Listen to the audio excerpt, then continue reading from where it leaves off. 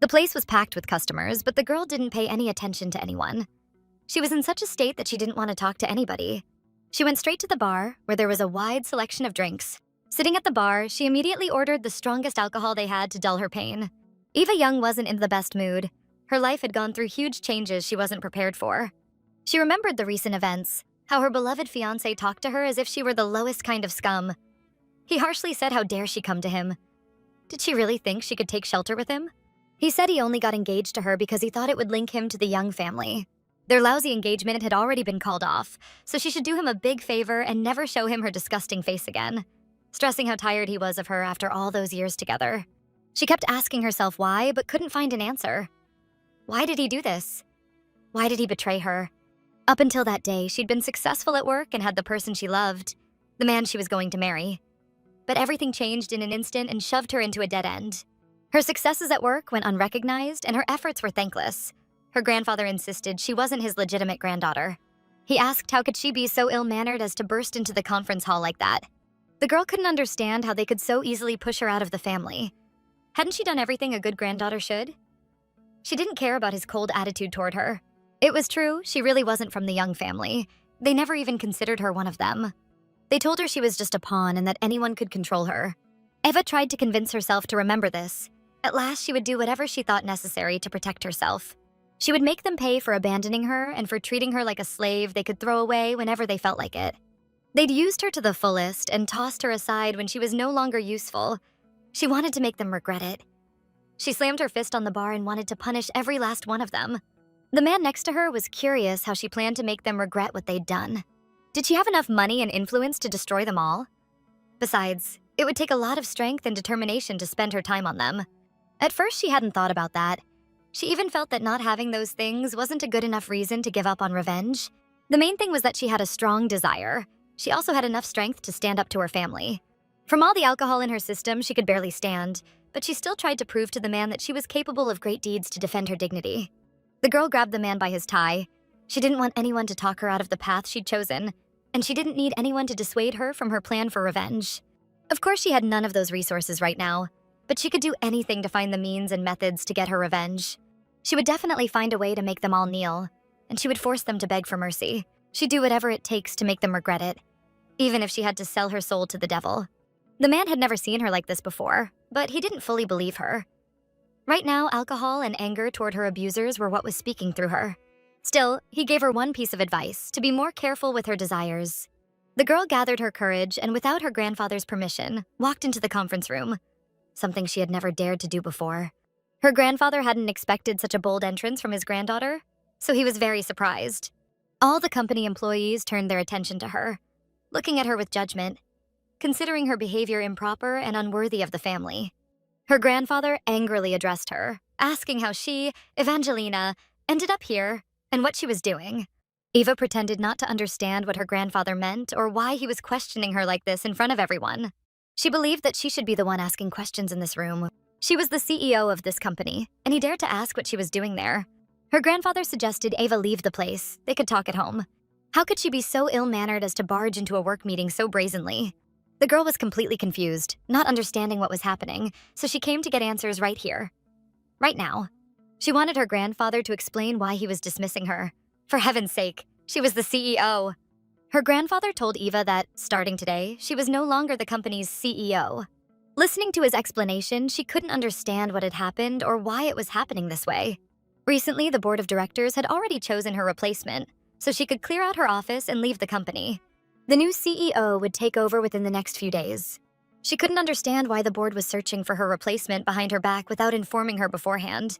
The board members acted as if they weren't guilty of anything and avoided looking her in the eyes.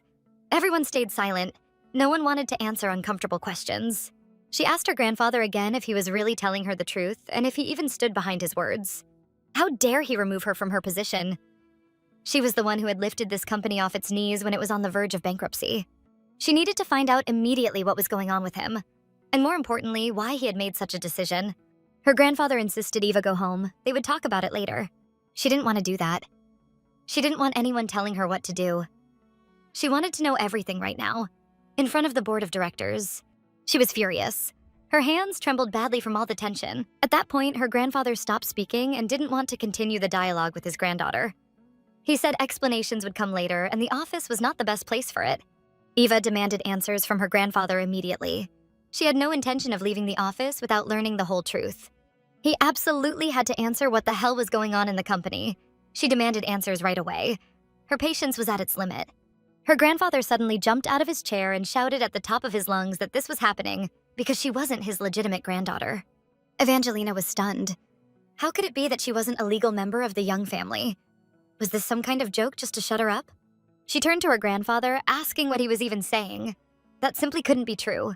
Her grandfather explained that yesterday he had received a DNA test result showing she wasn't biologically related. He didn't know how it had happened, but they would investigate. Eva didn't believe his words and accused him of lying. Maybe it was a mistake or someone's stupid joke. Her grandfather planned to show her the DNA results later, and he was confident in their accuracy. He had done the test more than once. He was completely sure there was no mistake. She needed to go home and wait for him. So this is it. The end of everything. The girl raged. And all because she didn't have a single drop of his blood. Really? Over such a detail, she couldn't hold her position in the company? Especially when she had done her job so well. Her grandfather didn't know what else to say, but he was certain Evangelina shouldn't be the CEO of the Young family company. What nonsense, she smiled bitterly. But the despair in her eyes was obvious. Her grandfather thought Eva needed to calm down. She would still work at the company, but only as one of the directors, helping her sister. She smiled ironically. Her little younger sister would take her place and manage the company just fine. Her grandfather understood Eva's state and didn't want to argue back. He simply didn't want her insulting her younger sister. When he wanted to say more, Eva didn't want to listen. She cut him off with a single gesture of her hand. She decided she had no right to call him grandfather anymore. From now on, she would address him as Mr. Young. She wanted Mr. Chairman to listen to her and draw some conclusions that would be useful not only for him, but for the company as well. Evangelina suspected her grandfather knew the truth, that without her, the corporation would collapse into dust. He had better remember her words, because he would think of her again when it came time to pull the company back from the bottom. For now, Eva felt she had said all she needed to, and continuing the conversation was pointless. She decided to leave the conference room. Even though she was deeply hurt and angry at her grandfather, she still walked out with her head held high, refusing to lose her dignity. Going directly to the clinic, she wanted to verify her grandfather's words, so she decided to act on her own.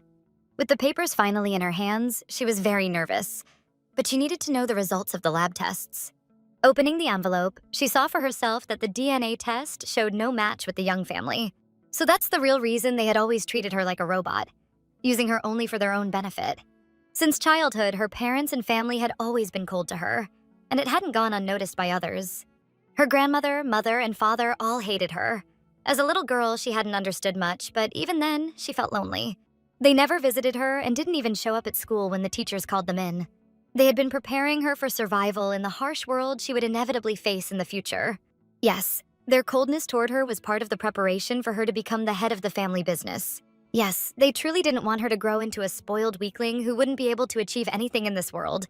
Clutching the DNA test results in her hand, she finally realized she had been foolish all these years.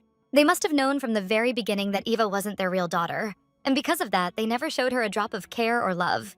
They simply raised her because they knew that one day she would be very useful to them, as they could use her for their own purposes. And now, when she had become independent and managed to pull the company into a major profit, they saw her as a threat that had to be eliminated immediately, used and discarded like worn-out material. But that wasn't as horrible as the fact that they had hidden the whole truth from her. The girl sat in her car but didn't know where to go to get support from someone. She was very confused and wanted to hear advice from someone on what to do next. Eva decided to call her fiancé to warn him that she was coming over, but for some reason, the man wasn't answering her call. She didn't see anything wrong with showing up unannounced, since this wasn't the first time. The girl drove very fast, trying to get an adrenaline rush to release at least some of the tension. Eva was already near her fiancé's house. After parking the car, she rushed quickly to his apartment. Waiting for the elevator, the girl thought she absolutely had to talk to him. Julian would definitely support her because, in her eyes, he was the only one who truly loved her. He was the only one who could help her. Together, they could overcome any obstacles in their way. Julian lived in a luxury skyscraper, very high up, so the girl had plenty of time riding the elevator to think about her problems. The girl was already on her way to her fiancé's apartment, eagerly anticipating their meeting. Eva was a frequent guest in his apartment, so knowing the lock code, she easily opened the door. When the door opened, she heard a peculiar noise inside her fiancé's apartment, so she carefully stepped in. She stood by the door and heard unfamiliar voices. The girl took off her shoes so her heels wouldn't make any noise. She was curious what was so important that her beloved hadn't answered her call, so she decided to carefully take a look. The sound was coming from the man's bedroom, so Eva headed straight there. She walked barefoot so quietly that her fiancé couldn't possibly hear that someone else had unexpectedly entered his apartment. The girl stood before the bedroom door, unable to bring herself to open it. The voices didn't stop, and a woman's light laughter rang very clearly. She understood she had to do it, so she gathered her courage and pushed the door open. What she saw shocked her greatly. She couldn't imagine something like this could ever happen to her. It turned out that her fiancé was with another girl, who looked unusual. Eva couldn't utter a single word. She couldn't handle yet another unpleasant surprise in one day. As the girl stood nearby, the man finally noticed her, but his expression made it clear that Eva's presence didn't scare him at all. He even got very angry, asking what the hell she was doing in his apartment without warning him about her arrival. The girl didn't understand why he was treating her this way, since during their last meeting, he had told her how much he loved her. The man was furious about her barging into his home so suddenly, saying he could have personal matters that had nothing to do with her. Eva felt as if she had just been doused with filth, disgraced in front of the whole city. Julian didn't want to see her, so he told the girl to leave his apartment immediately. Eva was stunned, unable to move, while her fiancé kept yelling at her to get out.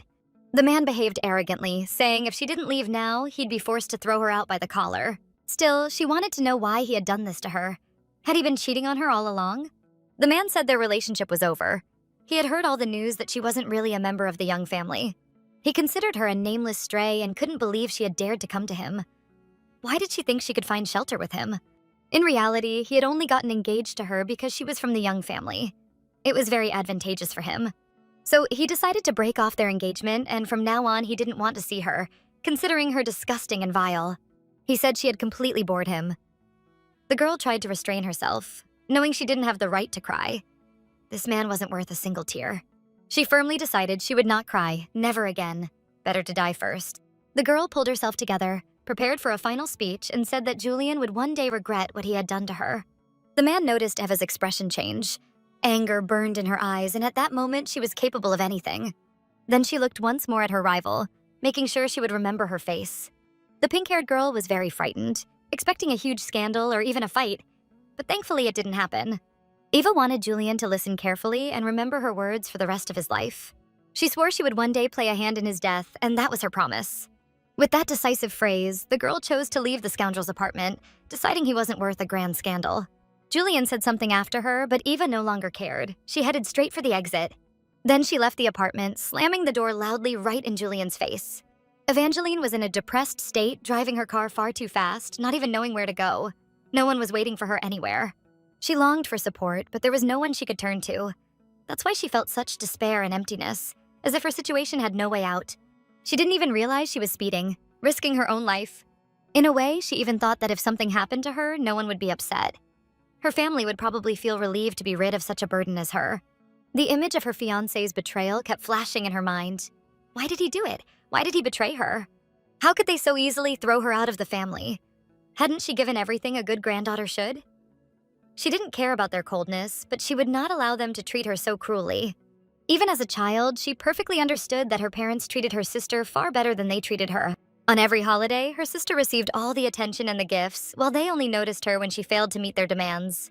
Evangeline was always obedient and did everything her parents asked, but she never once received praise.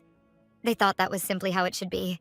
Even her academic achievements couldn't make them notice her or respond the way they should have. She kept wondering why. How could they treat her this way? They didn't want to answer. They simply decided to get rid of her to avoid the trouble. Driving in her car, the girl clearly understood that she needed to calm down and think carefully about what she would do next. Passing by an upscale nightclub, she slowed down, suddenly getting the idea to go in. Eva parked nearby. Right now, she wanted to do something she had never done before. She'd always been told that a girl of her status shouldn't visit such places. It was shameful and could ruin the family's reputation. She had heard of this club before, so she was mentally prepared for an atmosphere she'd never experienced. But tonight, she didn't care what people might say about her. She felt a burning desire to go inside and do whatever she pleased. When she stepped into the nightclub, the atmosphere felt strange. The place was crowded, music blasted, and half-drunk people were partying wildly. Evangeline headed straight for the bar, where she could sit down and order a drink. Tonight, she wanted the strongest drink on the menu. She had never been a fan of alcohol, but tonight she wanted to get drunk enough to forget her problems, even if only for a while. Her first sip of whiskey was harsh. The drink burned and left a bitter taste in her mouth. The bartender noticed she was an unusual guest. She clearly wasn't used to strong alcohol. Maybe he should suggest something more fitting for a lady. A drink with a pleasant taste that wouldn't cause such heavy intoxication. She thanked the bartender but insisted on whiskey. She didn't want anything else. She had come here tonight to drink and have fun for the first time in her life. Watching the crowd, she realized just how much she had missed. She had never learned to have fun like ordinary young people. The girl looked at the girls dancing happily and felt envious. They seemed to have no worries at all, simply enjoying life. But when she looked at her own reflection, she realized she had spent too much of her life working hard, never once enjoying herself like they did. She was completely different from modern youth, not only in the way she dressed, but in her whole outlook on life. Why did she spend all her thoughts on the family company, treating it like her own, instead of enjoying the simple things other people loved? If she thought about it, she had never really had a childhood or a teenage life, all wasted on chasing meaningless diplomas. All because she wanted to please and impress her so-called loving family. She had worked like a slave, pouring all her strength and energy into saving the company. But for what? No one appreciated it. She had spent countless nights at the office, ignoring her personal life, the kind of life she should have been living at her age. No one cared about her efforts. As long as her work produced results, the family was satisfied. Her well-being didn't matter. Her so-called family, who never valued her, stripped her of the position she had worked so hard for, just to hand it to their precious daughter. Even her fiancé tossed her aside like a useless toy no one wanted anymore. The man beside her smiled, remarking that her life sounded more like one long drama than a real life. Eva knew he was right, but it hurt too much to accept. So she drowned her sorrows in strong whiskey. She kept drinking, one glass after another, even though she'd already had way too much. It was true what they said. She wasn't a real member of the Young family. That explained their treatment of her, and she accepted it. She wasn't tied to them by blood, so they never considered her one of their own. She had known she was just a pawn in their game. But what hurt most was how easily they discarded her without a second thought. Evangeline told herself to remember this, because from now on, she would never allow herself to be humiliated again.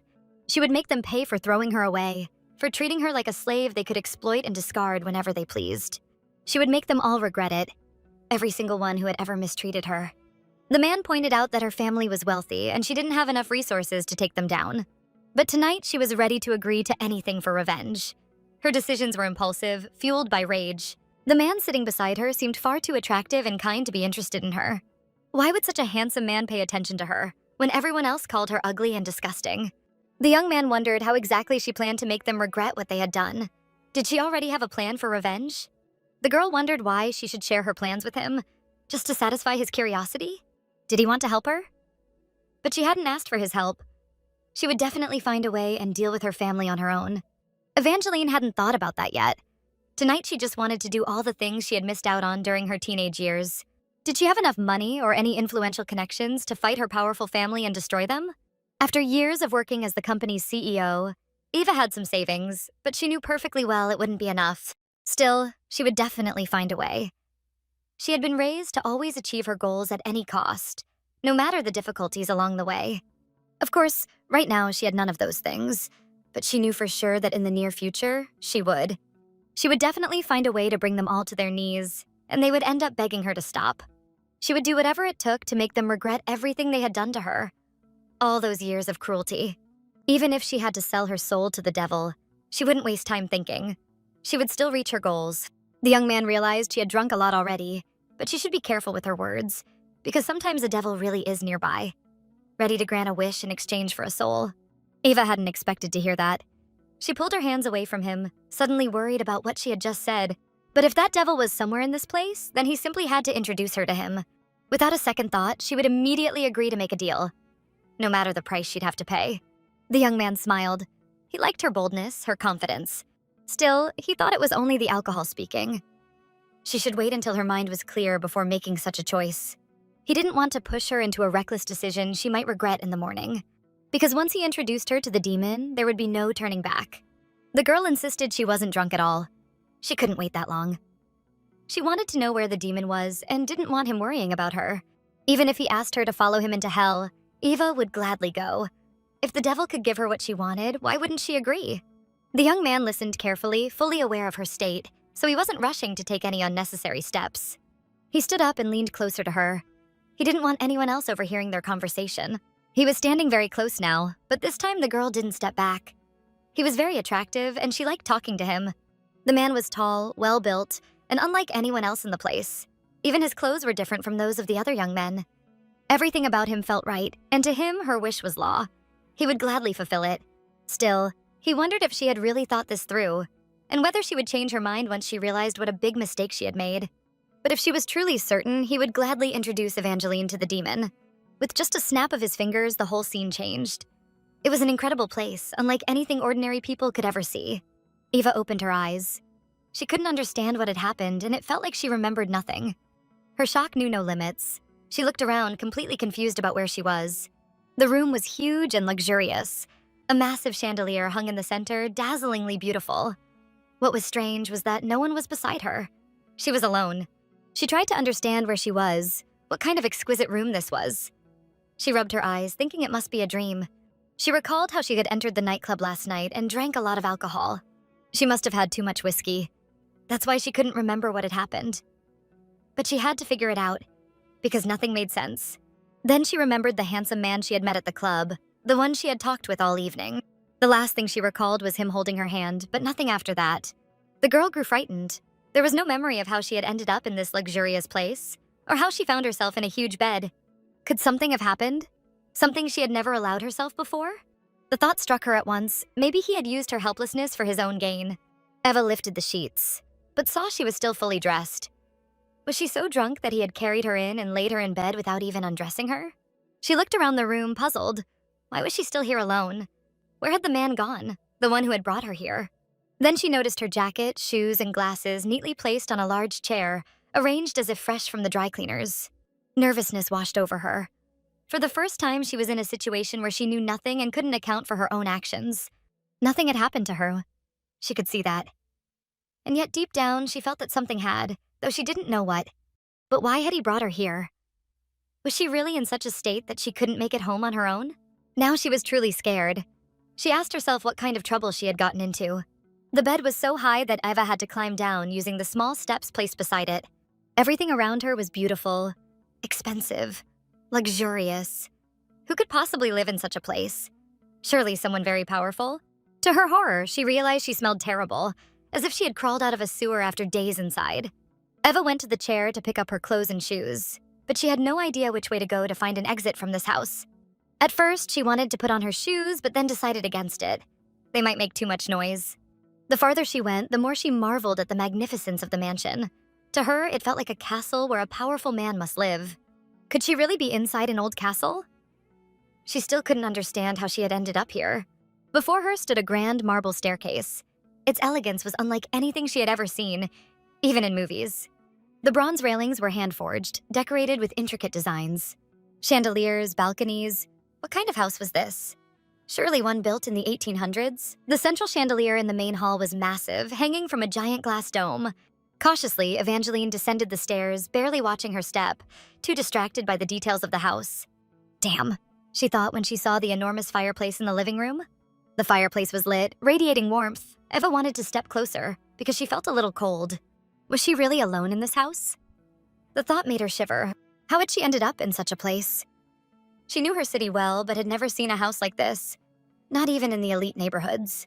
Suddenly, Eva noticed a massive door. She didn't know where it led, but she thought that was the way she needed to go. Without thinking, she rushed to the door, hoping it would lead her outside. Once there, she could figure out how to get home. Just as she touched the handle, she heard a voice behind her. She froze. It wouldn't be polite to leave without thanking the man for helping her. The man asked if she really intended to run away without even saying goodbye. Even though she was terrified, she stopped, wanting to figure out the details that had brought her here in the first place. The girl looked around and saw the same man, the handsome stranger she had met at the nightclub. He was dressed in casual home clothes, holding a glass of red wine in his hand early in the morning. Did this massive house really belong to him? Who was he to have such wealth at such a young age? Eva didn't even know what to say. She was too ashamed to admit she couldn't remember a single thing. Then she finally gathered the courage to ask him the one question that was eating her alive. Where exactly was she? And what was this place? The man frowned and casually told her she was in hell itself. Eva didn't believe him, thinking it was a bad joke. But his expression said something completely different. When he smiled, Eva felt offended. Did he really think this was funny? Still, in this moment, she could believe in anything, even demons. He clearly remembered her wishing last night to meet the devil. Had her wish already changed so quickly? Eva thought he was acting suspicious today. Why was he playing strange games with her? She was sick of it all. All she wanted now was to go home and forget this nightmare ever happened. Last night, upset and drunk, Eva had said too much.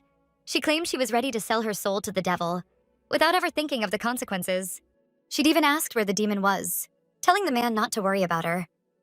She had said if the devil wanted to drag her to hell, she would gladly go, so long as he gave her what she wanted. Why would she ever refuse that? The moment she remembered her words from last night, she realized he hadn't been joking at all. Eva felt completely uncomfortable. The whole situation was beyond absurd. Noticing how tense and nervous she was, the man slowly stepped closer. He didn't want to push too hard, but carefully reached out his hand toward her face.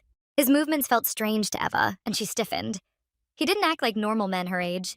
He touched her forehead with his finger, trying to pull her focus back to him. All he wanted was for her to relax, and then for some reason, he called her his little fluffy kitten. Eva hated that. She pushed his hand away and warned him never to call her that again. She wasn't his pet. He actually liked her fiery temper, but her boldness still surprised him. She held onto his hand, refusing to let go, making sure he wouldn't touch her face again. He remembered how serious Eva always was. He didn't like it. He wanted her to loosen up.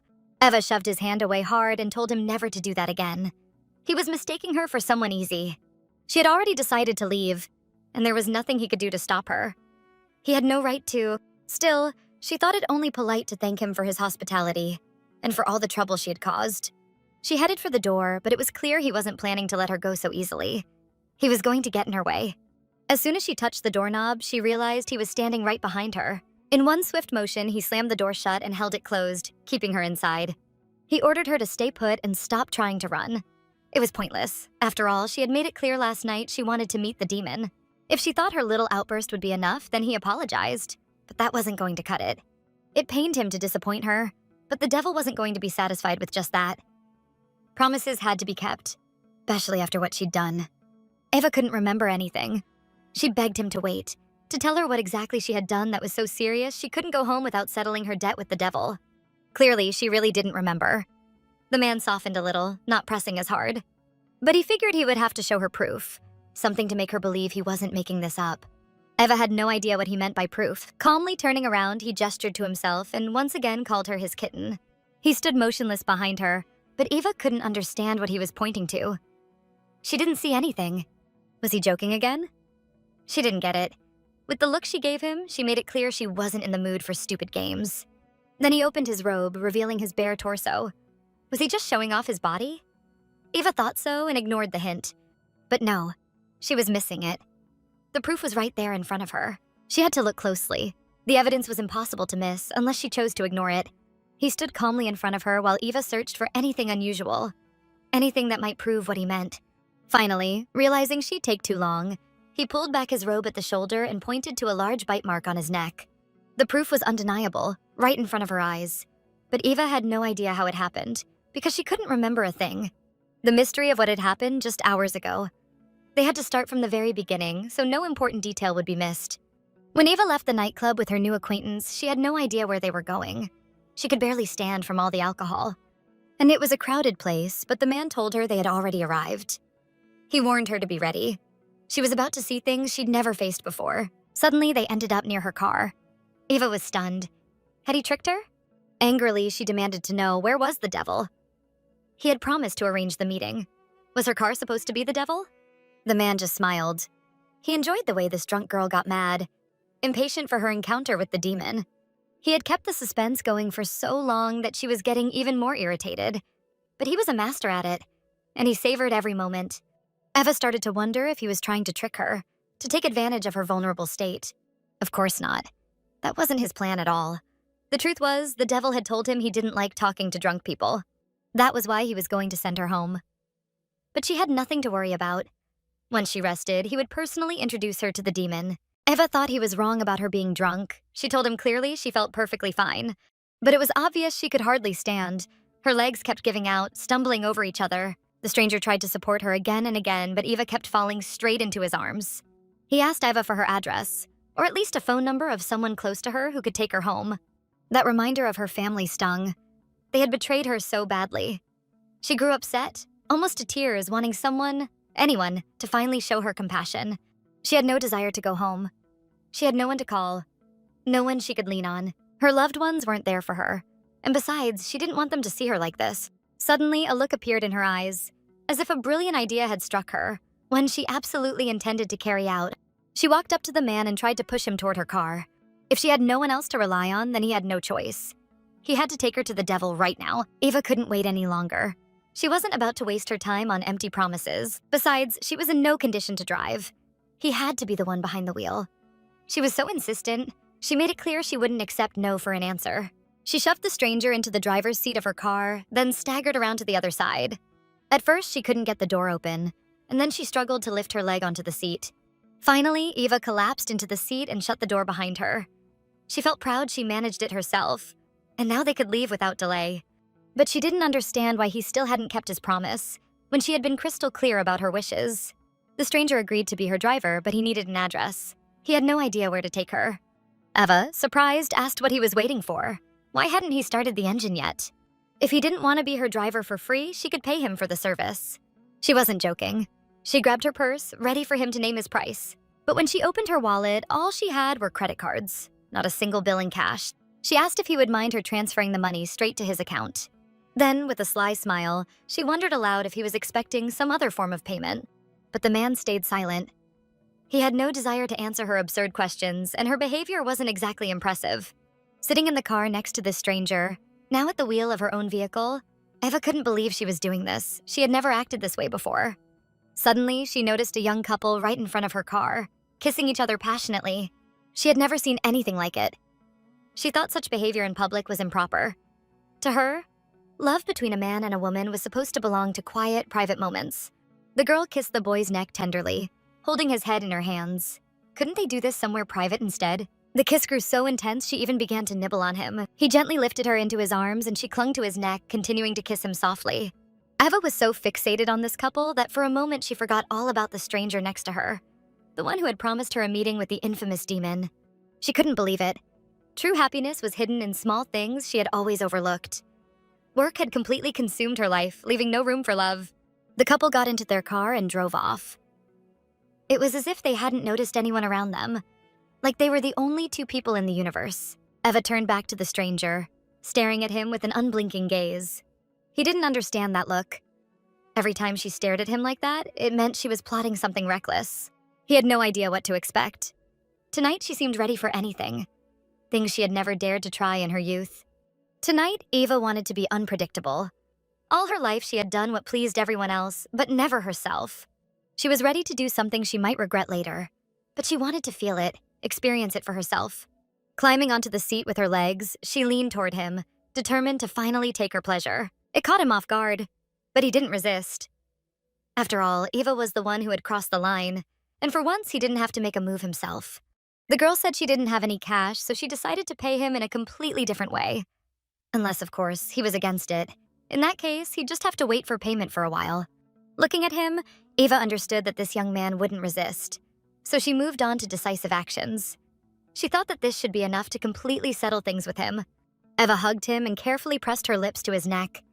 She really wanted to repeat the actions of that other girl, fully aware that he would enjoy it. The man didn't even move to hug her, but he didn't push her away either. So Eva continued carrying out her plan. Eva kissed his neck so firmly that she then wanted to leave a mark on him, one he would remember for a long time. Hugging him and pressing against his chest, the girl noticed that this man smelled incredibly good, though the scent was very specific and unfamiliar to her. The young man tried to restrain her, believing she needed to stop immediately, otherwise she would regret her actions. Tonight she was drunk, and that pulled her toward foolish behavior. He knew very well that the next day she would inevitably feel ashamed of herself. She tried again to kiss his neck, but still wanted to bite him. She hadn't expected that in such a moment she'd suddenly be hit by a wave of nausea. The large amount of alcohol Eva had consumed was rejected by her body, forcing its way out. The man grabbed his head as he hadn't expected such a spectacular ending. To make matters worse, it all ended up on his clothes, leaving him completely soaked and filthy. He tried to bring the girl to her senses, explaining that he had known from the start her idea was a mistake. It was clear she felt awful. Her body trembled as if she were freezing. He gently laid her down on the seat and adjusted it so she could lie comfortably. It was obvious that retreat was no longer an option, so the young man decided to make a phone call. He needed help. Help was urgently needed, especially since his elegant suit had been ruined. While Eva rested on the seat, he waited for assistance to arrive. When he noticed that his request had been fulfilled, he carefully stepped out of the car to take care of things without disturbing the girl. As he walked, he was already undressing, eager to get rid of his dirty clothes and change into something clean. But it became clear that his request hadn't been fully met, so changing entirely wasn't an option. All he could do was take off his shirt and hand it to the assistant who had arrived. The man stood bare-chested in the middle of the street, which was unusual for him. Nothing like this had ever happened before. Once all his dirty clothes were handed over to the assistant, the young man was able to get back into the car. Would he really have to drive shirtless? If so, he was willing to do it, for Eva's sake. Now they could finally set off, but he still needed to decide where exactly they should go. At this moment, Eva couldn't make any reasonable decisions, so it was up to him. He tried waking her up to ask for an address, but the girl remained sound asleep. Fine, he thought. If she was so determined to meet the devil, then he'd take her with him to hell. She had left him no other choice. He laid the girl across his chest. She continued to sleep deeply, unaware of what awaited her once she woke up. Could she really be in such despair that she was willing to meet a demon and strike a deal with him? All for the sake of revenge against her family? It was clear that a new chapter awaited Eva. From this moment, her life would change drastically, though at first she wouldn't be able to accept it. Now they could return to real time. It seemed everything had become clear, so Eva wouldn't deny that deep down, she truly wanted to meet the devil. The girl grew upset. It felt like she really had gone crazy. The alcohol brought nothing but a pounding headache. She knew she had never attracted men as a real woman would, since she always considered herself unattractive, and a girl who didn't know how to talk to men. But this man, it seemed he had some mysterious plan. Maybe he had hidden motives that worked in his favor. His whole story sounded perfect, but Eva remembered nothing. So she decided to ask him directly. What did he want from her? How much money did he need? In the past, men who hovered around her always had their eyes on her wealth, so she assumed today's stranger was no exception. But glancing around again, Evangeline couldn't figure out what this place was. The house looked ridiculously grand, almost over the top. That made her wonder if someone like him even needed her money. Besides, he clearly knew her family had just fired her from her director's position, so she'd soon be facing serious financial trouble. 100 different thoughts rushed through her head. If this man wasn't the true master of the house but only pretending to be, she had to find out what he really wanted. Yet looking at him, it was obvious. He had the aura of an aristocrat. His behavior and manners were miles apart from modern youth. His clothes were refined, and he resembled someone who ran massive companies. Judging by his build, he was in top physical form, the kind men strove for. Eva had crossed paths with high society types before, but this man radiated a much stronger, almost overwhelming energy. Who exactly was he? She wondered. Maybe it was just the alcohol making her imagine things, but then she dared to ask outright, who was he really, and why was he interested in her? Who was he? Had she only just started caring? He wanted to hear her thoughts. Who did she imagine him to be? Or who could she compare him to? Eva grew angry. Her head was throbbing, and she had no time for guessing games. Her temper and bluntness began to irritate the man. It stung too, because he had dropped hints about himself several times, and she hadn't noticed a thing. He was strange indeed. How could her dismissive attitude not annoy him? Most people she'd met, men and women alike, couldn't wait to end their conversations with her, except for business meetings. So why was this man going out of his way to keep their talk alive? And more than that, why was he the one insisting she stay? Maybe she had thought about it already, but refused to believe it. Now he was glad to say it out loud. He was the real devil. Eva stared at him, still unsure. Maybe he was joking again, but the thought that it could be true sent chills through her. In her imagination, the devil looked nothing like this. That's what made it so strange. This man seemed like an ordinary human. She felt uncomfortable, like she was nothing more than a living toy being played with by someone who knew all the rules while she didn't. If she was just some kind of joke to him, then she'd walk out of this house immediately. As usual, he ignored her, believing there was no need to explain further. She could just see for herself. From early morning, this mysterious man was already enjoying a glass of wine, sipping it in the slowest, most delicate way. Eva watched his every move carefully, still waiting for answers. She couldn't tell what was real and what was just a joke. Was it just her imagination, or was he actually trying to seduce her? His effortless gestures stirred indecent thoughts. How could a man project both sensuality and elegance at the same time, just by drinking wine? He was dangerous, no doubt. With someone like him, any woman needed to stay on guard. She still didn't understand what he meant when he placed her finger on her forehead, as if trying to disconnect her from reality. But he repeated the gesture and told her that if she kept frowning so much, she'd end up with wrinkles. and no amount of Botox would fix them. But was it really her fault she was squinting right now? For the last time, she warned him. If he kept joking around, she'd leave immediately. But he wasn't joking at all. He was completely serious, and once again, he called her his little kitten. His words, that he truly was the devil, sounded more convincing to Ava than ever, and she wasn't drunk anymore. Enough with the tricks, he just needed to let her go. The devil agreed, but still wasn't in any rush to release her. After all, now that they had met, she was bound to him. Now that Eva had realized who he really was, he decided to reveal a little more about himself. His name was Gage Acheron, and the way it rolled off his tongue made it sound as though he was above even the highest aristocrats, someone who ruled them all from above. Gage Acheron. Eva repeated his name to herself once more. She had heard it somewhere before, but couldn't recall exactly where. They extended their hands to each other and shook, thus confirming their formal introduction. The devil held her hand for a long time, not even trying to let go, but Eva remained polite, so she couldn't pull it away. Then she remembered she should introduce herself as well and say her full name. Just as she was about to, her thoughts drifted back to the events of the previous day. During her conversation with him yesterday, she had mentioned her grandfather's name more than once, a name well known to everyone. She had spoken about her beloved fiancé, who betrayed her with someone close, once he discovered that she was not the true granddaughter of the Young family. Recalling yesterday again made her nervous. Her reckless act had accomplished nothing, only wasted her time. Eva understood perfectly well that she needed to sort out all the misunderstandings with this man, because her behavior had been completely wrong. She deeply regretted what she had done yesterday since she had been drunk and terribly upset. Remembering everything she had allowed herself to do with this man filled her with shame. It was hard for her to even process. She couldn't believe that she had been the one to behave that way. First, being so drunk, and then forcing herself on a man against his will. She truly felt embarrassed about it and hoped he would understand and forgive her. But the demon had his own plans. Besides, he wasn't offended at Eva at all, yet he had no intention of letting her go. A voice inside told Eva that she had never in her life done anything so foolish that she would later regret. She stood there waiting for the demon to act, perhaps to offer to take her home since she had no idea where she was. She clearly realized that he didn't look like a man in dire need of money, so she couldn't simply buy her way out. But that was all she had to offer, to compensate for the inconvenience she had caused. Other than money, she had nothing. It was clear this man wasn't very talkative. He calmly swirled the wine in his glass and enjoyed its aroma.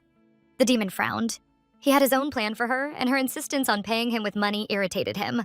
"This will be very problematic," the man remarked, knowing that Eva wouldn't like what he was about to say. "Since I was the victim here, shouldn't I be the one to choose the compensation? Or do you see it differently?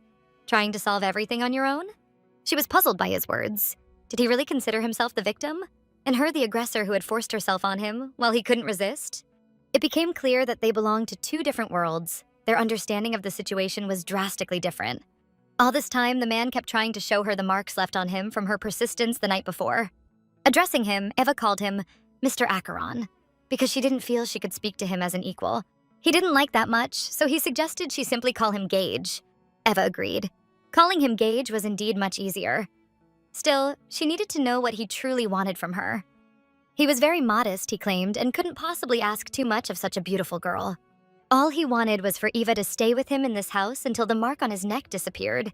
Eva didn't understand why he needed that, since such a mark could fade in just a few days. What would he gain from it? She couldn't imagine, but she had to decide and give him an answer.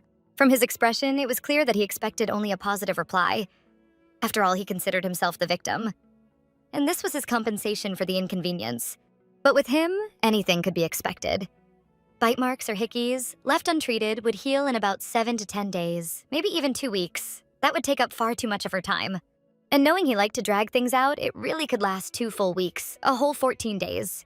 It was clear this man was toying with her. He kept playing his favorite game, one he had invented himself. She was absolutely certain that the moment she took his bait, he would burst out laughing. If he considered himself the victim, then the punishment he had devised for her was something he knew she would hate. She needed to quickly come up with a compromise, something where both of them could win, and neither would have to suffer. But the demon was firm in his decision. He believed she had no choice but to accept his proposal. Eva stood in front of him, unable to give an answer, fully aware that the demon was waiting for at least some kind of reaction from her. She still hoped Gage was joking, but he was completely serious. This was no trick of his. She wished he would give her at least a minute, since she was used to thinking things through. Spontaneous decisions never led to anything good. Unbelievably, he might even be expecting something more from her, but she couldn't allow it, not with a man she barely knew. Gage Acheron wasn't the kind of man who would take advantage of a girl's desperate state and force her into something she didn't want.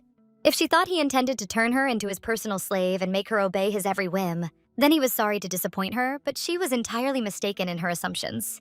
Evangeline was surprised. She hadn't even considered that she might be wrong. From his behavior, she had been convinced that's exactly what he wanted from her. If he didn't need money and didn't want her to fulfill his desires, then why insist she stay in this house? Unless, of course, all he wanted was for her to remain there until the bite mark on his neck disappeared. She had understood correctly. What he needed right now was a companion. Once again, she was astonished. He now seemed like a child in need of a new friend to ease his loneliness in this huge house. His maid had recently run away, and he needed time to find a proper replacement. Since Ava was already here, it was the perfect opportunity to make her repay him. Each time he spoke, his words struck her as pure nonsense. Had he planned from the very start to make her his servant? She might still have questions for him, but she didn't want to hear another, "I don't like this," from him. He smiled again and asked if she would prefer spending the night with him, rather than being his helper. How convenient, Eva thought, realizing that in any option he offered, she would still end up doing something she hadn't agreed to. Why did she have the feeling that this sly devil was deceiving her? But she couldn't figure out how, yet she had no choice. In this enormous house, there wasn't a single soul besides him. And maybe he really did live here alone. Being by himself in such a vast place must have been unbearable. Gage suggested she relax, calm down, and not get her panties in a twist. She just needed to go with the flow, stay alert, and she would manage. To soothe her, the demon once again placed his hand on her head, as if performing some demonic ritual. He was amused, finding Eva a very charming girl, but she didn't like it. She didn't want him treating her like that. She was an adult, not a child. The demon noticed she had a strong character. When she didn't like something, she could be very prickly. From this moment on, she was forbidden from leaving the house until the mark on his neck disappeared. And since the wound was deep, it would require proper care, which would, of course, become part of her duties. Eva could do everything required, but she refused to promise obedience or allow him to act like a complete scoundrel. This feels like a curse, Eva thought, upset that one foolish mistake had dragged her into such a mess. She followed behind the devil, anxious and uncertain of what awaited her in the coming weeks. She seemed to have both a talent and terrible luck for running into strange people. And today she had landed in a truly awkward situation with unpleasant consequences. Even though this man was very handsome, he still acted strangely, not like ordinary people. Maybe yes, maybe no, but a devil this attractive could easily have hidden motives. He might seem sweet now, only to devour her alive later. Her inner voice kept throwing out odd thoughts, ones she disagreed with in reality. She knew perfectly well that overthinking was just as harmful. Why would such a wealthy, handsome man bother seducing her? He could easily have any beauty in the world. So why Eva? Wearing big, old-fashioned glasses and treating men coldly, to the point that no normal guy ever wanted to talk to her. Eva hadn't expected that she would be arguing with her own inner voice, debating such ordinary things. Her inner voice was no help at all. What she needed was a way out of the situation. Gage sat down in his enormous chair and invited Eva to come closer. She wished he would wait. Didn't he realize she needed to go home first? She didn't have any spare clothes with her. She would need to fetch them from her apartment if she was to stay in this enormous house for a while. But he told her not to worry. He was ready to have someone bring her everything she needed during her stay.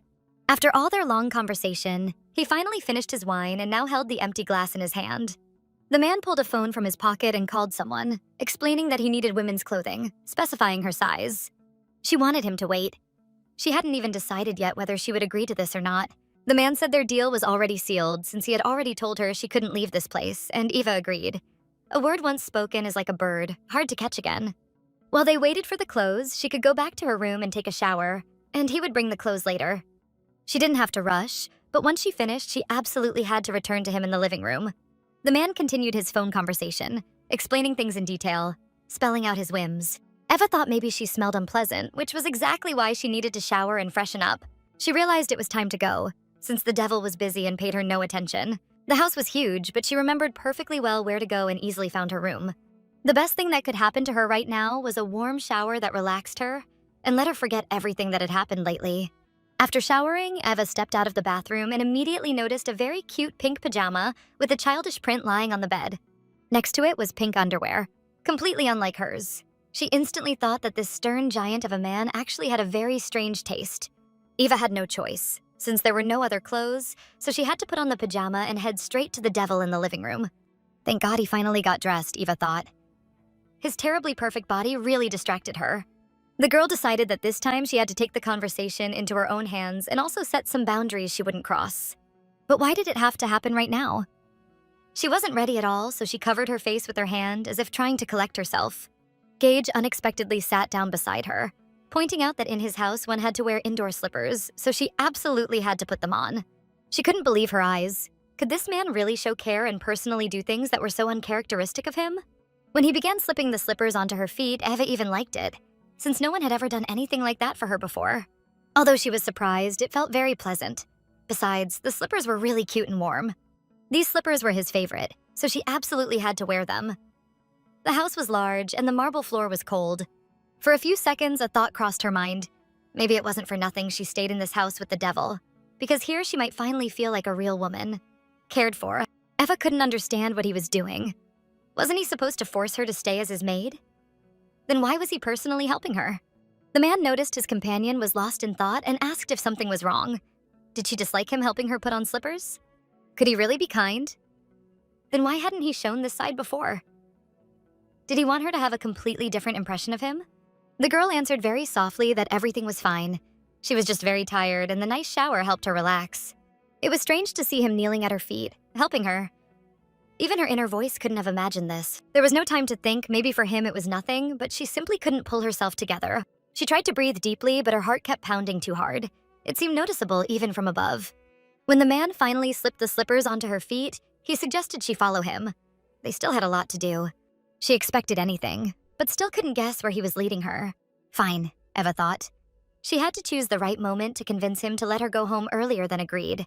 As she followed behind him, she started to suspect he was leading her to the kitchen. Maybe she would have to cook him a meal. She wondered what this devil even ate, since his tastes surely differed from humans. Her inner voice whispered he might make her cook for him, even though everyone knew she couldn't cook at all. That made sense. Why else head to the kitchen? The moment he tried her food, Eva could already imagine his face after tasting her masterpieces. That's exactly the plan she came up with. She would make him such a terrible meal he wouldn't want her anymore. As soon as this devilishly handsome man tried her legendary awful food, he would kick her out immediately, and that would be her easiest escape. Walking behind him, she became certain she had found a way to leave the house, and on his initiative, no less. Yes, that's what she'd do. She would see his reaction, how quickly he'd change his mind. Gage pointed to a huge chair in the middle of the kitchen, almost like a throne, and suggested Eva sit more comfortably. Why was he asking her to sit? She had expected him to tell her where the food was so she could start cooking. The man was very polite, repeating several times that she should please sit down in the chair. Eva didn't want to argue, so she sat on the huge chair. She didn't understand what the hell was going on, but braced herself to accept things as they came. The man went to the fridge himself, opened it, and began pulling out food. Eva was shocked. Wasn't he supposed to make her do it? Gage took out lettuce leaves and vine tomatoes, so Eva assumed he was going to make a simple salad. He grabbed a cutting board and began chopping the vegetables himself without even asking Eva to help. Impossible, Eva thought. She had to do something about this. After a moment, she offered to help him. Gage refused, telling her she could rest, just sit and watch how skillfully he worked. What was going on? Wasn't she supposed to cook since she had agreed to be his temporary maid in this huge house, following all his requests? Why had he ordered her to simply sit and watch? Eva couldn't believe it and suspected something was off. She didn't understand what was happening at all, but she was curious what he was thinking. He worked calmly, as if he cooked for himself every day. Did he want to impress his guest, show his culinary skill? Again, her inner voice told her the devil was too suspicious. His behavior was strange every time, even though he didn't seem human at all. That was true. He clearly had some hidden plan, otherwise why act so oddly toward a stranger? Slipping slippers on her feet, now cooking in the kitchen? Who would treat a stranger this way? Exactly. But right now she had no choice. She couldn't afford another mistake. She had to remember. He was insanely rich and very handsome. And she knew better than anyone how unpredictable, incredibly rich people could be when things didn't go their way. So she had to do as he asked, force herself to accept his care. Maybe he simply didn't often have guests in his massive house. And honestly, it wasn't a bad idea. She could stay a few days, she had nowhere to rush, and this man cared for her like no one else ever had. While Gage Acheron, the richest devil, cooked lunch for her, Eva enjoyed a rest she hadn't had in ages. She knew this was her first time experiencing such a thing, so she decided to accept it and go along with his unreal schemes. Still, she had to react cautiously to his actions. His reactions could be unpredictable. The man quickly finished the main dish, and it looked like it came from an elite restaurant. The aroma was incredible, and Eva was pleased. Gage sat at the table beside her and told her to taste it. Plus, the dish would help with her hangover. Even though the food looked amazing and smelled divine, Eva grew a bit nervous. Whenever she was scared, she would nibble her nails. She had watched him cook, staring like she was solving a difficult puzzle. The man was sure she would have noticed if he had slipped in anything strange. Did she really look that suspicious for Gage to notice? She wondered what he thought, realizing Eva suspected him of trying to harm her. She had no other choice. She had to taste the dish, even though she was terribly nervous. The girl picked up a spoon, scooped a little, and slowly lifted it to her mouth.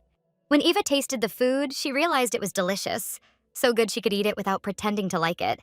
From her expression, Gage couldn't tell if she enjoyed it, so he asked her directly. She was very surprised, but tried to stay serious. About the food, she could only say it was simply wonderful. Nothing like anything she had ever tasted before. This man was incredibly rich, had an amazing physique, and on top of that, cooked deliciously. He was a true treasure for any girl who could become his other half. Compared to him, she was no cook at all. If he ever asked her to do it, he would quickly realize they'd go hungry. She thought it wasn't very good. Even though she was very hungry, she had to admit it was the most delicious chicken noodle soup she had ever tasted. Eva kept eating the soup, unable to stop.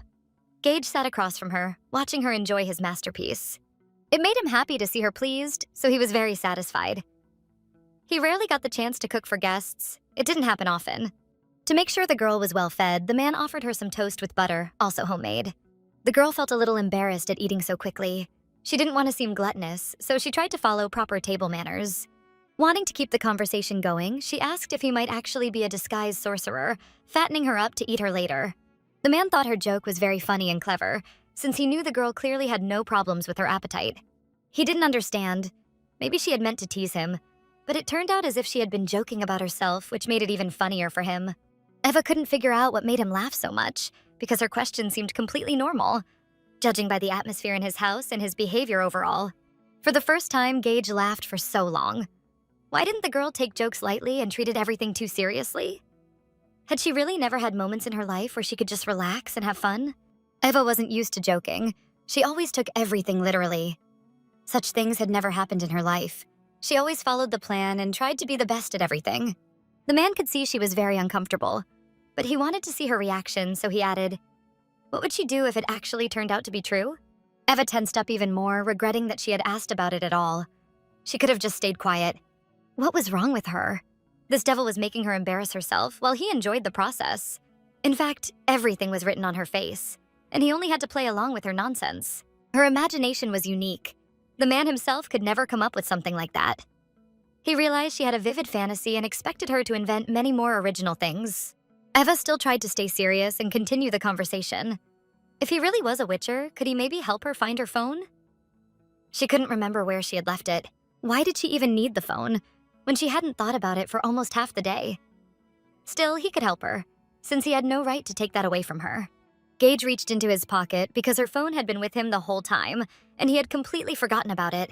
When they had been at the nightclub, he had noticed it on the bar counter and picked it up when they were about to leave. He noted that the girl wasn't very careful with her things. He had planned to return it right away, but with everything that happened, he simply forgot. Did he really think she was irresponsible? In truth, she always tried to do everything properly, but this time she had let herself go and lost control. He easily handed her the phone, but when the girl reached to take it, Gage didn't let go right away, as if he wanted to add something more. Still, Eva carefully pulled it from the devil's hands, and when she looked at the screen, she realized she had missed a lot. While she had no access to her phone, she had received many calls and messages. The girl tried to go through them all, since there might be something very important for her. Just then, Eva's phone started ringing in her hands. When she looked down, she saw it was her secretary calling. Eva turned to Gage, apologizing that she needed to take the call immediately. But she didn't want to do it in front of him. The man didn't see any problem with that. He completely understood and didn't even try to stop her. Eva thanked him for his understanding and quickly went to another room. The phone kept ringing nonstop. The secretary was persistent, calling again and again until Eva finally picked up. Eva didn't even have time to say a word before the secretary, clearly relieved, greeted her cheerfully. She immediately asked where Eva was, explaining that there was a huge buzz on social media. Eva didn't understand what she meant. Was this about her demotion? She asked the secretary to slow down and explain what she meant by buzz. Eva said her phone had been off, and she hadn't seen any news. The secretary said it was about the official statement Eva had supposedly made last night, announcing that she had stepped down as CEO, effective immediately. The news almost made Eva collapse. She didn't remember making any such statement. Did someone do it in her name? She tried to explain that she never said or even thought about resigning. She never wanted to quit, but her grandfather insisted that she should step down voluntarily. However, rumors were already spreading that the real reason for her resignation was fraud and abuse of power. Eva couldn't believe what she was hearing. Her secretary didn't know what to do either. Reporters were calling nonstop, demanding a comment. The secretary asked where Eva was. If necessary, she could come pick her up. Eva decided to end the call. She needed time to think everything through and figure out her next move. Her phone was filled with messages, most of them from her secretary, still trying to keep her updated. Eva was trembling with anxiety. No matter how hard she tried, she couldn't calm herself down. She decided to check the internet herself to see what was being said, and who was behind spreading these false rumors. Her hands were shaking so much she dropped her phone. She didn't even try to catch it. The phone hit the floor, but Eva didn't rush to pick it up. She looked so distraught that Gage immediately went to help her. The devil quickly realized something bad had happened. His help would be useful. He picked up the phone, planning to hand it back to her, but he also decided he had the right to know what was going on. Eva was too upset to talk about her problems with someone she barely knew. She asked him to turn off her phone and not to ask her any questions she couldn't answer. Gage respected her wish and turned it off. The devil could clearly see she was shaking, and although he wanted to comfort her, he didn't want to be too pushy. Eva wanted to be alone, but the devil didn't want to leave her. When she walked toward another room, he followed. Luckily, someone rang the doorbell at that moment, and he stopped. He told Eva he had an unexpected guest and asked her to wait. He'd be right back. Eva calmed down a little and even got curious about who could be visiting him. During her stay, she hadn't seen a single soul in this house. Left alone, Eva couldn't understand why her family had gone this far. How could they do this to her after all her efforts to rebuild the company? Were they really trying to destroy her completely, just because she didn't share their blood? Eva swore she'd never forgive any of them. She would make them pay tenfold for every bit of pain they caused her. She knew she had to do something. If she stayed there doing nothing, she might lose control. She decided to leave the house and sort things out herself. Staying there any longer would only drive her crazy. Eva resolved to tell the devil she was leaving immediately. She had urgent matters to handle. But she stopped when she noticed Gage talking to a man who looked strangely familiar. It was Mr. Park, the notorious secretary of Mr. Carlson, the CEO of Aesion's enterprise. What was he doing here? Eva overheard him say that his master had sent him to ask one final time. She didn't understand what it meant yet, so she decided to keep listening. Mr. Park asked if Gage was still uninterested in taking the CEO position at Aesion. If not, the chairman would offer it to someone else. He already had a list of candidates. Eva was shocked. Were they really offering him the position of CEO at Aesion, their rival company? Who on earth was this man? Gage looked like he was hesitating. The offer was tempting, but he knew it would mean tons of work.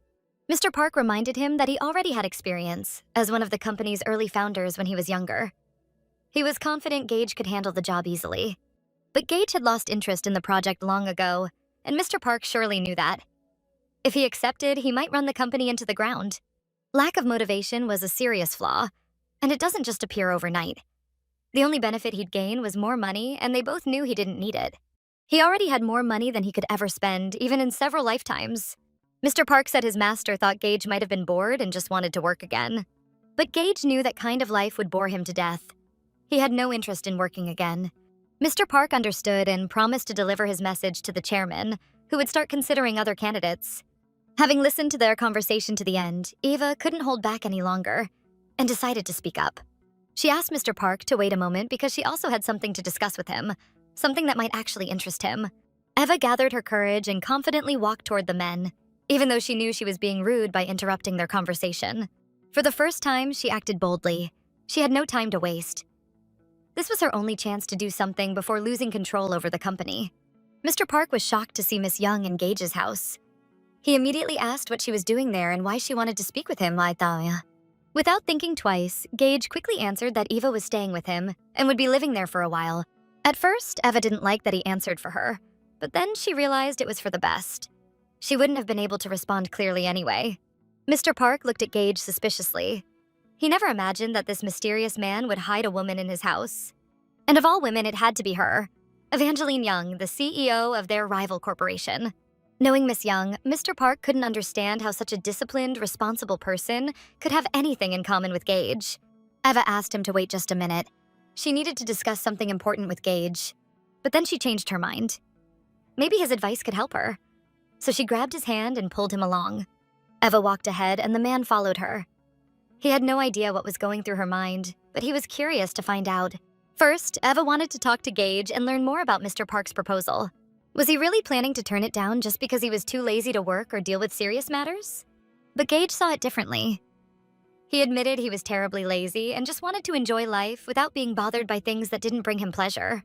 He had no intention of spending his days and nights stuck in a director's chair trying to earn even more money he didn't need. Eva thought to herself, is this arrogant idiot seriously planning to retire early without a second thought? For a moment, she even felt the urge to wring his attractive neck so he'd stop saying such nonsense. She tried to calm herself down and convince herself that maybe he was just too honest, that he didn't want to take on something that might hurt others. That's why she made him an offer.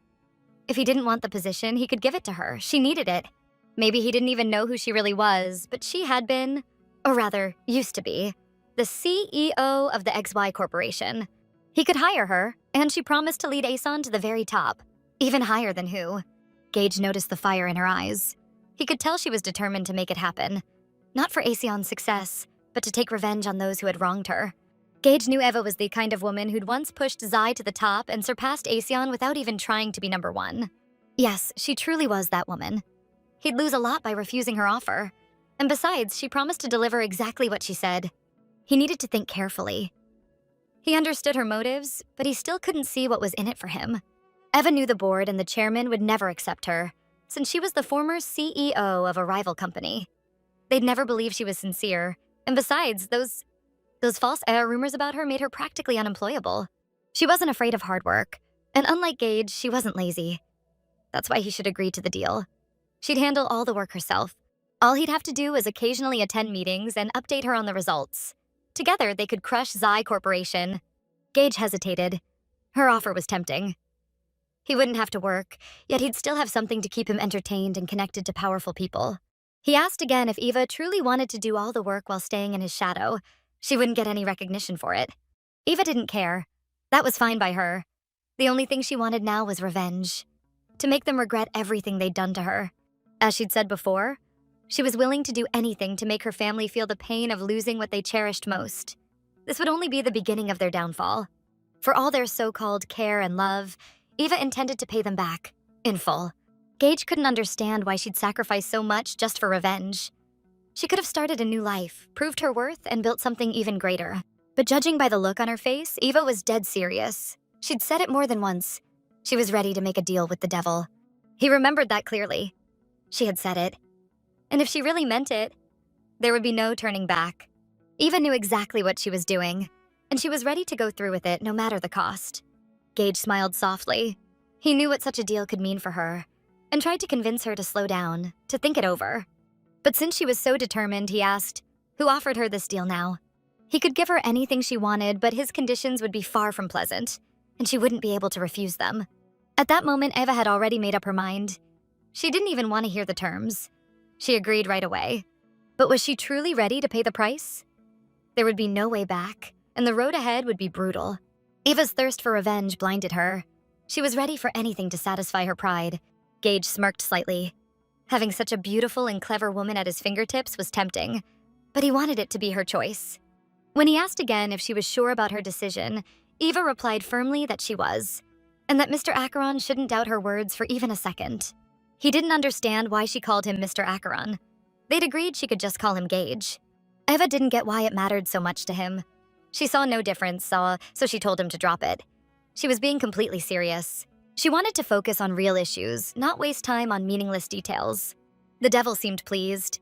He could tell she was finally starting to relax, even just a little. He believed that people should take things more lightly. When you do, success tends to follow naturally. Just do your job well and everything falls into place. He even found a moment to joke, saying that Mr. Gage and Darling actually sounded pretty nice together. His teasing irritated Eva so much she wanted to hit him. But she held herself back, though it wasn't easy. In a way, he liked seeing her annoyed. It made her look cute, almost like a little angry kitten. Jokes aside, Gage was finally ready to name his price for the deal. But he warned her first. It wouldn't be small. After Eva agreed to make a deal with the devil, she started feeling a bit nervous. She knew perfectly well that this deal would come at a very high price. She knew that moment would come sooner or later, so she was already expecting to hear what the cost would be. In truth, the girl had already prepared herself for the worst possible outcome because she knew exactly how this world worked. If you want something great, you have to be ready to pay for it because the only free cheese is in a mousetrap. Eva understood perfectly that when you make a deal with the devil, you never get exactly what you desire most, only what you asked for at the very start. When Gage suddenly proposed to her, actually asked her to marry him, she wasn't just shocked, she was speechless. She hadn't expected anything like that. At first, she thought he was joking again. His jokes were never funny. But then she realized he was being completely serious. Was he mocking her? Taking advantage of her desperate situation? That's what it felt like. But Gage wasn't joking this time. His offer was serious, and to be honest, didn't even require much effort from her. Did he really want to marry her? Why? She couldn't even imagine what his true motives were. When she asked if he really wanted to marry her, Gage said his answer should be obvious. He had no other desires. Did he really need a wife? Eva wondered. Not long ago, he told her he liked living alone and hated when anyone invaded his personal space. He tried to explain that he was tired of meaningless small talk, but the idea of having someone by his side, someone he could feel comfortable with, that's actually appealed to him. Was this just one of his whims? Maybe he wanted to try married life? Eva thought it was pointless. They could have just lived together without all that ceremony. Maybe his old man threatened to cut him out of the will if he didn't get married soon? Eva knew that kind of thing was common among the upper class. Arranged marriages for the sake of inheritance were practically a tradition. But Gage wasn't that type. He always made his own choices and lived by his own rules, no matter what anyone else thought. Still, one question bothered her. Why her? He barely knew her. Maybe this was all just some act to, a show for someone else. He'd marry her, get what he wanted, then divorce her once she stopped being useful. Eva realized how crazy that sounded. But she couldn't help herself. The words just kept spilling out. Her inner voice told her to shut up already. Because honestly, arranged marriages weren't that unusual these days. Marrying for convenience was the norm. Love wasn't something people cared about anymore. She'd seen enough to know that. And besides, that was the only logical reason she could come up with. After all, a man like him could easily marry any rich, beautiful woman he wanted. Yet for some reason, out of all the women he could choose, he picked her. And Eva never saw herself as particularly beautiful. She was passionate, loyal, and deceived, but not beautiful, not wealthy, not an heiress. Her reputation was already ruined. Maybe that's what he wanted. A useful, obedient woman like her. Someone who'd offered to do all the corporate work for him. He must have already realized how talented she was, capable of handling any position with skill and confidence. Or maybe he chose her because it would be easy to throw her away once she'd played her part. Eva was the kind of woman who wouldn't cling or beg. Maybe that was the point.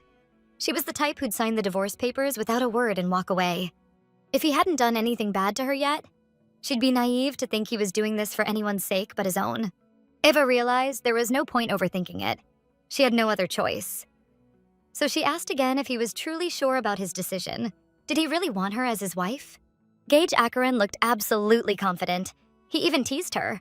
Did she think she wasn't good enough for a man like him? That arrogance irritated her. Why did he enjoy confusing her every time she tried to be serious? She wanted to look confident too. After all, this marriage was beneficial for her as well. Honestly, she thought he was the lucky one, marrying a woman like her. Finally, Gage heard something reasonable from her. He didn't want her doubting this decision anymore. At this point, he took her words as acceptance. Her agreement to marry him and accept all his terms. But Eva wanted him to wait a little. Didn't he think they needed more time to talk things through? They had to discuss the terms before making anything official. She was sure he had his own conditions, and she wanted to know them all before signing anything. Gage realized again how smart she was. But he had to give Mr. Park his answer right now. If he didn't, he might lose the opportunity. Eva thought he could respond to Mr. Park first. They'd have plenty of time to talk afterward. But Gage couldn't do that. What if she changed her mind and ran away after he accepted the deal? Eva promised she wouldn't, and suggested they sign a contract right now. And she didn't mean a marriage contract. She meant a formal agreement for their arrangement. That idea actually sounded better to him, so he agreed to do exactly as Eva suggested. He pulled out his phone and ordered someone to prepare the contract immediately. While it was being drafted, he told Eva to wait here. He'd go talk to Mr. Park to keep him busy. That would give her time to think everything through one last time. Before leaving, he reminded her again, once she signed the contract, there'd be no turning back. He was almost out the door when he suddenly turned back. He had one more thing to say to her. He stood behind her, close enough for her to feel his warm breath on her neck, and it made her tense up instantly. Gage leaned over her and whispered in her ear that he was giving her one last chance to back out. A final opportunity, if she wanted to take it. One last chance to back out. What did that even mean? Eva didn't understand. She paced the room, trying to go over every possible outcome in her head. Deep down, she knew she had nothing left to lose, so she could make her decision without any hesitation. Gage didn't make her wait too long. After a short while, he appeared in the room again, holding a large black folder in his hands. She hadn't even noticed how fast time had passed. The moment she saw him, her heart started pounding. Faster, stronger, almost uncontrollably. Staring at the black folder in his hands, Eva realized that inside it lay her future, and the fate she was about to choose for herself. Gage told her that he had asked Mr. Park to give him a few more hours, and then he would provide his final answer. The man asked if she'd had enough time to think everything through, or if perhaps she'd changed her mind. When Eva replied that she truly wanted to make a deal with him, Gage looked satisfied. He told her she should first take a look at what he was offering. He handed her the black folder, saying he would give her an entire month to decide whether she would marry him or not. And even if she refused his proposal, he would still accept the position Mr. Park offered him and give her what she had originally wanted. But during that month, there were several conditions, all written down in the contract. Eva needed to review those conditions carefully, as they were mandatory and had to be followed. She tried to read every line with full attention, determined not to miss a single detail. At first, the contract seemed fine. Nothing alarming. But she knew she had to keep reading until she reached the section printed in small letters. Maybe it was too early to feel relieved. She hadn't yet reached the part with his main conditions. When she finally got to that section, she paused for a few minutes, trying to calm herself down and prepare for whatever unpleasant surprises might be waiting. The first condition she read completely stunned her. Party A must give Party B one kiss every night. She was already scared to keep reading. The very first clause confused and unsettled her. Gage stood beside her, quietly watching her reaction to what she was reading in the agreement. Eva knew his terms wouldn't be ordinary and tried to brace herself. But still, this man clearly wasn't taking that clause entirely seriously. Her inner voice told her to stop and ask him right away about the part she didn't understand. Why just one kiss? And when he said only one, what exactly did he mean by that? Gage didn't hesitate to answer. He explained he meant one kiss, nothing more, nothing binding. But it had to happen every night. He smiled, thinking that shouldn't be too hard for her. That's why he made it the first condition. Did he mean that one kiss would be all he wanted? Was he trying to lure her into breaking the deal? Gage didn't feel the need to answer. Everything would depend on her. If she wanted more, it would be her choice. Because he was confident Eva wouldn't be able to resist his charm for long, and that eventually she'd want something more than what was written in the contract. Then she read the consequences for breaking the first clause. If the kiss didn't happen, the punishment would be chosen by the other party, and it wouldn't be discussed in advance. Yes. He'd be free to interpret the situation however he liked, and could kiss her as much as he wanted without her consent. She'd have no right to refuse. Reading that, Eva was shocked. Did he really intend to create terms that would make her feel so uncomfortable? Inside, she felt strong resistance. She doubted whether she should sign at all. But on the other hand, she didn't have a choice. Something in her life had to change. The more she read this nonsense, the more she wanted to slap him. These terms felt childish and ridiculous. Eva needed time to calm down, but she didn't have it. Mr. Park was still waiting for Gage's answer. The next clause stated that Party A must not touch Party B during the kiss. The punishment for violating that clause, Party A must grant Party B one wish, completely of Party B's choosing. Gage knew Eva might find these conditions absurd, but he thought they weren't that difficult. It all depended on her principles and determination. The next clause was just as shocking. Party A must warm Party B's bed every night. Eva actually coughed from surprise. She hadn't expected to see that in the agreement. She'd guessed he might ask for something unusual, but she never thought he'd demand this. Wasn't he the one who'd said he had no intention of getting her into bed? Then why the hell was he asking for one kiss and no touching, only to end up with this in the end? Eva lifted her gaze from the document and gave him a suspicious look, as if trying to read his true intentions. Gage understood that look immediately and warned her not to jump to conclusions or imagine things that weren't there. Then he pointed to the bottom of the page, telling her to read the note there first before assuming anything. It said that warming the bed was meant literally, so she shouldn't overthink it. Eva got the point, but still didn't understand why he wanted that. Was he really that lonely? Craving someone's warmth and presence after so long? Holding the paper in her hands, Eva still wanted him to explain each clause. Simple as they seemed, they clearly carried hidden meaning. Gage said everything was already explained clearly. She was smart enough to get it, and he didn't feel like clarifying anything. He didn't have the time or the patience. She would literally have to warm his bed, lie in it until it felt pleasant and comfortable, and she'd have to do that every single night, no matter how tired or unwell she felt. Did that kind of gesture actually satisfy him? Just knowing that before he went to sleep, she had been lying in his bed, making it warm for him? Sure, he was attractive, but deep down, he was crazy. Ava honestly wondered how someone like him even existed. The punishment for breaking that clause was that Party A must allow Party B to perform one intimate thing in bed, though Party A still had the right to refuse. All of it felt bizarre and unsettling to Eva, but looking at Gage, he seemed perfectly fine with it. If she thought carefully, though, by following all the terms, she could actually avoid those punishments altogether. In an addendum to the last clause, it also said that Party A must not touch Party B while performing Clause 2. Clause 4 stated that Party A must live with Party B for the duration of the agreement, return home before dinner every day, and must not have contact with any other men during the month. And for not following the clauses, there were punishments, none of which were in her favor. Of course, she was shocked, but accepting such terms wasn't that hard. Still, to fully understand, she wanted to read the agreement one more time. Finally, this was the last page of the contract, and Eva was surprised that this was it, that these were all the conditions. Gage smiled again. He liked it when Eva got frustrated or didn't quite understand something. But if she wanted more terms added to the contract, he could easily write them in, and after carefully hearing her out, make his own adjustments. Eva quickly replied that there was no need to add or change anything. She wasn't planning to modify this agreement in any way. He told her not to worry. As long as she followed all the terms, there'd be no reason to fear the consequences. Still, the final decision was hers, and she had to make it right now. Gage seemed to know her answer perfectly well, but he wanted to hear it from her directly. Eva hesitated to sign the contract, but Gage kept reminding her that he didn't have much time, so she needed to hurry. He pointed at the clock and told her she had 10 minutes left. She could use that time to think more carefully, or decide to back out before it was too late. She had the right to refuse his offer while she still could, because once she signed her name, there'd be no turning back. Two feelings were battling inside her. Even though her inner voice whispered doubts, Eva kept trying to convince herself she could handle this, and that she wouldn't regret her decision.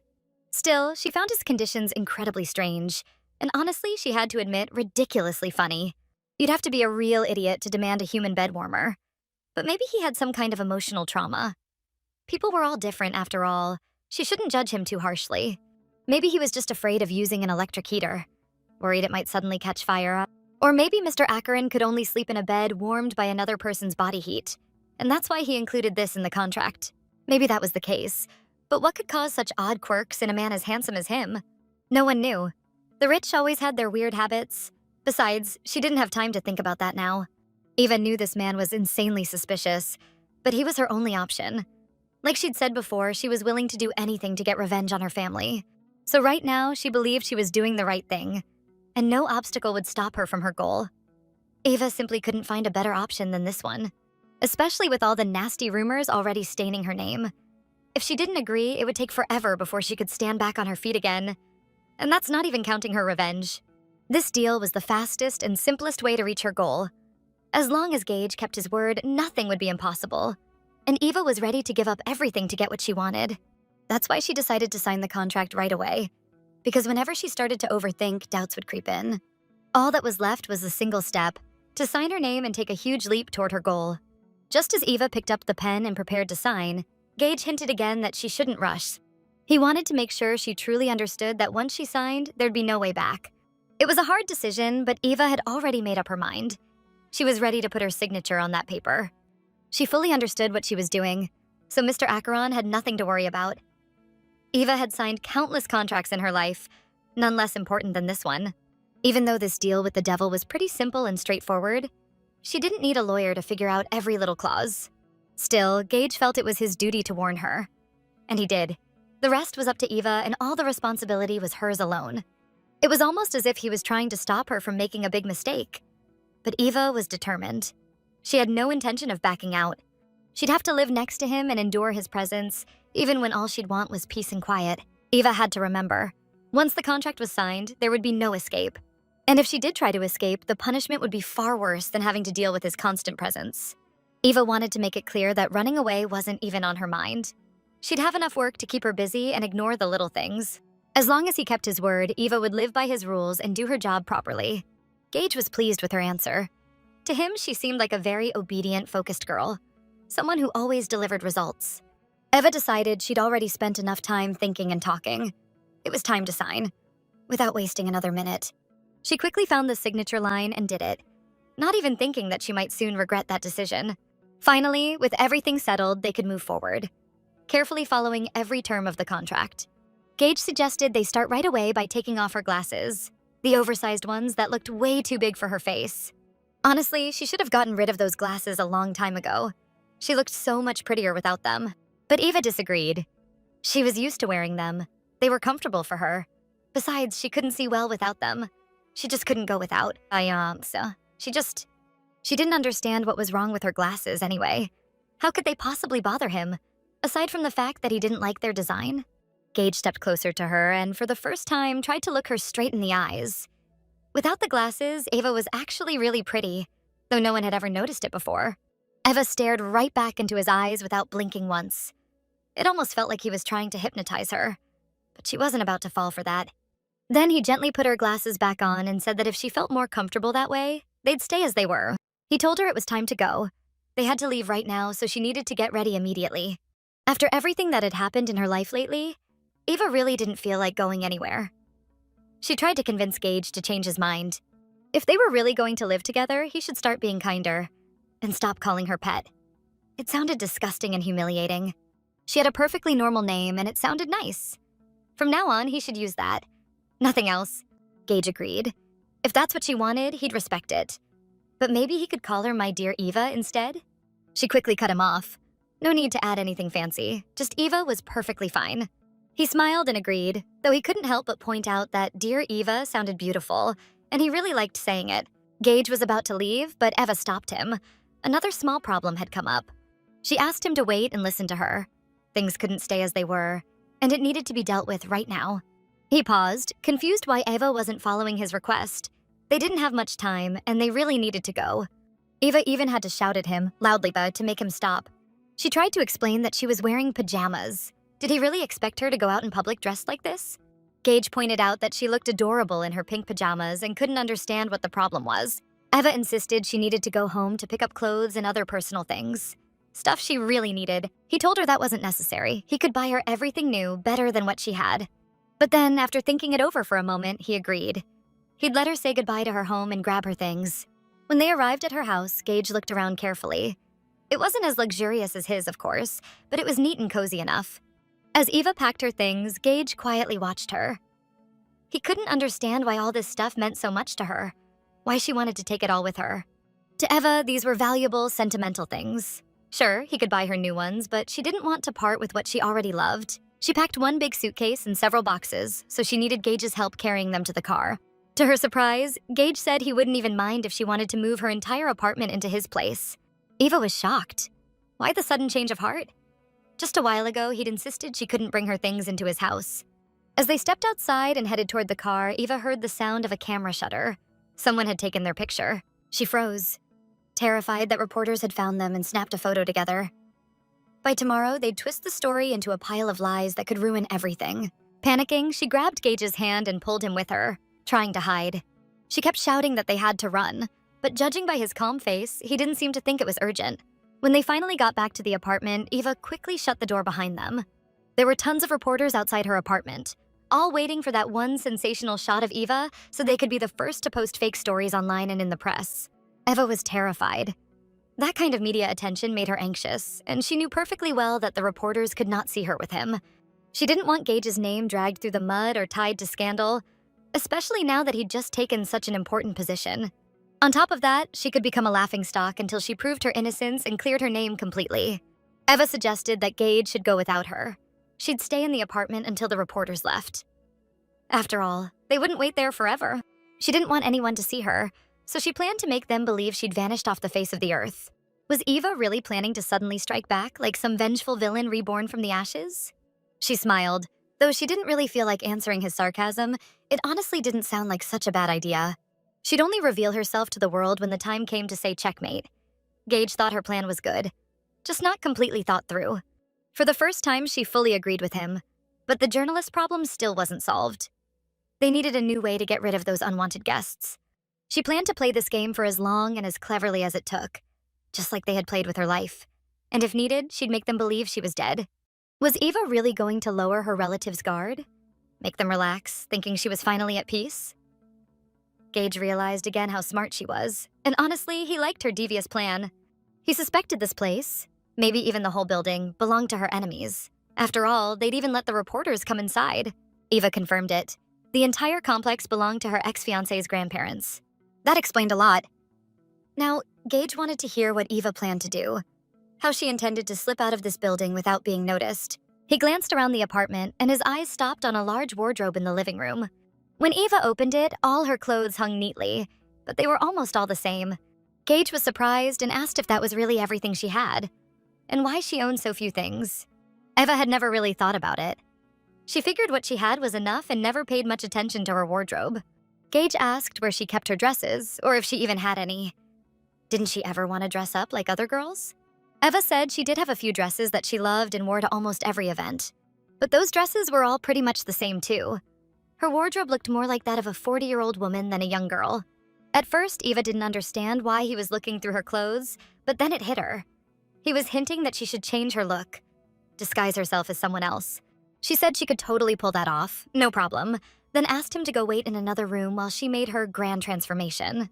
Eva pushed Gage out of the room and slammed the door shut. He stood there for a moment. Her sudden confidence really caught him off guard. Gage trusted her creativity, sure, but he still thought this was something he should personally take care of. He immediately pulled out his phone, made a quick call, sent the address, and asked for Eloise to be sent over right away. All he could do now was wait. First for Eva's big reveal, and then for Eloise, who could help perfect her look. Finally, the door opened. Gage looked up eagerly, hoping she'd really surprise him, that he'd see a completely different person standing there. He was curious what this unusual girl had come up with, though judging by her wardrobe, he wasn't expecting much of a transformation. But when he finally saw her, he was genuinely shocked. Her look had completely changed. Though he had to admit it was also a little bit funny. Standing in front of him was Eva, dressed like a teenager. Her hair was hidden under a big hood, and her face was covered with a mask and oversized sunglasses.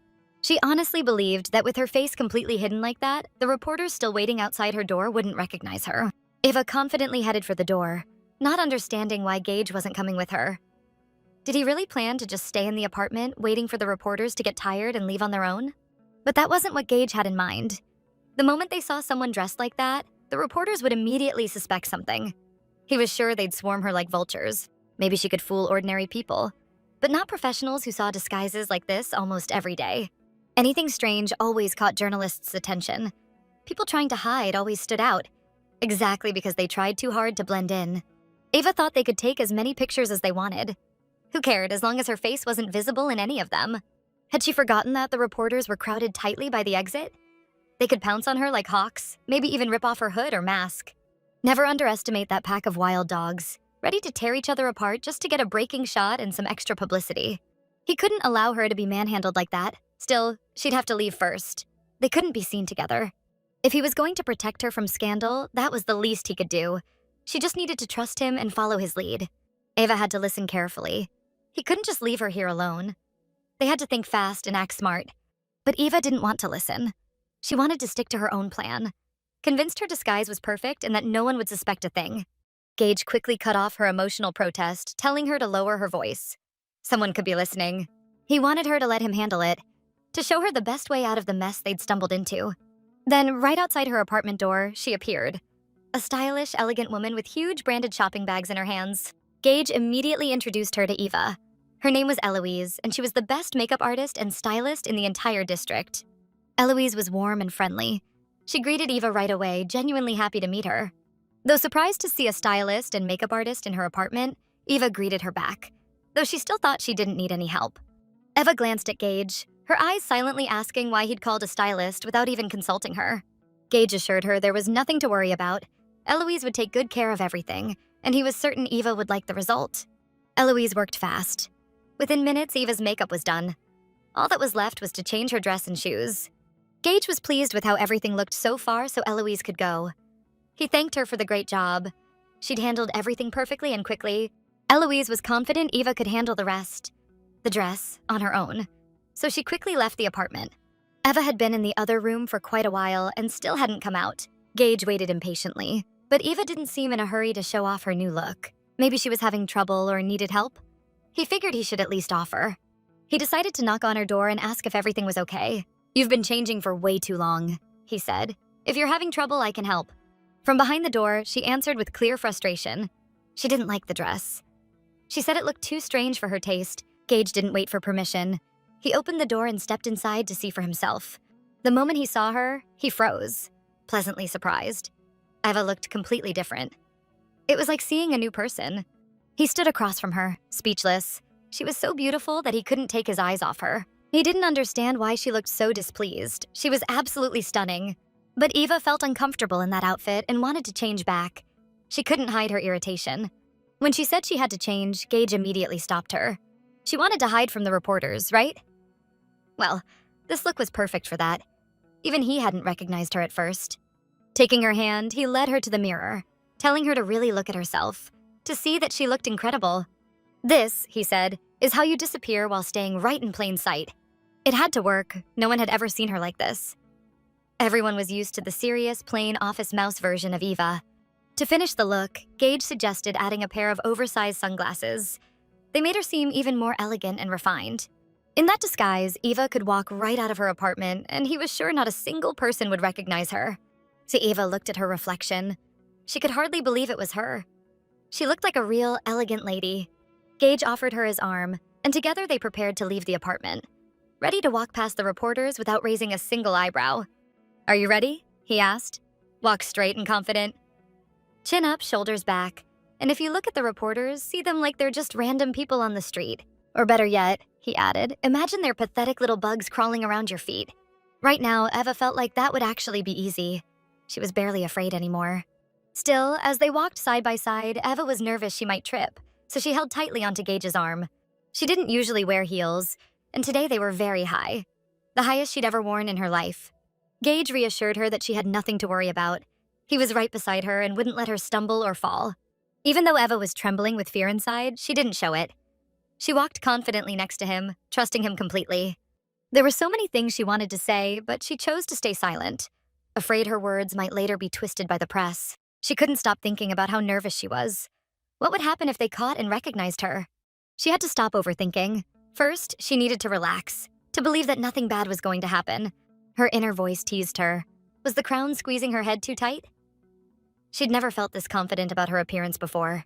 Maybe it was because of the man she was holding on to so tightly, the one whose hand she refused to let go of. It really was because of him. He had that kind of presence, something magnetic. It didn't matter what he said or did. His very aura drew people in. Eva could tell that Gage was the kind of man who could make a crowd part with just a single glance. So being beside him made her feel completely safe, like nothing could touch her as long as he was there. As they passed through the press, Eva felt her heart racing. She could sense all those eyes on her, journalists staring, desperate to catch even the smallest clue. But she kept her chin high, pretending none of it bothered her at all. Her charm was mesmerizing. People couldn't look away or even think clearly while she was near. The reporters studied them carefully, trying to figure out who they were. For a moment, they even forgot why they had come to this building in the first place. Eva walked confidently, knowing she just had to hold it together for a few more minutes. And then it would all be over. They'd almost made it through the crowd. Ahead of them was a long hallway, and at the very end, the elevator. That was their goal. When they reached it, Gage was supposed to hit the button, but for some reason, he hesitated. Time seemed to slow down. Eva started to panic, and Gage could tell, so he gently pulled her close, hoping to calm her down. Finally, the elevator arrived. They quickly stepped inside. It was done. It seemed like they had pulled it off. The reporters hadn't recognized her. But even as the doors began to close, the journalists kept staring, their eyes locked on the mysterious pair. Once the doors shut, the reporters started arguing among themselves, trying to figure out who those people were. None of them could recall any celebrities living in that building, though the man did look oddly familiar. As for the woman, they couldn't quite place her either, but she definitely looked like a model. Or maybe an actress. She was stunning, and her very presence drew admiration. The reporters assumed they must be famous. But if they were famous, why couldn't anyone remember their names? Surely someone should have recognized them. One of the reporters asked if anyone had managed to snap a photo. Maybe they could zoom in later and figure out who they were. But everyone had been so captivated by the couple that not a single person had thought to take a picture. It was embarrassingly unprofessional. The journalists were frustrated. Could it really be that no one got a single shot? Still, the pair had appeared and vanished so suddenly, so gracefully. There was no point regretting it now. One of them reminded the group to stay focused on their original task. He pulled up a photo of Eva on his phone, immediately noticing her bright red hair. He studied the picture carefully, comparing it to the elegant woman who had just walked by him moments ago. But the girl in the photo looked plain, completely ordinary. There was no way anyone could believe she and that graceful lady were the same person. Ava and Gage were already in the elevator, so there was no point in anyone chasing them. It seemed like they'd managed to slip past the press without raising any suspicion. Ava finally managed to relax a little and let go of Gage's hand, which she'd been gripping so tightly. Gage pointed out that the simplest way to hide was not to hide at all. Somehow that always worked. He asked how she was feeling now and whether she enjoyed being part of such a risky little adventure. Ava still couldn't believe that not a single reporter had even started to suspect it was them. Finally, they reached the car and could safely head to Gage's house. Gage told Eva that he'd be starting work at his new position in 3 days, so she still had some time to perfect her disguise. Eva didn't get why she needed to perfect anything. After all, she would be doing the work for him without ever appearing in public. From now on, she'd be known as Evelyn Lee, his smartest, most alluring, and most seductive personal secretary and assistant. Ava didn't want to talk on the way to the estate. She wanted Gage to focus on driving safely. His decision to make her his secretary and personal assistant threw her off. She had her own ideas about working at a competitor's company. After a moment's thought, she agreed, knowing it was the perfect setup for her to handle the work efficiently on his behalf. And of course, she'd always need to be by Gage's side. To avoid unnecessary steps, she needed to see and hear everything firsthand. She'd have the chance to monitor him closely and guide him whenever he really needed help. This wasn't just about protecting him from scandal. It was also to prevent the kind of fall that had happened to her. Everything Eva suggested worked for Gage. They managed to reach an agreement quickly without causing each other extra problems. Still, there were a few points that needed more discussion, so they decided to cover them once they got home. Ava didn't understand why there was anything left to discuss. Everything seemed clear and already agreed upon. As they drove past the company where Ava used to work, it was obvious she was angry and irritated. Gage noticed and jokingly asked if she was secretly planning the perfect way to burn the whole building to the ground. Ava shot him a serious look and replied confidently that, yes, that was exactly what she wanted. To burn it to ashes and forget it all like a nightmare. Gage noted that she spoke like a character out of a novel about vengeful thieves, always craving revenge. Ava wondered who was really to blame. Her family had shaped her into this person, even if they hadn't meant to. That's why she wouldn't disappoint her dear relatives. The way they made her. That's the way she'd remain for them. Gage could sense the immense anger she held toward her family, and her firm determination to get revenge for everything they'd done. But Eva noticed that Gage himself looked unusually tense, as if something had him on edge. Yet all it took was a glance at his charming smile, and she caught herself thinking she wanted to devour him. Then she realized she was overthinking. Most likely, he was just enjoying watching the little drama unfold. Her inner voice called her thoughts silly. Really, did she actually think this devilishly handsome man was smiling because he was a big fan of the drama? Who knew? She didn't want to think about that right now. She figured Gage's mind was impossible to read. She was bursting with the desire to start preparing for her work at the competitor's company, to take steps that would make them all regret underestimating her. But she knew she had to wait just a little longer. Eva and Gage had already arrived at the huge estate. Here, she felt safe, so she could finally relax a little. Unexpectedly, Gage announced that he would be leaving on business and wouldn't return for 3 days. Eva was surprised. He had never even mentioned the possibility of being away for a few days, leaving her alone in such a massive house. Since they were working together, Eva decided she had the right to know exactly where he was going. At first, he didn't want to answer. It was his personal business. But he ultimately decided to be honest and explain what he'd be handling. He was a healthy man in his prime and unmarried to boot. So he had just 3 days before diving headfirst into all this work nonsense. When Gage said he might take a short walk while he could, Eva didn't like it. She felt he shouldn't be doing that. He immediately smiled and even coughed a little, surprised by Eva's reaction to his words. It felt strange to him because she was acting as if she were his wife. Of course, it stung that she hadn't yet decided about his proposal, but he hoped she would make the right choice. Right now was her chance. If she wanted to say something, she could. He was listening carefully. After all, Gage was the kind of guy who would really follow his wife's orders and hardly ever argue with her. Eva's inner voice screamed that this couldn't be real. It was like something out of a fantasy. She said he misunderstood her. She was referring to the part of the contract stating she had to kiss him every night and warm his bed. If he left for a few days, how could she fulfill the contract's conditions? Would that count as a violation? With consequences in the form of punishment? Again, she was saying one thing while thinking another, pretending not to have heard his last remark so she wouldn't have to act on it. Eva tried to ignore her inner voice because she didn't know how to react, while he seemed to be teasing her, which she clearly understood. It wasn't hard for him to explain. He said it was just a whim, so no penalties would apply to her. Besides, she hadn't said anything when signing the contract. She could have added punishments for him too, as contract clauses. He had responsibilities as well, and for not spending the night with her, he could be punished, even if he was away on business. Eva didn't understand why he was bringing this up now.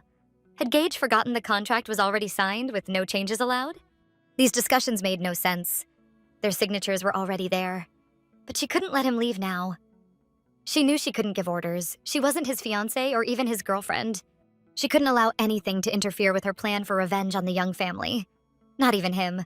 If he got caught up in a scandal and ruined his reputation, all her plans would collapse before they even started. And if they started dating, would he continue seeing other women and openly tell her about it? He was surprised. He couldn't believe such thoughts were running through her mind. She hadn't even agreed to marry him yet, and she was already worrying about having to share him with someone else. Did she really think he was the type of man who would play around with other women while having a lover? She knew modern men loved cheating. They were never satisfied with just one woman and craved variety. Everyone knows the richer a man is, the thicker his wallet, the more admirers he has wanting to take advantage of him. And she assumed Mr. Gage Acheron was that type of man. Maybe that's why he was still unmarried, but liked to stroll through nightclubs. Eva had seen too many men who treated cheating as normal. Even her ex-fiancé, who for money would do anything just to avoid working. That jerk had probably cheated on her back in college, and she never even suspected it. Gage didn't want Eva to think that about him. It bothered him. He wanted to show her tenderness, so he gently touched her cheek. She didn't need to worry. He would definitely return, wouldn't do anything shameful, and he could even promise that. Interesting. How did he know she was worried about that? Could he really read her like an open book? If he broke his promise, she'd make sure to punish him, regardless of what the contract said. He didn't mind and quickly agreed. He liked that Eva cared and was worried about him. Eva was completely serious. She didn't want him to think she was joking just to lighten the mood. He understood everything but wanted her to know he never proposes to date girls casually. Free relationships didn't interest him. He was determined. Right now, he was only interested in marriage, not wasting time on trivialities. So if she wanted full control over him, there was just one small thing she needed to do, and everything she wanted could come true. Nothing special or complicated. All it took was agreeing to be his wife, and he would belong entirely to her. Eva didn't know what to say. Was he really serious? Why was he so insistent on her becoming his wife, without even letting them just date? But there was no rush. He agreed to give her a full month to think everything through carefully and without pressure. Maybe she had already realized that he liked her right away. He just first saw her at the nightclub. Gage also caught Eva's attention, but she was wary because sometimes he acted strangely, even frightening her with his unpredictability. Since they were both here and evening was falling, Gage suggested that she fulfill the terms of their agreement. She could kiss him before he left. And that would be the first step towards seeing if she really liked him. Giving her time to think it over, Gage noticed Eva starting to get nervous, but she tried to hide it. She seemed uncomfortable and uneasy. Any beginner would be nervous, and she was no exception. She couldn't understand why Mr. Acheron seemed so surprised, like this was something incredible. If everything was fine, why wasn't she doing anything to fulfill her duty and move the process forward? No need to rush. Did she really want to imply that she'd never kissed anyone or been close to a man before? Of course not. She was an adult woman who'd had long-term relationships and even an ex-fiancé she lived with for a while. She was just saying she'd never been the initiator. That's why it felt unusual for her to start things on her own without any hints from him. It felt foreign and didn't trigger any natural feelings. No need for further explanation. Gage understood perfectly. The situation wasn't standard, so anything was possible. And for the first time, he could help her relax and carry out this part of the agreement without any discomfort. She didn't need to worry. Just trust him and let go. There was nothing scary about not getting it right the first time. Today was an unusual day, so he allowed her to practice on him and not stress about the result at all. Eva couldn't help herself. Hearing his seductive voice made it impossible not to want to pounce on him. But with a stern look, she told him she didn't need practice at all. And Mr. Acheron was wrong in his assumption. There was no time to hesitate, so Eva braved touching him first, turning toward him. At first, she just wanted to look into his big eyes. She tried to move closer, but it looked awkward and she couldn't manage it. She even started getting frustrated. The rules said she couldn't touch him during the kiss, so she quickly tried to take his hand. Yet, as she leaned in, her hand ended up on his neck again. She just didn't know how else to do it. Gage noticed how bold she was. Her strong character wouldn't let her give up or back down. Touching him, Eva finally went for the kiss, hoping he wouldn't push her away. As promised, Gage tried to help her, but he quickly realized her determination didn't need any support. Eva kissed him quickly, but broke the rule. She touched his body during the kiss. Gage loved it, and he wanted to kiss her again, explaining that the first kiss was just practice, and now they needed to do it properly. Eva knew she needed to keep her distance and wanted to step back, but he held her tightly, pressing her against him. Gage noticed that Eva didn't even resist, which meant she enjoyed being in his arms, so he didn't rush to let go. But he moved carefully, not wanting to scare her with his insistence. Eva finally exhaled after fulfilling her duty. She couldn't even speak. Her feelings were strange, almost unfamiliar. He tried joking, saying it was more like a punch. Only instead of fists, Eva used her gentle lips. Eva didn't like that joke. Could he really dare to criticize her, knowing exactly what position she was in? Besides, he hadn't clarified which kind of kiss she was supposed to give him. Did he forget or just not think it through beforehand? He completely agreed with her, as always thinking she was right. Even if he wanted to argue, he had neither the strength nor the time. It was getting dark, and he needed to leave. But he didn't want to leave Eva alone in his huge, almost empty house. He stepped out of this car to open the door for Eva, who would be staying home. She reluctantly got out of the car, showing with every movement that she didn't want Gage to leave her alone. He felt it was his duty to tell Eva that this kiss had been unforgettable for him and that he would eagerly look forward to repeating it the next evening. But he decided it was best to wait a little, so as not to create tension between them. It was time to hit the road, yet Gage realized he wanted more than ever to stay home. Why did he feel so mysterious and possessive now? Maybe it was because the playful smile wasn't on his face this time. Gage suggested Eva spend these 3 days perfecting her disguise. Time would fly, and she wouldn't even notice how quickly he'd return. Everything was already prepared, so she just needed to focus on honing her skills. Eva didn't see any problems with that and fully agreed with his advice. She needed to get used to her new image and lifestyle. If they'd taken care of everything and fulfilled their duties, he could leave without worrying about her. She'd be responsible and eagerly await his return. She also needed to make sure she learned all his responsibilities related to the new job at the company. Gage hugged Eva again and whispered in her ear not to be sad. They'd see each other in 3 days. Eva stood by the car, watching Gage leave reluctantly. He looked back at her, reminded once more of how much he liked her, which made his desire to marry her even stronger. He got in the car and drove off for his errands, leaving Eva standing in the middle of the driveway of the Devil's huge estate. She felt lonely, but she had time to rethink everything and set her plans on the right path. Eva touched her lips, still feeling the memory of his kiss on them. When she signed the contract and agreed to all the terms, she never imagined she'd actually like them and want to repeat them every night. Eva was so lost in thought she didn't notice the butler approaching, calling her name for some time already. The butler and a few maids came out to escort Eva to the house and help her settle in. Mr. Clark had worked as the butler in this house for a long time, serving Mr. Akron faithfully. Eva immediately decided to ask if Mr. Clark could tell her the story of the maid who had run away from this house. Mr. Clark didn't understand which runaway she meant. And really, why did she need to know what happened in this house long before she arrived? While Gage was away, Eva worked a lot and didn't even notice that 3 days had already flown by. While Gage was away, Eva worked a lot and didn't even notice that 3 days had already flown by. Sitting in the chair, Eva watched the clock, and by the time it was clear he should have already returned. That was right. Eva had been completely caught up in work and him these past 3 days and didn't even get a chance to rest. She was really annoyed. Couldn't he even have had the decency to call her or at least send a message? This little devil had suddenly appeared in her life and just as suddenly disappeared, without contacting her even once. Wasn't he curious whether she was managing everything and how life in his house was for her? And she didn't want to be compared to him. They were completely different, and it was rare that their thoughts aligned. If he didn't show up by evening, Eva planned to call Mr. Park and, if needed, find this rascal herself and drag him home. The hour was late. When the clock struck midnight, a rustle came from the front door. He carefully opened the front door, knowing Eva might be resting at that hour and not wanting to scare her. The house was quiet, so Gage didn't expect Eva to greet him. When he entered the living room, he was surprised to see Eva sitting in the chair, seemingly waiting for him. As Gage approached, he noticed she was fast asleep but still had the laptop on her lap. Had she really been working until she was so exhausted she couldn't even make it to bed? Gage realized she had fallen asleep waiting for him. It was the first time in his life someone had waited, or maybe even worried, about him. Eva didn't hear anything because she was sleeping deeply. In those pajamas, she looked incredible, cozy and homey. In life, she was like a fierce tigress protecting herself from all troubles. But asleep, she was like a sweet little kitten craving warmth and tenderness. Gage smiled. She had grown even more beautiful these past days. Now he could stand beside her and look at her without causing any discomfort.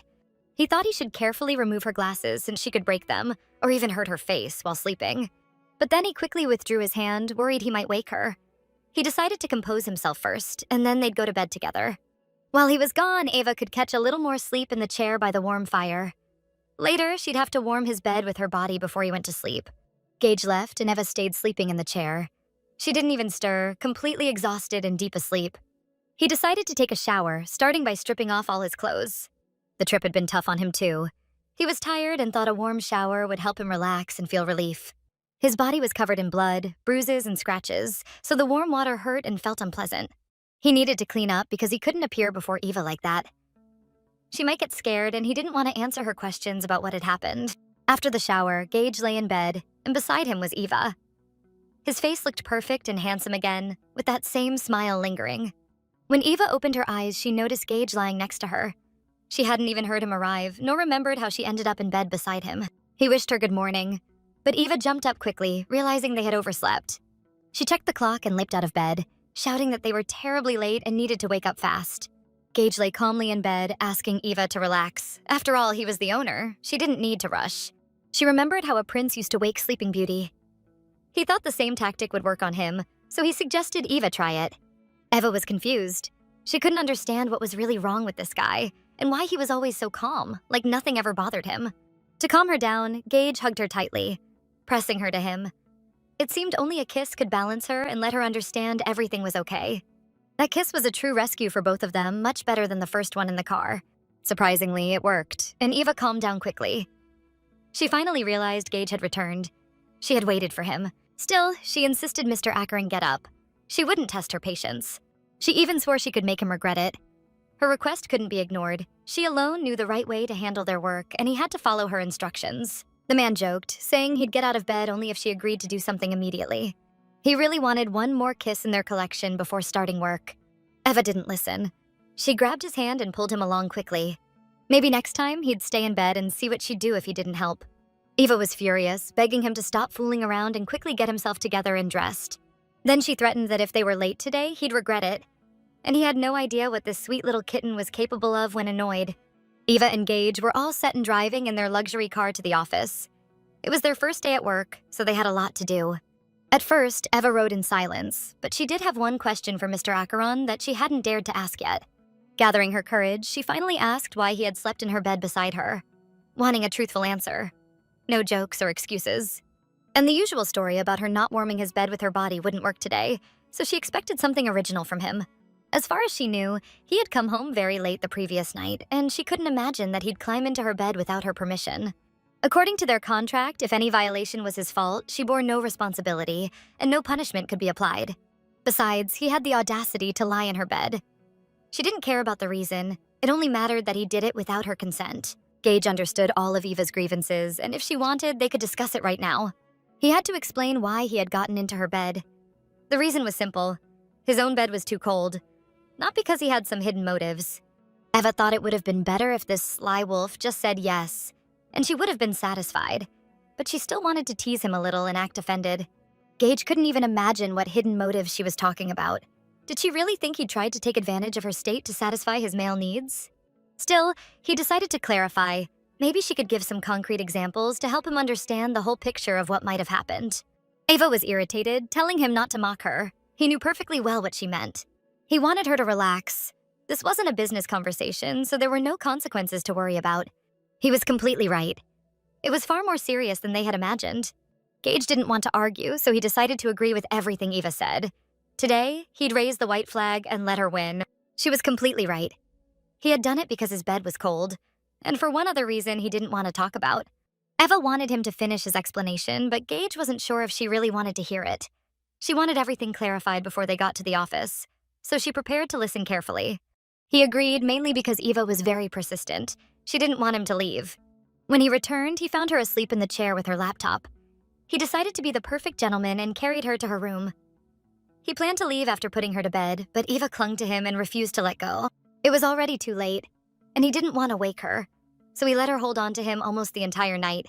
Eva guessed that this rascal had probably made up this story without blinking, but when he teased her, there was always a spark in his eyes. Now it was gone. Could it all be true? Had he really told everything exactly as it happened? She couldn't believe it, and she didn't understand why she wanted to keep him close. That night, she looked adorable to him, like a little fluffy kitten. So he decided to be quiet and obedient, knowing that if he woke this kitten, she could turn into a fierce tigress. If that happened, the tigress could devour him alive without even chewing. So he decided not to risk it and submitted to her will. They needed to end the conversation as they were almost at the office. They decided to leave the topic behind and never revisit it. The car stopped in front of the office building. On her first day, Eva was a little nervous, but Gage was there, calm and composed. Today, Eva wore a beautiful white business dress, and beside her stood the handsome Mr. Acheron in a sharp suit, looking every bit like a high-ranking executive. Eva was about to head into the office when she noticed that he wasn't moving. He wasn't in a hurry. That expression suited her perfectly, Gage noted, addressing Miss Lee. Eva smiled and thanked Gage for the compliment. That's exactly what she wanted to hear from him before starting work. As the stylish pair walked toward the office entrance, employees greeted them, wishing them well on their first day. For Eva and Gage, a new life filled with exciting adventures was just beginning. Their first day at the office was supposed to be spectacular, since getting familiar with the work was meant to bring them a lot of enjoyment. The lobby of the office building was crowded with employees who had come out to greet the new CEO and his charming assistant. The staff accompanied them almost to the elevator, warmly welcoming them on their first day at the company. Some of the female employees were stunned because their new CEO was devilishly handsome. They even wanted to scream like crazy fangirls. And it wasn't just them. Other girls were equally thrilled, thinking their CEO looked like some kind of superstar. But they had no idea who the woman next to him was. She looked like a real knockout herself. They guessed she was probably his personal secretary. No one could insult her, and it was clear she fit the secretary role perfectly. It would be crazy if anyone didn't want such a hot piece, since she looked like a goddess. What kind of pair is that? The employees wondered. They thought that such a man had already been taken. Eva and Gage had already reached the right floor, where they were greeted by a very distinguished man who appeared composed and invited them into his office. This man was Gage's grandfather, George Acheron, and the chairman of the Aeson Company. Gage's grandfather carefully looked him over from head to toe and was impressed that his grandson was dressed stylishly, perfectly befitting the CEO status. He couldn't believe that his lazy grandson had finally crawled out of his den to genuinely take care of the family business. Gage himself was also in disbelief because usually at this time he'd still be in bed, not even thinking about working. But his grandfather wanted Gage to reveal the name of the person who had kicked his butt and dragged him into work.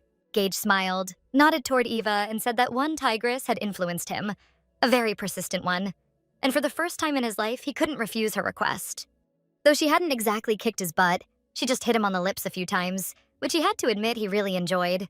His grandfather noted that this girl was bold and audacious, and indeed she was someone his grandson deserved, so the girl had done well. Gage looked at Eva again and decided it was time to introduce her to his grandfather.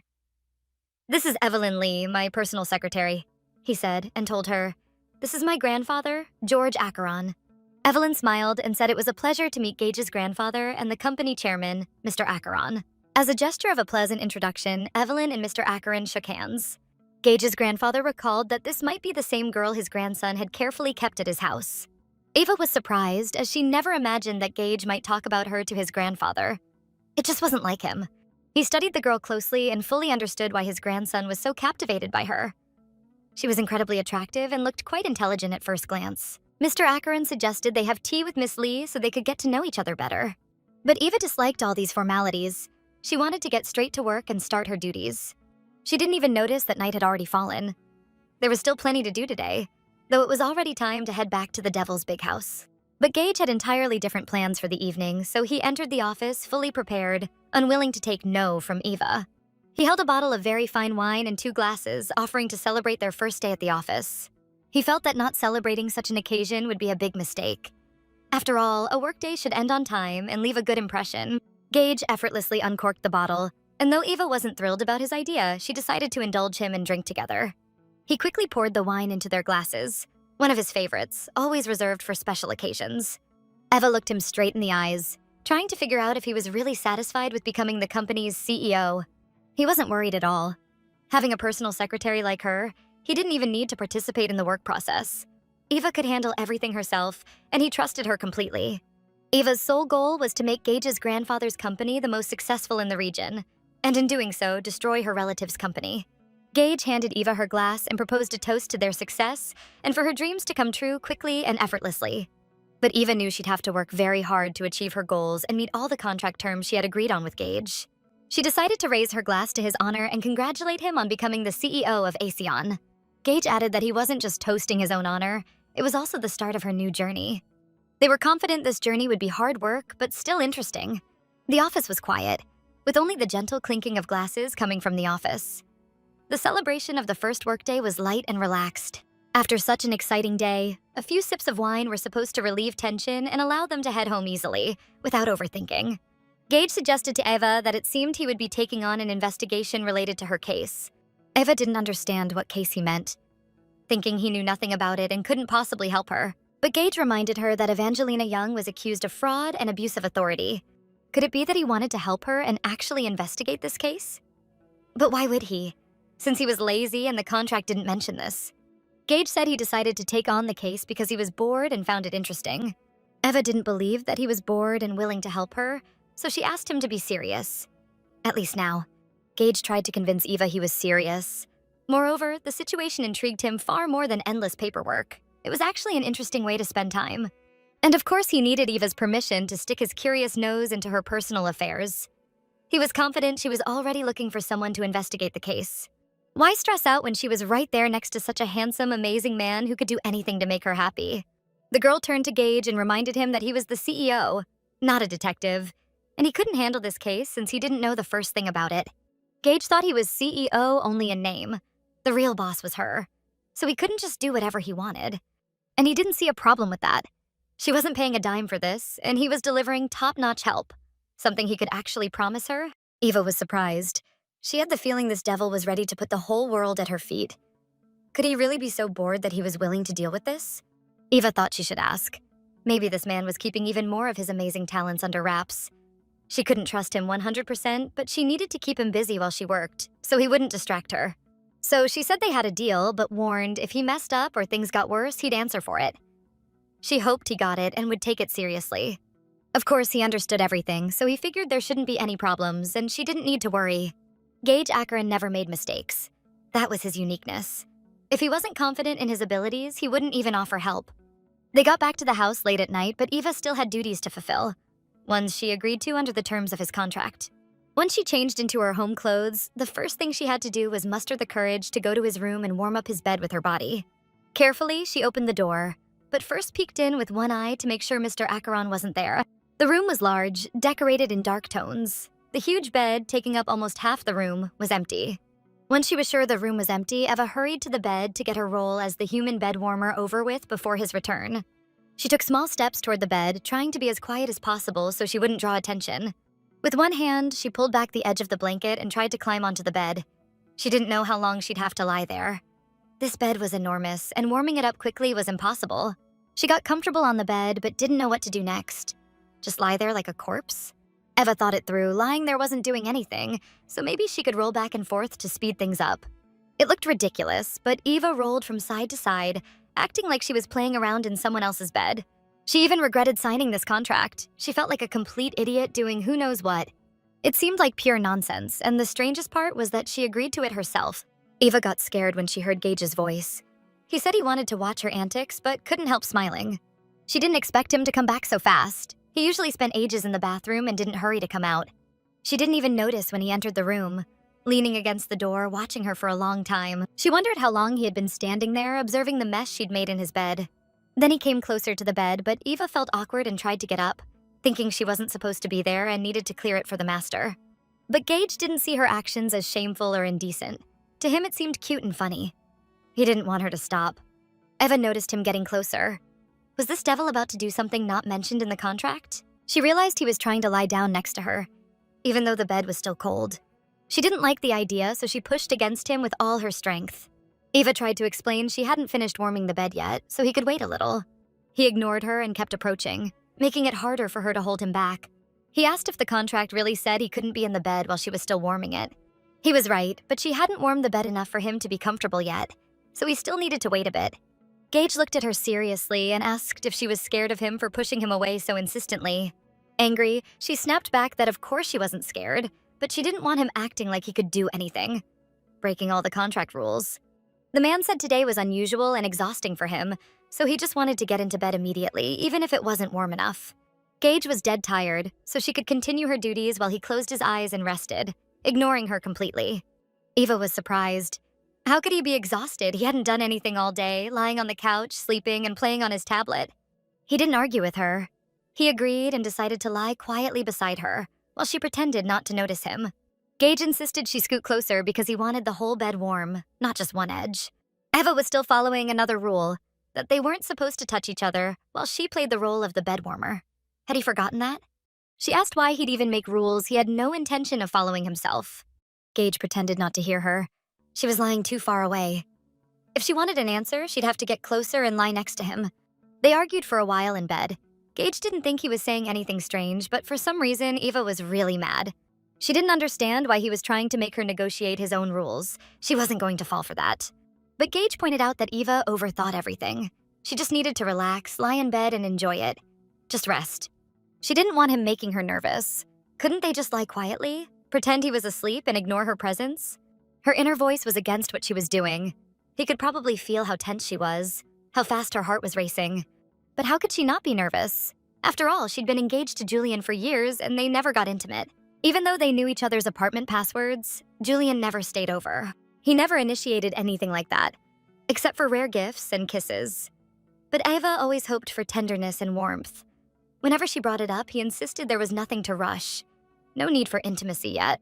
She didn't know what to do, so she kept staring at the ceiling, which was decorated unusually. Julian said they were both busy people and would get closer once married, spending more time together. Eva couldn't believe she had been so foolish to believe that nonsense. Meanwhile, Julian was cheating on her. She was sure she'd loved him back in college, but for some reason, she'd never felt any attraction. Her thoughts could have gone on forever, until a phone call interrupted her. She wanted to finish her train of thought. She guessed she'd been asexual all along, trying against her will to fit into expectations that didn't suit her. Eva was confident she had already warmed Gage's bed enough, so she could finally go to her own room with a clear conscience. Just as she wished him goodnight and tried to get off the bed, Gage asked her to wait a little longer. He asked if she really hadn't forgotten anything, and if she couldn't remember, he'd happily tell her again. Eva tried to focus, thought about what he meant, and finally remembered another clause of the contract she had to follow every night. She apologized, admitting she'd completely forgotten. So she leaned over him to deliver the goodnight kiss as he wanted. It was hard, but she pulled herself together and decided to try kissing him quickly, without overthinking it. But Gage unexpectedly hugged her, and Eva immediately protested. What was he doing? Had he forgotten the rule about not touching her? To be honest, she hadn't fulfilled the kiss rule, so the initiative was now in his hands. He could do whatever he wanted. Although Eva resisted strongly, her eyes betrayed fear. Fear of doing something she might regret. The contract clearly stated that every night had to be followed, no excuse allowed. Everything was in his hands. Essentially, this meant she had to be with him until midnight. No backing out. But really, every night meant until midnight. How could she forget that? She usually remembered everything. Why was she nervous? It was just a kiss. Nothing more. After all, she and Julian had kissed plenty of times. She stopped resisting and sat back down next to Gage to fulfill the next contract clause. She admitted he was right and suggested getting it over with quickly, then going to their separate rooms. She thought there was nothing scary about the kiss, but looking at Gage, she saw a handsome man whose devilishness threw her off. He told her to relax and breathe through her nose. He'd just kiss her, not hurt her. Of course, even though Eva agreed it was just a kiss, she still wasn't ready. She just wanted it over with. He wanted to start with the most important part, teaching her how to kiss properly. Eva got angry. Who did he think she was? She didn't need lessons. Just because she'd been kissed before didn't make her an expert. She should listen to his advice. He suggested Eva remember everything he was trying to teach. She'd need it in her future intimate life. He wanted to show her what a real kiss was. He was sure she'd never kissed properly before. When Gage kissed her lips, she tensed, clamping them shut as if he were forcing something in her mouth, and she resisted. What they'd just done didn't even resemble the real kiss he wanted to teach her. First, she had to relax, slightly open her mouth, and forget her worries about doing it wrong. Ava didn't understand why he was explaining all this. He'd already kissed her. Wasn't that enough to let her go? Gage said this was just the beginning. They were starting kiss training, so she couldn't leave yet without learning what a real kiss felt like. Eva didn't know why she felt like a pitiful prey trapped by a predator.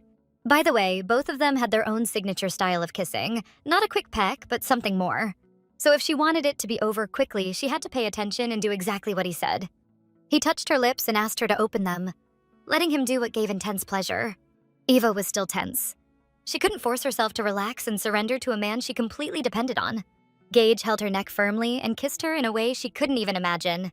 She'd never had a kiss like that before. At first, she was a bit confused, but then she relaxed and followed her instincts.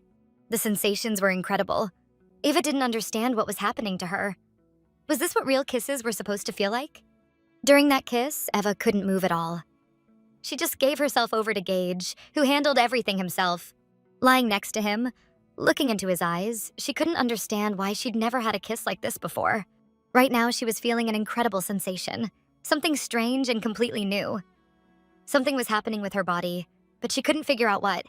So the thought came to her. She needed to get out of that room fast, to escape this overwhelming feeling happening right next to Gage.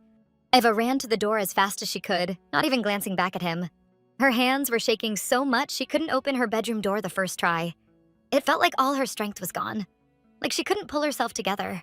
When she finally got into her room, she leaned against the door, and that strange feeling didn't leave her at all.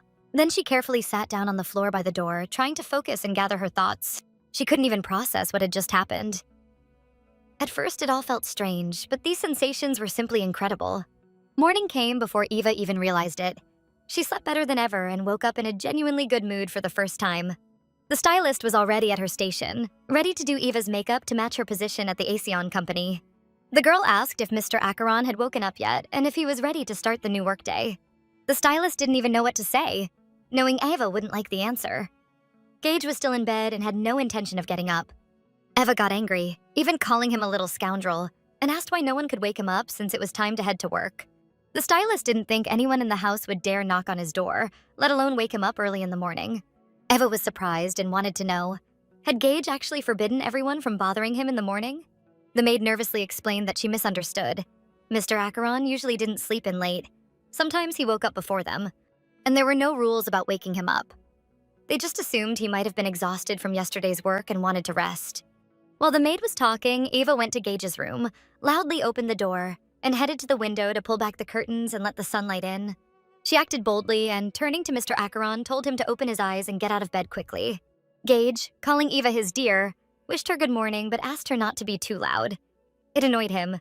Eva also said good morning, but now he had to get out of bed, or she'd come up with a way to make him. Gage wondered what she might do as a punishment if he didn't listen and stayed in bed. Eva tried persuading him to get up because they couldn't keep being late just because he was lazy. Besides, he wasn't a child who needed waking every morning. He was a full-grown adult, so she hoped he'd act a little more responsible. But it seemed Gage ignored her again, asking how she slept instead. She didn't want to talk about it, so she answered with a single word. Wonderfully. Expecting him to get out of bed now. Gage wanted to ask if he'd scared her last night by daring to show her a real kiss. Eva blushed instantly but held herself together. She said she wasn't scared. How could a simple kiss scare her? She'd run away yesterday because she didn't expect to stay in his room so long and needed to rest. But lying down, her inner voice wouldn't leave her alone. She knew she'd been extremely flustered. She was just glad those damn 20 minutes were almost over and she could finally lie in her bed and rest properly. It was easy to ignore Gage at work, but not in his room, especially recalling yesterday's kiss. Unquestionably, he was incredible, attracting any woman effortlessly. In short, he was dangerously charming. He seemed nice to her, but her ex-fiancé taught her a harsh truth. Being treated well could be a foolish farce. Eva wasn't ready to open her heart again. Not yet. She had to focus on her revenge. Actually, her plan would take months, maybe years. Eva was so confident in her ultimate goal that nothing could sway her. At least that's what she thought before last night. That kiss had spun her head, making her realize just how vulnerable she really was. She was willing to give herself completely, just from one kiss. That's why she had to make sure this never happened again. She had to prevent it in the future. Gage didn't want her lying in his bed looking like he was going to do something bad. and Eva couldn't relax in the same bed with a man, but he had to tolerate it. Honestly, Mr. Acheron wanted to show Eva she was very wrong, but knowing her, she'd probably hit him if he tried to kiss her again. Eva was surprised by his words and pleased he was so clever and reasonable. But why did he include the warming the bed clause in the contract? Gage said nothing except that it somehow helped him sleep better. And he really could sleep without a warm bed. So why did Eva think he had some trauma or illness? She'd heard stories about chronic insomnia and other disorders before. Usually businessmen and top managers suffered from that, so it didn't seem strange to her. Somehow he really did fall asleep. This man was excellent at pretending, and she couldn't see through it at first. Even though she doubted it, Gage actually slept, with no insomnia until morning. Watching him sleep, Eva couldn't understand how she'd given in to his persuasion and done everything he'd planned. Gage slept deeply, and Eva wondered, was he really that tired, having done nothing all day? How could his face look so beautiful? How could someone so good-looking have such a terrible personality that ruined people's perception of him? But sometimes, looking at his appearance, you could forget his past actions and ignore them. A whole week had passed before Eva and Gage knew it, and it was time for their business trip. For Eva, this was routine, but Gage hated these trips. He always preferred sleeping in his own bed. He really didn't see the point in booking separate hotel rooms. He was curious about Eva's idea, though he already knew she'd refuse. Eva wanted to remind him once again they weren't a couple. He was her boss, and she was just his personal secretary.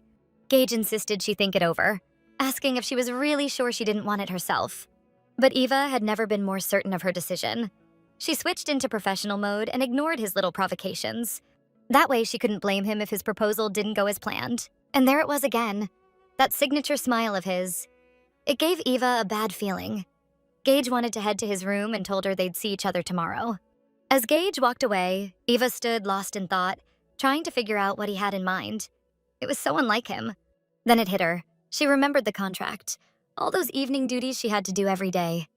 Eva shouted loudly, demanding Mr. Acheron stop because she had questions he absolutely needed to answer. Gage kept walking, and Eva tried to catch up. It seemed he didn't want to discuss this in the hallway and was trying to lure her to his room. Eva understood perfectly. She knew this devil was too clever, and any second could be a trap. He pretended not to hear her, continuing to walk, but when Eva yelled even louder, it finally worked. He looked back reluctantly, that devilish smile on his face, like he enjoyed being chased by a girl like Eva. Eva said he was right, and she agreed. They didn't need separate rooms, so she'd go with him. She wanted to outsmart him, thinking one step ahead, trying to ruin his plans. Gage was surprised by her decision, but he had no choice. It was his suggestion in the first place. Gage's room reflected his style. Expensive, elegant, with the only difference being a few lighter touches in the decor. He immediately sank into a comfy white sofa, enjoying watching Eva continue with her work. She called the hotel reception to ask if there were any other available rooms, but they said no. She was disappointed and quickly ended the call. She needed some time to think through important matters and find the right solution. Eva decided they needed a suite with 2 separate beds. She couldn't allow herself to sleep with him. After all, this hotel was very famous. She would have mentioned it first, but he immediately disagreed, and they couldn't go somewhere else. They simply didn't have the time. Eva planned carefully, but he proved even craftier, and she didn't even want to argue. She calmly went to the bathroom and changed into regular clothes. Though uncomfortable, she still looked composed. When Gage stepped out of the shower, he noticed Eva preparing to sleep on the sofa and immediately warned her. He wouldn't allow it. He didn't mean to be the gentleman and give up his bed. He said outright, they would sleep together. Eva didn't want that and tried to say something, but he assured her there was nothing to fear. He wouldn't touch her without permission or consent. If she still had doubts, he wasn't the type to act boldly or ignore her wishes. Eva quickly stopped him. She didn't want the conversation to continue. She understood perfectly and hoped their night in the same bed would go smoothly. If he were a bad person, something irreversible could have happened that first night. Honestly, she stopped worrying about him, but her own anxiety skyrocketed. Though she tried to stay composed, she knew she could melt from his touches and kisses. She couldn't afford distractions from romance. At a critical moment, a relationship or betrayal could ruin her revenge and work. She understood perfectly. She just needed to be a good girl, lie down, and sleep. Eva agreed to sleep in the same bed with Gage, confident he'd keep his word and not push for more if she didn't want it. He didn't even notice how quickly she snuggled up to his bare chest. It felt so comfortable next to him. Gage held her gently, behaving respectfully. He tried to warm her in his arms and make her feel comfortable. By the time they were at the hotel, Eva had gotten used to sleeping in the same bed with Gage. She wasn't afraid anymore. His hugs and gentle kisses even started to feel nice. She calmly lay down and held him. That evening, they needed to attend the event that brought them to the city. They looked elegant and perfectly coordinated. Eva felt completely satisfied and calm. Though she never enjoyed these events, they always bored her. They had arrived, and it was time to get out. Eva wasn't used to someone opening the car door for her, so she tried to do it herself. But she stopped when she noticed her ex-fiancé's name. Curious to see his companion, Gage guessed it was Evangelina's ex and her sister, who had been together after their breakup. Eva was anxious. She didn't want to meet them. It hurt too much to see them together. Gage suggested they just enjoy themselves and have fun. He thought today he'd be especially lively. Mr. DeMarco had invited Gage to his birthday. He was the wealthiest man in the state, and they couldn't just skip it. Gage wanted Eva to relax. He planned to be the star of the evening and draw everyone's attention. They had sat in the car long enough. They needed to step out and enter the guest hall with heads held high, ignoring everyone else. As a true gentleman, Gage offered his hand to his companion and helped her out of the car. Eva wanted to remind him. They were already almost 20 minutes late, maybe even more, so they really needed to hurry. Gage, calm as always, tried to soothe her, insisting the birthday guy wouldn't be too worried about their tardiness. The event hall was huge, with plenty of room for guests to make grand, elegant entrances. Mr. DeMarco was extremely influential, so he invited a huge number of guests, all of them his equals. The moment Eva and Gage entered, they immediately drew attention, and people started whispering about their pair. Mr. DeMarco personally greeted everyone, believing he should welcome each guest and seat them so they wouldn't be bored.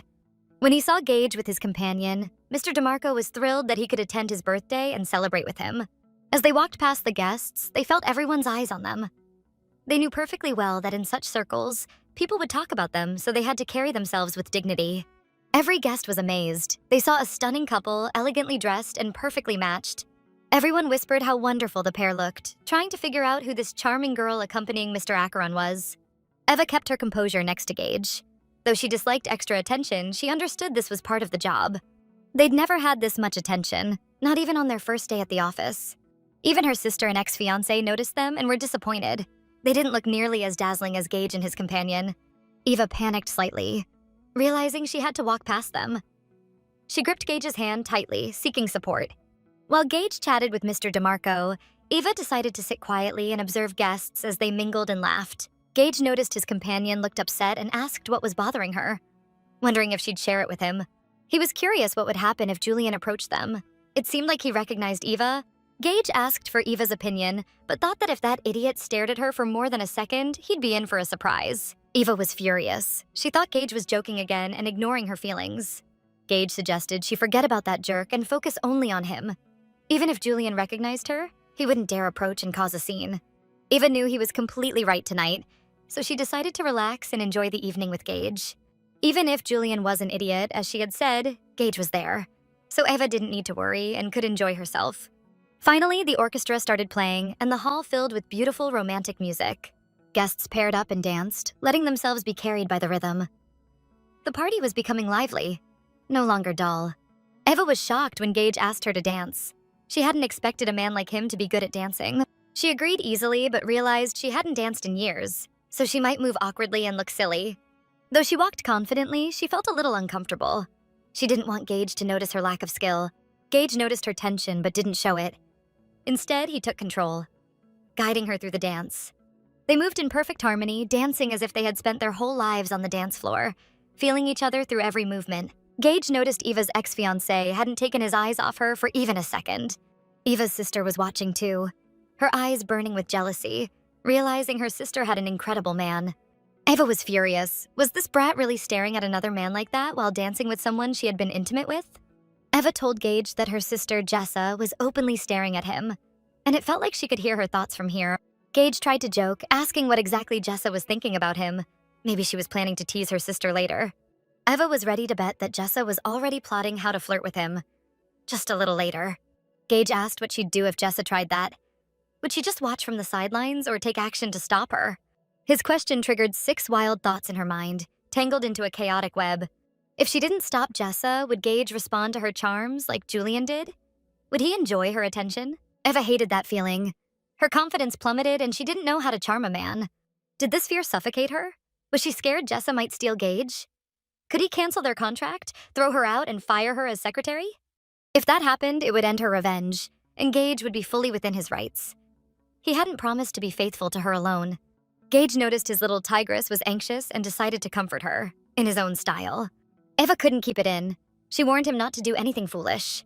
She threatened that if he succumbed to Jessa's charms and dared to break their contract, she could retaliate too. Eva looked fierce, swearing she'd bury him alive without hesitation. After such words, she thought Gage understood her. Gage couldn't believe Eva threatened him just because her sister was staring, but he wondered how she'd act if he reciprocated. He'd be devilishly happy if she buried him deep inside herself, and he wouldn't resist. Gage whispered in her ear that he'd be devilishly happy if she pulled him in deep. Eva was shocked, offended by his words, and at first couldn't process them. The hints were obscene. Gage pretended he hadn't said anything and tried to change the subject, distracting her. But Eva couldn't hold back. She had to voice her outrage. She couldn't understand how he could say that so casually, not even hiding his desire. Saying that, Gage hoped Eva would forget about her sister and ex-fiancé and focus on him instead. When Eva got angry, he pulled her close, holding her tight to keep her from doing anything rash. He wanted her to stop thinking about her self-serving sister. Hadn't he told her to focus only on him and ignore everyone else? But how could she not worry? Jessa was so charming and attractive. Just like him, Gage was surprised. He never imagined Eva found him appealing or cute. He'd thought she treated him specially, but wasn't exactly thrilled by him. Looking at Eva's sister, Jessa, it was easy to see why she got so much attention from men. Gage felt uncomfortable. Humiliated even. He couldn't understand how Eva could compare him to Jessa. Eva had always thought he was incapable of feelings, always calm, taking everything in stride, emotionless. No woman could ever be as charming as Gage, or even as captivating as he was. Did Eva really think he resembled her in any way? Gage thought Eva didn't believe him. She had no idea how magically attractive and charming he truly was. The orchestra continued playing. The music was incredible, rich, and inviting. Guests danced and laughed, paying no attention to anyone else. Alcohol had leveled the field and given everyone a bit of boldness. Eva and Gage had a little fun, but decided to head back to their room. Everything was fine, until they ran into Eva's ex-fiancé and her sister at the party. Leaving unnoticed was impossible. The couple blocked their path. Julian unexpectedly approached Mr. Acheron, suggesting they swap dance partners. Julian turned to Eva, hesitating slightly. He didn't recognize her or know her name, and asked if he could dance with her. Gage noticed immediately and introduced Eva to her ex-fiancé under her new name, Evelyn Lee. He noticed that Evelyn had been staring only at her sister Jessa the entire time, not even a second away, showing clearly that she wasn't interested in this guy. But Jessa was persistent. She approached Mr. Acheron, asking if she could invite him to dance. She tried to use every bit of her charm, using her whole body to show he interested her. Unexpectedly, Eva stepped in front of Gage and declared that Mr. Acheron couldn't dance with anyone. He was already taken. Jessa asked what she meant, but don't tell her he's taken by an ordinary secretary. Eva hadn't expected herself to be so decisive, but she firmly stated that Mr. Acheron was taken by someone else. Mr. Acheron's beloved couldn't attend tonight, so she asked Eva to protect him from gold-digging women who'd inevitably try to cling to him. Jessa didn't like that. The secretary's audacity enraged her. She'd noticed how Mr. Acheron and his secretary touched each other and hoped the girl knew about his clingy secretary. Eva said it was just a little joke, but if they insisted on an explanation, she'd give one without hesitation. It was a performance meant to show clever ladies that he wasn't worth their time. But it seemed they misjudged. Miss Young probably didn't count as one of the clever ladies. She didn't even notice the hint. Jessa went mad at the secretary's audacity. How dare she talk to her like that? Why should she believe her? Eva turned to Mr. Acheron to confirm the truth, but he stayed silent. Eva couldn't guess what Gage would say, feeling tension run through her body. Even though he said nothing, she wasn't sure he'd back her up. She'd gone too far. Gage was unpredictable. Of course, why should he cover for her when she told that little lie without consulting him? She guessed where this was heading, but had never been defended before. Facing Jessa, even the truth didn't earn her anyone's support. Finally, he spoke. Miss Lee was right. Everything she said was the truth. Eva was pleasantly surprised. She felt real support for the first time in her life. It was an overwhelming, warm feeling. Gage looked at her, smiled warmly, and said he really was taken, so there was no need to waste time on him. The party continued, laughter and music filling the room, but tension between Eva and her sister escalated. Gage wanted Eva to be happy, not caring about her sister's opinion. He felt she needed his support now more than ever. Jessa couldn't believe it. She thought Mr. Acheron was lying, just covering for his secretary. Gage was shocked at her audacity and replied harshly. He didn't care what she thought. He owed no explanations. They had no right to interrogate him. Jessa was stunned. She hadn't expected this charming man to be so blunt with her. Eva was amazed. No one had ever put her sister in her place before, because everyone always backed her and indulged her. Today was a first. Gage took Eva's hand, saying there was nothing more for them to do there. They could leave the party. He moved so fast Eva barely kept up. He practically pulled her along. Her long, elegant gown made walking awkward. She kept stepping on it. When she tripped again, Eva panicked. What if the guests saw her fall? She'd be humiliated. But her ex-fiancé didn't let that happen. He caught her, holding her by the waist, preventing her from falling. Holding Eva close, he pressed against her firmly, and even when she was steady on her feet, he didn't let go. Glancing back, Gage noticed Eva's ex-fiancé hugging her, and it didn't sit well with him at all. He grabbed Eva's hand to pull her out of the ex's embrace, making it clear that his action was unnecessary. With Eva in his arms, Gage was tense. He was furious at what the ex had done. First, he checked if she was okay, worried she might have twisted her ankle. Eva assured him she was fine. Taking his arm, she continued to follow him closely. Jessa glared at them furiously, clearly not believing a word they'd said. Julian still wanted to get closer to Miss Lee. He was very taken with her. Mr. Acheron didn't like these antics, so he glanced back, sending a clear warning that he wouldn't tolerate this again. Julian noticed the fire in Mr. Acheron's eyes. What the hell? He thought, feeling embarrassed by the intensity. Eva sat at a luxurious table with a glass of fine wine. Though she looked calm, her emotions were a tangled mess inside. She felt something she had never felt before. Simultaneously pleasant, yet at times frightening. Looking at her hands, she noticed they were trembling. Eva realized this was what it felt like. She couldn't believe it, but at this moment she was truly happy. A completely new, wonderful feeling. Since childhood, she had always been blamed for everything. She was so used to being guilty, to everyone scolding her. Every time Eva and Jessa argued, the whole family, even the servants, sided with Jessa, regardless of who was right. Once Eva asked her grandmother why she never believed her, even when she saw with her own eyes that Jessa was wrong. The grandmother replied it was because Eva was the older daughter. That meant Eva always had to behave like an adult, ignore her own pain, because Jessa was the younger sister. Eva didn't even notice when this became habitual. No matter how cruel Jessa was, she stopped defending herself. She just kept moving forward, so indifferent that Jessa's antics no longer affected her. And today, for the first time, someone defended her instead of Jessa. Interestingly, today she actually dared to lie. Eva never thought she would feel this way. Before, when she told the truth, no one believed her. But today, when she lied confidently, it seemed completely real. While Eva sat at the table sorting through her feelings, Gage took some time to talk with his influential acquaintances. Even while talking with the gentleman, Gage kept his eyes on Eva. Eva knew Mr. Acheron cared about her. He wanted to protect her from harm and make sure she didn't feel lonely when he was busy. Jessa noticed Mr. Acheron was alone and didn't miss a chance to hover nearby, pushing for his attention. Eva realized she had to stop getting irritated whenever Jessa was around Gage. She also understood perfectly well that Gage wasn't her ex-fiancé Julian. She wouldn't fall into that trap so easily. Eva tried to convince herself she was calm and could control her emotions, but it was difficult. She sipped her wine repeatedly, forcing her thoughts elsewhere. But it didn't help. She'd had too much to drink, feeling a slight buzz. She knew she shouldn't, but an inner voice told her it would make things easier. Unexpectedly, someone dared to distract her, trying to engage her in conversation. It was her ex, Julian. He asked if she minded if he joined her. He said that since their partners were busy, why not wait together, keeping each other company? Eva couldn't stand his audacity, but she restrained herself. She had to stay composed. She repeated the words in her mind, drinking wine between thoughts to avoid suspicion. Julian studied Eva closely, as if trying to notice something interesting or recall something he had forgotten.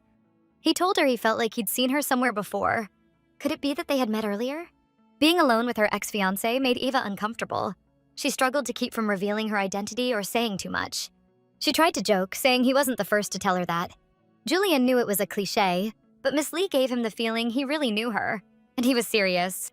She didn't outright confirm, only hinted that they might have met at business parties.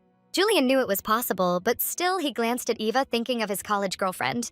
Eva panicked. Had Julian recognized her? Could it be he had just been pretending to test her behavior? But no, she just needed to calm herself. She told herself to stay composed and not admit anything. She didn't want to talk to Julian, but she didn't know what to say to keep him away without raising suspicion. Luckily, her phone rang, a perfect excuse to move away from him. It was Eloise calling. Eva was thrilled, snatching up the phone quickly. She didn't want to answer in front of her ex, so she apologized, saying she had to take the call and would return soon. As she walked past Julian, he watched her closely, trying to pick out familiar details to remember where they had met. Eva knew if she answered, Eloise wouldn't hear her over the loud music, so she hurried through the crowd, away from the noise. She shouted, trying to reach Eloise, but it was hopeless. The other end was silent. Eva waited, but no one spoke. She couldn't hear Eloise at all. She thought the connection was bad and decided she'd call Eloise back personally. After a long silence on the line, the call got cut off. Eva stood there, confused. Why had Eloise called but said nothing? Then she got a message from Eloise, apologizing. She'd dialed the wrong number by accident. Eva stared at her phone, puzzled. Something about it didn't feel right, but she tried to calm herself. She needed to stop imagining something incredible and just be glad the call had saved her. She thought she needed to settle down, watch her words, and absolutely make sure her ex didn't figure out she was really Eva. And even if he suspected something, he had no proof. Eva needed a moment to think, so she headed toward the ladies' room. She was in a foul mood and almost wanted to leave the party, but she knew Gage still had some business to handle, so she had to wait for him. Walking toward the ladies' room, she didn't even notice someone was already waiting there. A big surprise for her. Julian knew Eva was avoiding him, so he decided he'd have to be persistent and see the conversation through. He noticed she looked hesitant and figured she was wary of something, which only piqued his curiosity more. Eva knew she couldn't avoid talking to her ex, so she braced herself and tried to walk past him, pretending she had urgent business. She wanted to slip by quickly, but it didn't work. She knew he wouldn't leave her alone and would likely follow her all evening. When she realized Julian was right behind her, Eva stayed composed, walking as if she didn't notice him. She started getting annoyed that he wouldn't stop, so she decided to put an end to it. Eva stopped and turned to Mr. Park, saying maybe some people liked that behavior, but to her, he seemed like a stalker, and it made her very uncomfortable. Julian tried to justify himself, saying he also needed to go to the restroom. He saw Miss Lee enter the ladies' room and decided to wait for her. After all, they could go back to the hall together. Then Eva spotted Gage with her sister and immediately stopped paying attention to what Julian was saying. She just wasn't interested. They were alone, Gage gently holding Jessa by the shoulder as they chatted sweetly. While the guests danced and socialized, influential people always found time to discuss business matters. Like-minded businessmen gathered at a table to discuss proposals and form mutually beneficial agreements. While Gage was talking with his colleagues, he got distracted for a few minutes and couldn't watch Eva, who was sitting at a separate table. When he noticed the table again, Eva was gone. Her chair was empty, and looking around, she was nowhere to be seen. Gage quickly got up, excused himself to his colleagues, and rushed off to find Eva. Watching Gage, Jessa noticed his concern and immediately hatched a plan to get closer to him. She got up too, leaving the business discussion, because dealing with Gage seemed more important. Jessa followed him, completely ignoring that he didn't notice her. If she liked him, she had to win his favor. She caught up and asked if he was heading to the restroom so they could go together, since she was planning to go there too. Gage thought he didn't need to answer her, so he kept walking silently. He was more concerned about where Eva had gone and that he still hadn't found her. Jessa didn't give up. She continued following him, not caring that he didn't want to talk. She was irritated that he was the first man to ignore her, pushing her away even when she openly showed interest. Jessa needed a plan to create a conflict between Gage and his secretary so she wouldn't interfere with him. From a distance, Jessa saw Miss Lee talking to Julian and decided to put on a little act that Eva might not like. Jessa was a skilled liar and schemer. It always worked. Through her theatrics and lies, she made Eva feel guilty. She acted like she suddenly needed to turn and accidentally bumped into Gage. Pretending it was accidental, she pressed against his chest, hoping he'd respond. She seemed ready to stay in his arms for a while so that his secretary would notice and draw conclusions. Gage didn't like these games, so he quickly grabbed her shoulders and pushed her away. But when he turned his head, he noticed Eva talking to her ex, Julian. They looked very friendly, which could give the impression they were enjoying each other's company. Gage's expression changed immediately. He was irritated. He didn't like the sight at all. Pushing Jessa aside forcefully, he decided to go to Eva to take her away from this persistent scoundrel. As he walked toward them, it felt like he could really deck Julian for daring to pursue Eva. He stared at Julian, making it clear that causing trouble would not end well. Gage, as always, remained composed, but his face clearly showed he disliked the situation. Then he approached Eva, needing a clever way to get her away. He looked at her, feeling she could understand without words, so he didn't have to explain. To avoid suspicion, he told Miss Lee he had been searching for her because he was worried. He leaned toward Eva and added that something had happened, so they needed to leave the party immediately. No time to waste. Eva had wanted to suggest it herself, so she was glad Gage proposed leaving right away and returning to the suite. Gage and Eva walked side by side, and when they passed Jessa, they didn't even think to say goodbye. As she walked by, Eva barely glanced at her sister. She really wanted to slap that brat, but held herself back. Jessa noticed Miss Lee didn't like seeing Mr. Acheron in her arms. She didn't expect the secretary to stay completely silent about it. Eva maintained her composure because she couldn't show that she was jealous of Gage being close to her sister. Of course, Jessa had hoped Eva would expose a romance between Mr. Acheron and his secretary, but it didn't happen, and she was disappointed. Gage and Eva were already in their car, speeding down the highway. Eva didn't understand why they were in such a rush, but didn't want to ask. Eva sat far from Gage, showing with her entire demeanor that she was upset and didn't want to talk. Gage immediately noticed and wanted to find out what happened, but he understood she was hurt and needed time to calm down. After a while, he asked what was wrong or what had upset his little tigress. Eva seriously said everything was fine. Maybe the wine had affected her. Then she asked what was so urgent that Mr. Acheron left the party early. Gage felt uncomfortable talking to Eva with her sitting so far away, so he suggested she scoot closer. Eva didn't understand why, so she refused.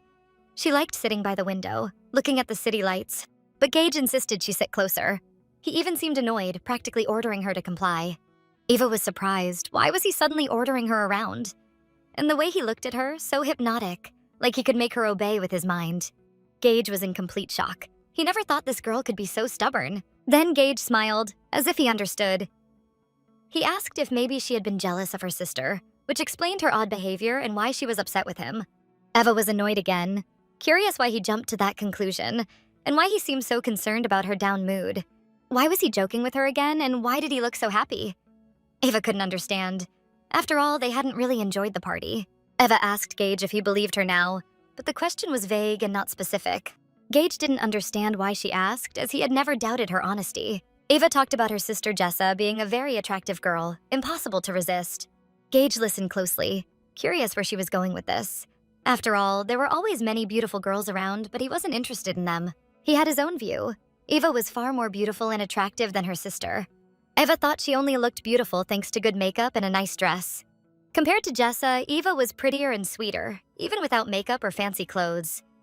She was naturally beautiful. Dressed differently, she could look like a supermodel. Driving on a straight road, the driver suddenly swerved, and it felt like he lost control of the car. Eva, sitting relaxed, tumbled onto Gage with the sudden movement. The car slid across the road, and Eva couldn't stay in her seat, constantly falling onto him. Gage stayed calm, trusting his driver's skills, and he liked that Eva was so close, so he didn't mind the ride. The driver tried to brake, but the road was slippery and the car kept skidding. When the driver finally stopped, Eva fell into Gage's arms. He held her tightly to keep her safe. After stopping, it took a few minutes to catch their breath before continuing. By chance, Eva ended up sitting on Gage's lap. She felt so comfortable she didn't rush back to her seat. Eva didn't even realize what happened. She looked at Gage with wide, scared eyes, waiting for him to explain. She half suspected the car had stopped on purpose, just to put her in his arms, because she had dared not obey him. The driver explained to Mr. Acheron that a large rock had fallen onto the road, blocking their path. Gage didn't scold the driver. He handled the car well and kept them from going off the road. But Eva got upset, thinking the driver made up a silly excuse. There was no way a rock could just appear out of nowhere. Gage liked having Eva in his arms. Calling her my dear, he tried to ease the tension. Eva didn't like that nickname and asked him to stop. When she spoke, she didn't understand why her voice trembled. She was in his arms and felt even more intoxicated than from the strongest wine. She thought she needed to escape his arms, but he held her tightly, not letting her move. Gage wanted Eva to listen, but she kept resisting, ignoring him completely. Gage understood she was upset and tried to explain what she had seen. It wasn't random. It was a calculated move by Jessa, who had followed Gage while he searched for Eva. Then Jessa turned sharply, bumping into them. Eva thought there was no need for him to explain, and wondered why he even did. She didn't expect him to want to clarify. She should have guessed Jessa might try such a scheme. She always got what she wanted. Eva said there was no need to explain, and why should she get jealous? After all, he wasn't her property. With Gage so close, Eva didn't understand what was happening, but something was really bothering her. The scent, his cologne mixed with Jessa's, gave her a headache. She couldn't take it and wanted to distance herself quickly. Gage completely agreed. He couldn't wait to get to the hotel and take off his jacket. And now that she found it unpleasant too, they could fix it. He suggested she help remove his jacket, getting rid of the suffocating scent. She didn't know what had come over her. Maybe it was the wine, or the lingering scent of Jessa that filled the car. Eva really wanted to get rid of that jacket with Jessa's scent, but she didn't know how to start. Still, her desire to escape the smell was stronger than her hesitation, and she was ready to toss it out the window. As she pulled the jacket off Gage, Eva realized there was nothing wrong with it. In fact, she enjoyed it and felt a thrill doing it. Eva threw the jacket off Gage and tried to toss it far away, so she'd never have to smell it again. Once it was out the window, it felt like they had gotten rid of everything Jessa had touched. Gage asked if she still smelled her on him, or if they should hurry to the hotel so he could take a shower. Eva felt it wouldn't be that easy to get rid of the scent. It was everywhere. Maybe she should take off his shirt, or perhaps he wanted a little of her scent to linger on him. Eva heard his voice, and it felt like the devil himself was whispering in her ear, making her whole body tremble. His actions were tempting her into a sin she hadn't even considered. Yet under his charm, Eva reached to loosen his tie. It was bothering her too much. The tie was stylish, matched perfectly with her dress, so she handled the expensive accessory carefully. Gage noticed and took the tie from her hands, tossing it to the floor next to his jacket. His shirt smelled strongly of her sister's perfume, so it had to go immediately. Honestly, Eva just wanted another glimpse of his bare chest. Her heart raced so fast it was almost scary. Her body shivered, feeling wild excitement for the first time. Eva took off his shirt and tossed it aside too. It felt like nothing was left to prevent her from admiring his body. His eyes seemed to awaken something wild and untamed inside her, making her feel a burning heat she couldn't control. Whatever he did, she couldn't look away, couldn't push him away, even though she knew she should. Gage asked if she really had to lick her lips like that. It was driving him crazy. He wanted to kiss her so badly. Eva wanted that too. Wanted him to kiss her like that night. But if she didn't, she could simply keep her lips closed. Eva was nervous. His lips were so soft, and this passionate kiss felt even more intense than before. She felt herself becoming addicted to him, craving more, but Gage suggested stopping for now, saying this was enough for today. Or maybe she secretly wanted him to lose control and take her right there, despite being in the car at the hotel parking lot. Gage told her not to look at him like she couldn't believe he liked her so much, that he was going crazy over her. Could Eva even imagine how hot and desirable she was right now? She couldn't believe her appearance could drive a man wild with desire. She was always beautiful, but tonight she was so dazzling that Gage could barely control himself. Gage tried to warn Eva that things were getting dangerous, that she might lose control and do something previously unimaginable. She could feel his desire, and her face burned with embarrassment. Eva couldn't believe her body reacted to him like this, all these feelings and sensations. She wanted to press herself closer, to stay in his arms forever. For the first time in her life, she felt this intense desire, craving that wild pleasure. Before she realized it, she was holding him tightly, feeling his passion and desire for her with her entire body. He felt amazing too, Eva noticed. She couldn't believe a man could want her so much. He let out soft sounds of pleasure, which turned her on even more, so she remained on his lap. Eva blamed the wine she drank at the party. It erased all her remaining shame. Nothing else mattered. All she could think about was craving even more intense sensations. She didn't want to stop. When the dress slipped off her shoulders, Eva blushed. She had always considered her figure not very attractive. Gage didn't notice anything strange and thought the girl was perfect. She had no idea he would have been happy to touch them every day. She just wanted to hear the truth from Gage, because no one had ever told her that before. She thought he might just be trying to calm her down so as not to upset her.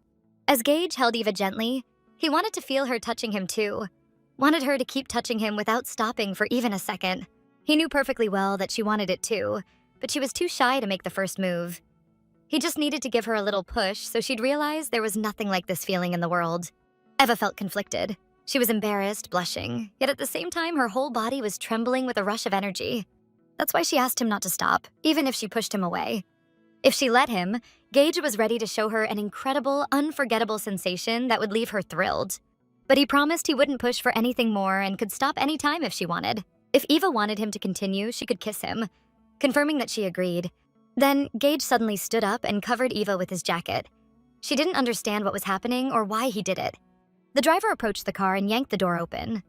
Gage didn't want this man to see Eva like that and got very upset. Gage spoke harshly to the driver, telling him to shut the door immediately.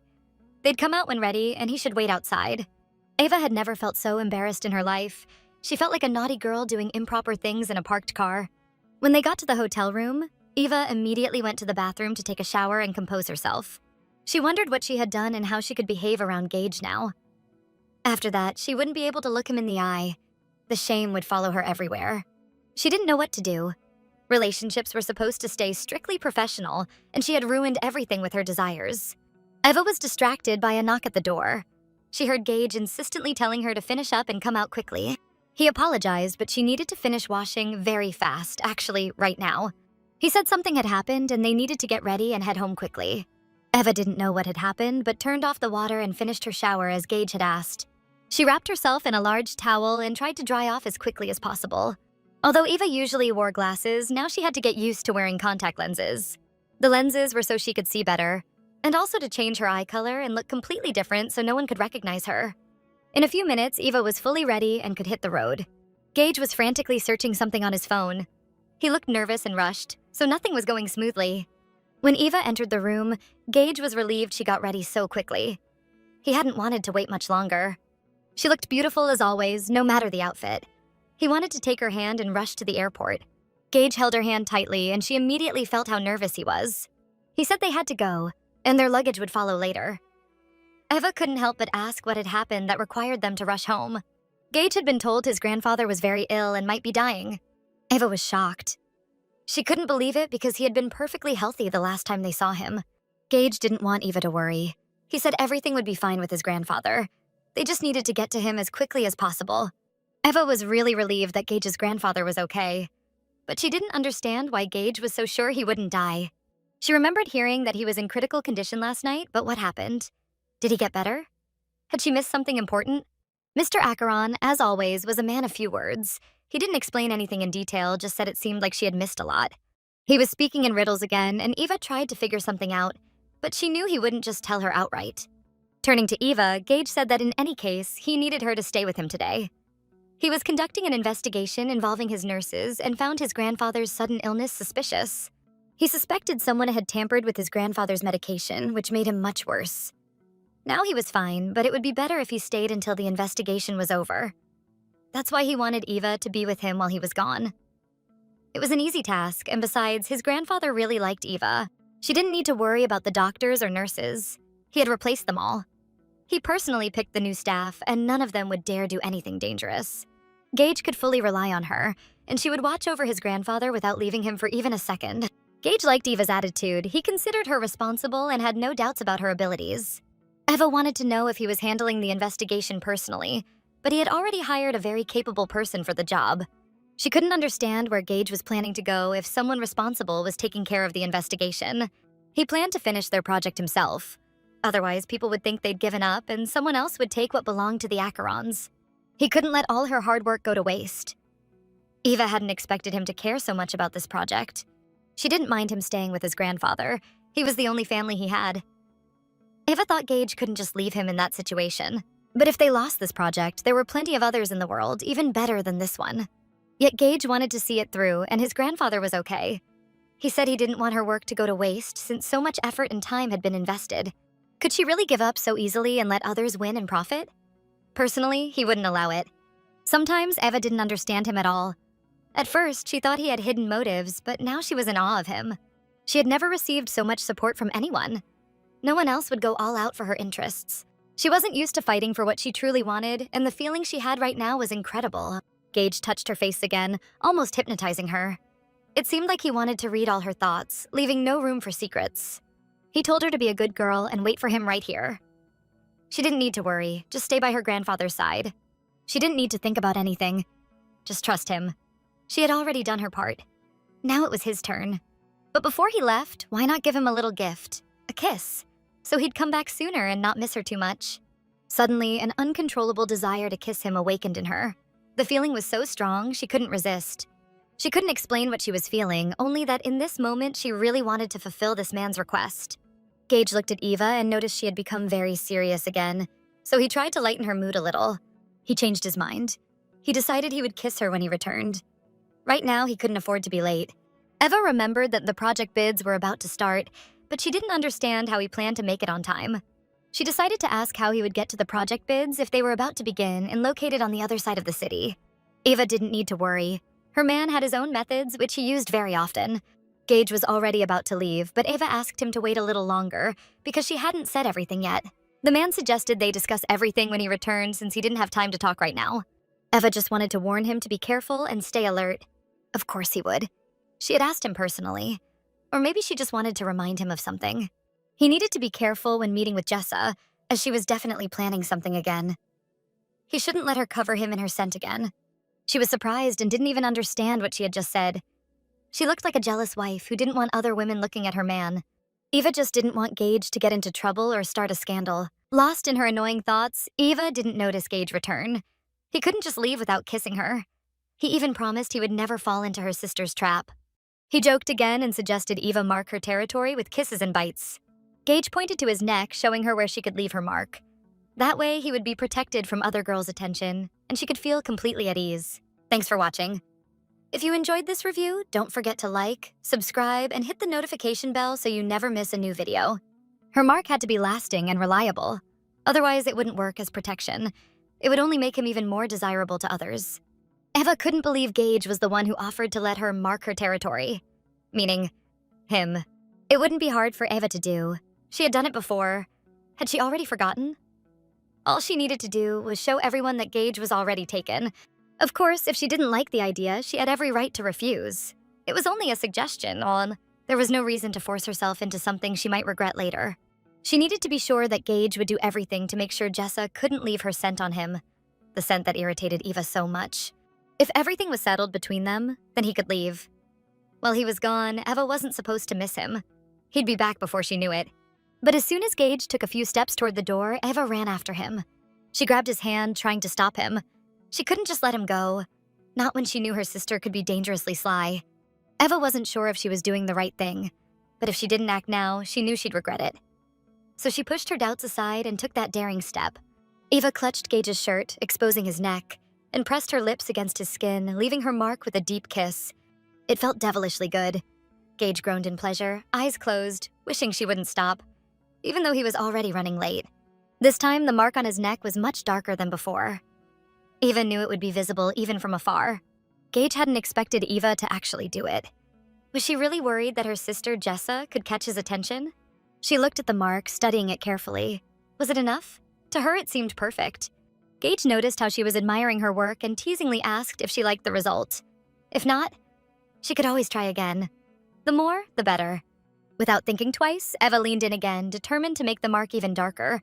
Gage didn't expect such boldness from his little tigress. Until now, all she'd ever managed was a shy, gentle kiss. Not that he was complaining, but if she kept going, he might just forget his plans, grab this tempting woman, and drag her to his room. Still, he knew he had to hold back. Eva kept kissing him for what felt like forever. Even Gage realized they should stop, but she wasn't ready to. Gently, he tried to stop her. There was no need to rush. And this definitely wasn't the place to lose control. But he was the one who said it. The more, the better. And knowing Jessa, Eva figured it'd be best if her sister saw plenty of marks all over his neck. For a moment, Gage thought she was just trying to delay his departure. But her intentions were clearly different. He decided his sweet Eva wasn't playing fair, attacking him like this, at the wrong time and place. Gage made up his mind. Eva's behavior deserved her very first punishment. And he already had a few ideas. Eva was furious. He was the one who provoked her into doing it, teasing her with talk about Jessa. He then asked when she'd learned to act so bold. If he didn't know better, he'd think she was some kind of seduction expert. Eva had no idea how skilled she looked. Somehow, she'd managed to impress the devil himself. She couldn't believe she was even capable of that. Gage couldn't wait for her next attack, but next time, she'd better make sure they weren't in public.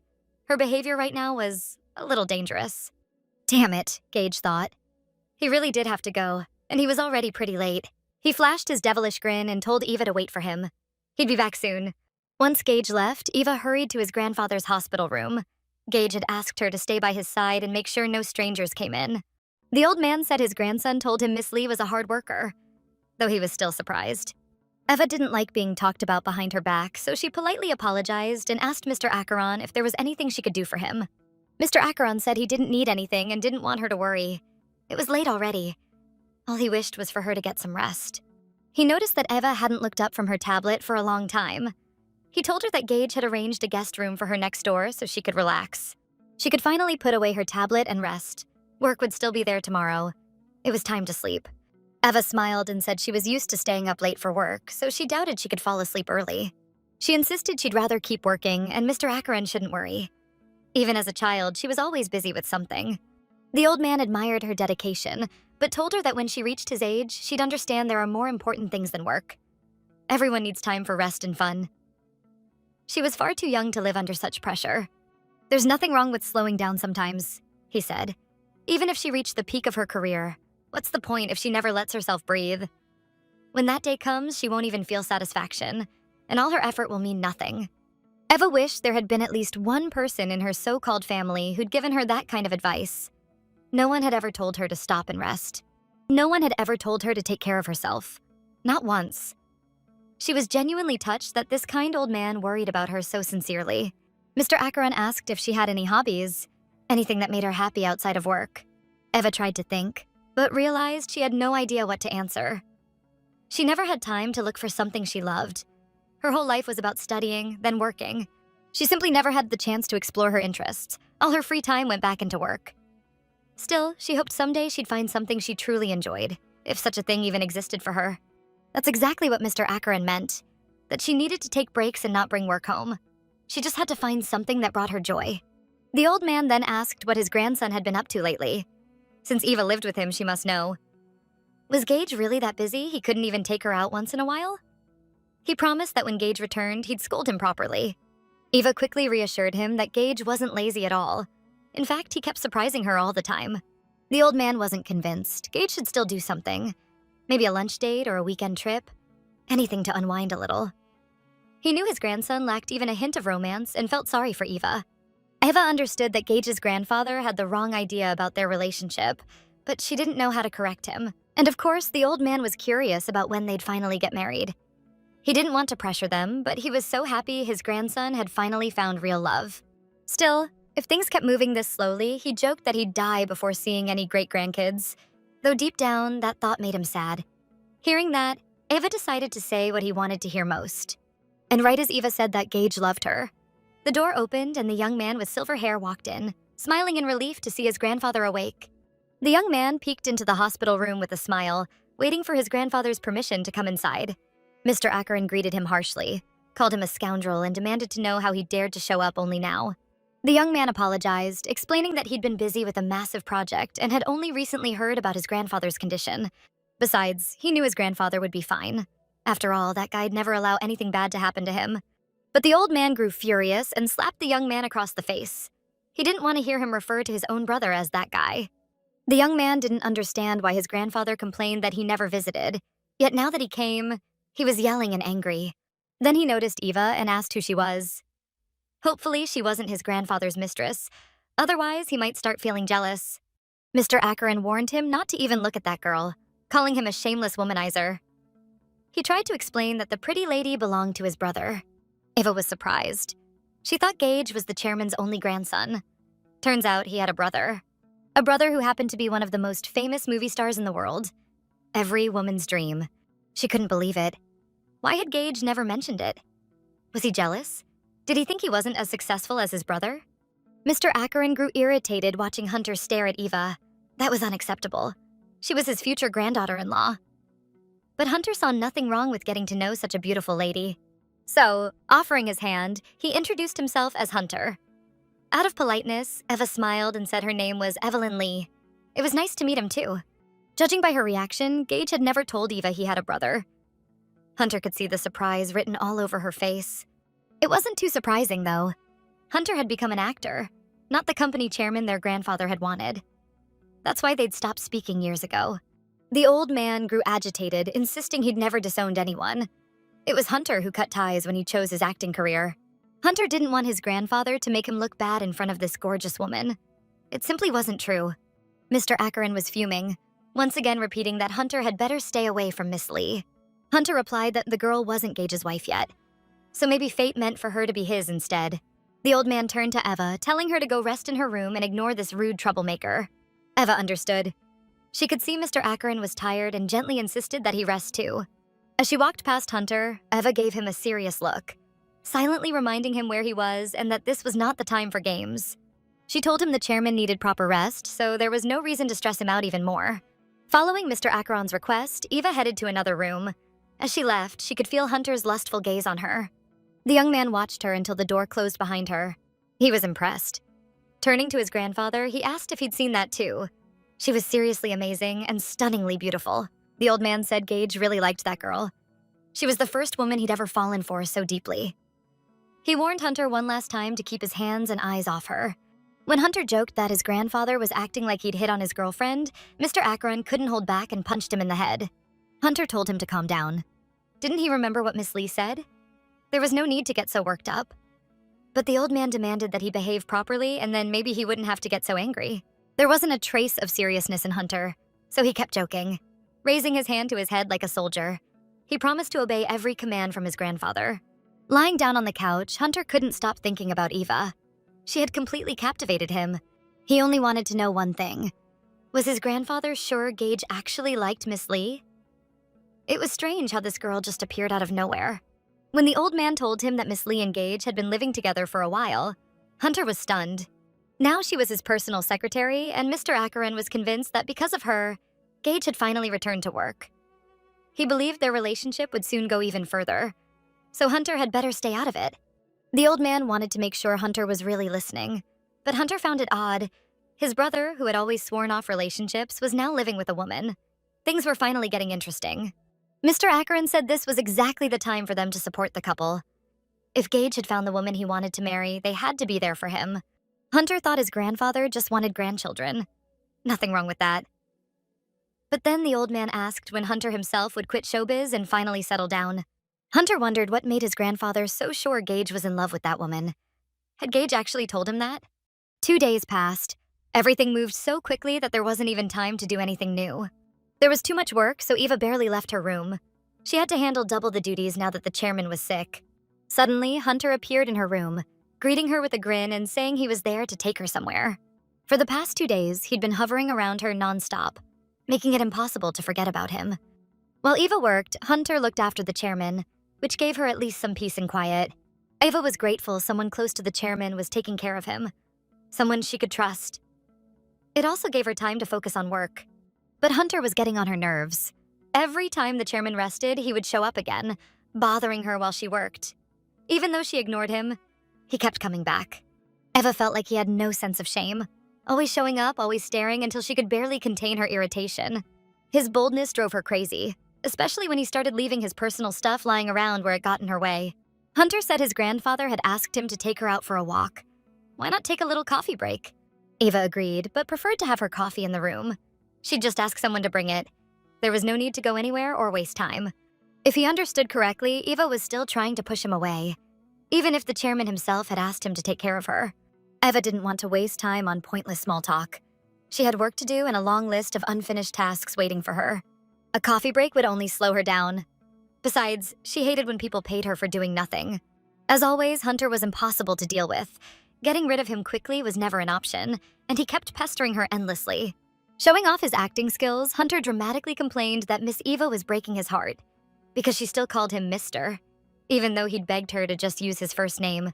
Eva had an important task to finish, so if Hunter didn't have anything urgent to discuss, she politely asked him to leave her office. It might have sounded cold and a bit rude, but Eva stood firm in her decision. Hunter had no choice but to give in to her will, this time, and leave the room. Eva warned him not to be so persistent. No matter what he tried, it wouldn't work on her. Hunter pretended not to hear her. He kept talking and mentioned that his manager had received an email. Apparently, Aeson wanted to make him their official ambassador. Eva suddenly addressed him more formally, calling him Mr. Acheron, and suggested taking a coffee break to discuss the matter. He couldn't believe that Eva would only make time for him if it involved business. Hadn't she already told him that she cared about nothing except work, and that she was ready to discuss it day or night? Was she serious about that? Maybe his brother Gage was also just another work matter to her. Eva had never really thought about it before, but lately she realized it wasn't just the contract that kept her close to Gage. It was something stronger, an emotional pull she couldn't explain. She had to respond to the accusations against her, and she definitely didn't want Gage's grandfather to learn the truth about their relationship. So she said Gage was her only exception. What they had was between them, and she had no intention of discussing it with Hunter. Her answer intrigued him. He sensed that there was a secret hidden in their relationship, something he wasn't supposed to know. Eva couldn't believe she'd said that out loud, but deep down she knew it was true. Gage really was her only exception, the only man who managed to capture her attention, even when he talked about ordinary things. He had also helped her bring her dreams to life, dreams that appeared after her family had decided to get rid of her. Hunter was stunned by Miss Lee's words. It really sounded like she was in love with his brother Gage. Eva was on edge, doing her best not to snap at him and lose her composure. Hunter wanted to know everything about their relationship, when Miss Lee had first met his brother and where exactly it had happened. Eva apologized but said she had no desire to discuss her personal life with someone she barely knew. Besides, an inner voice screamed at her to be careful, to remember what the chairman had told her yesterday. Mr. Acheron had repeatedly warned her to be cautious around Hunter, and never, under any circumstances, to tell him anything about Gage. Ava didn't understand why everyone was so wary of Hunter, but she decided to follow Mr. Acheron's advice. He never said anything without reason. Mr. Acheron had only explained that after Hunter graduated from university, he'd been kidnapped, and Gage rescued him almost immediately. Since then, Hunter had been a little strange whenever it came to his brother. He wanted to know everything about him, no matter how trivial. Some might call it an unhealthy obsession. And although Gage never complained, their grandfather worried that Hunter's curiosity would eventually become too much. That's why he wanted Evelyn to be warned. It would be better for her to ignore Hunter and not answer his questions. Still, there was no reason to be afraid of him. Hunter was a good kid, apart from that one odd trait. Evelyn waited for Hunter to finally bring up the business topic. She could at least ask for coffee to be served and get the meeting started. But Hunter had one more question for Miss Lee. He wondered if she had ever felt that there was something unreal or strange about Gage. He couldn't explain it clearly, but being around his brother always gave him a strange feeling. Something mysterious he couldn't put into words. Eva knew exactly what he meant. She'd felt the same way from the moment she met Gage. Sometimes it annoyed her, but other times it drew her in with irresistible curiosity. Suddenly she froze. Her expression changed completely. She didn't expect it to happen so soon, but she was glad because he had kept his promise. Gage was standing right at the door, watching her conversation with Hunter. Eva knew that with Gage, anything was possible, but she could tell that this time he had come straight for her. She quickly got up from her chair and ran toward him, a bright smile lighting up her face. It was obvious how happy she was to see him. Gage told her he had finished his business and returned. He hoped she hadn't had time to miss him, or even noticed he was gone. Eva wanted to ask if he had just gotten back, how his important meeting went. She was genuinely curious, though she knew Gage didn't always share everything. He pulled her into his arms and asked if Hunter had behaved himself while he was away, since there was no one else around to protect her. Hunter didn't like the way Gage was looking at him as if he were a criminal. If anyone had behaved badly, it was Miss Lee. Hunter insisted that, whether Gage believed him or not, his secretary had been ignoring him all day, and it broke his heart. Eva wanted to tell Hunter to stop lying so shamelessly. She had been talking to him the whole time, even when he deliberately distracted her from work. He should watch his words, especially claiming she'd ignored him. But Hunter insisted that Miss Lee had never fulfilled even his simplest requests, and had refused to have coffee with him. That's no way to treat your future brother-in-law. Eva was speechless. This guy really was a great actor. No wonder he was one of the most famous in the world. But then she realized what he had just said. Future brother-in-law? Why was he jumping ahead like that? Gage turned to his brother, assuming Hunter had misunderstood his girlfriend, and was blaming her for something she hadn't done. Miss Lee always acted like that with everyone. She hated meaningless chatter because to her, it was just a waste of precious time. If he didn't want Miss Lee to ignore him, he had to talk to her strictly about business. That was the only way to keep her attention and her respect. That's the only approach that worked. This girl was completely focused on her work. Her life revolved around ambition and success. While talking to his brother, Gage wrapped his arm tightly around Eva's waist, holding her close. He didn't even care that others were still in the room watching them. "Now, Hunter, you'll have to excuse us," he said smoothly. "We need some privacy, and we don't need extra eyes here."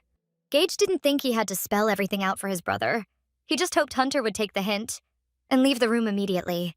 Hunter was clearly irritated. That kind of attitude from Gage annoyed him to the core. His brother's boldness was unbelievable. Still, he pretended to stay calm, acting as if he understood everything perfectly, and got ready to leave Eva's room. He would go, for now, but he planned to bring this up again with Miss Lee soon. And she could be sure he wouldn't forget it.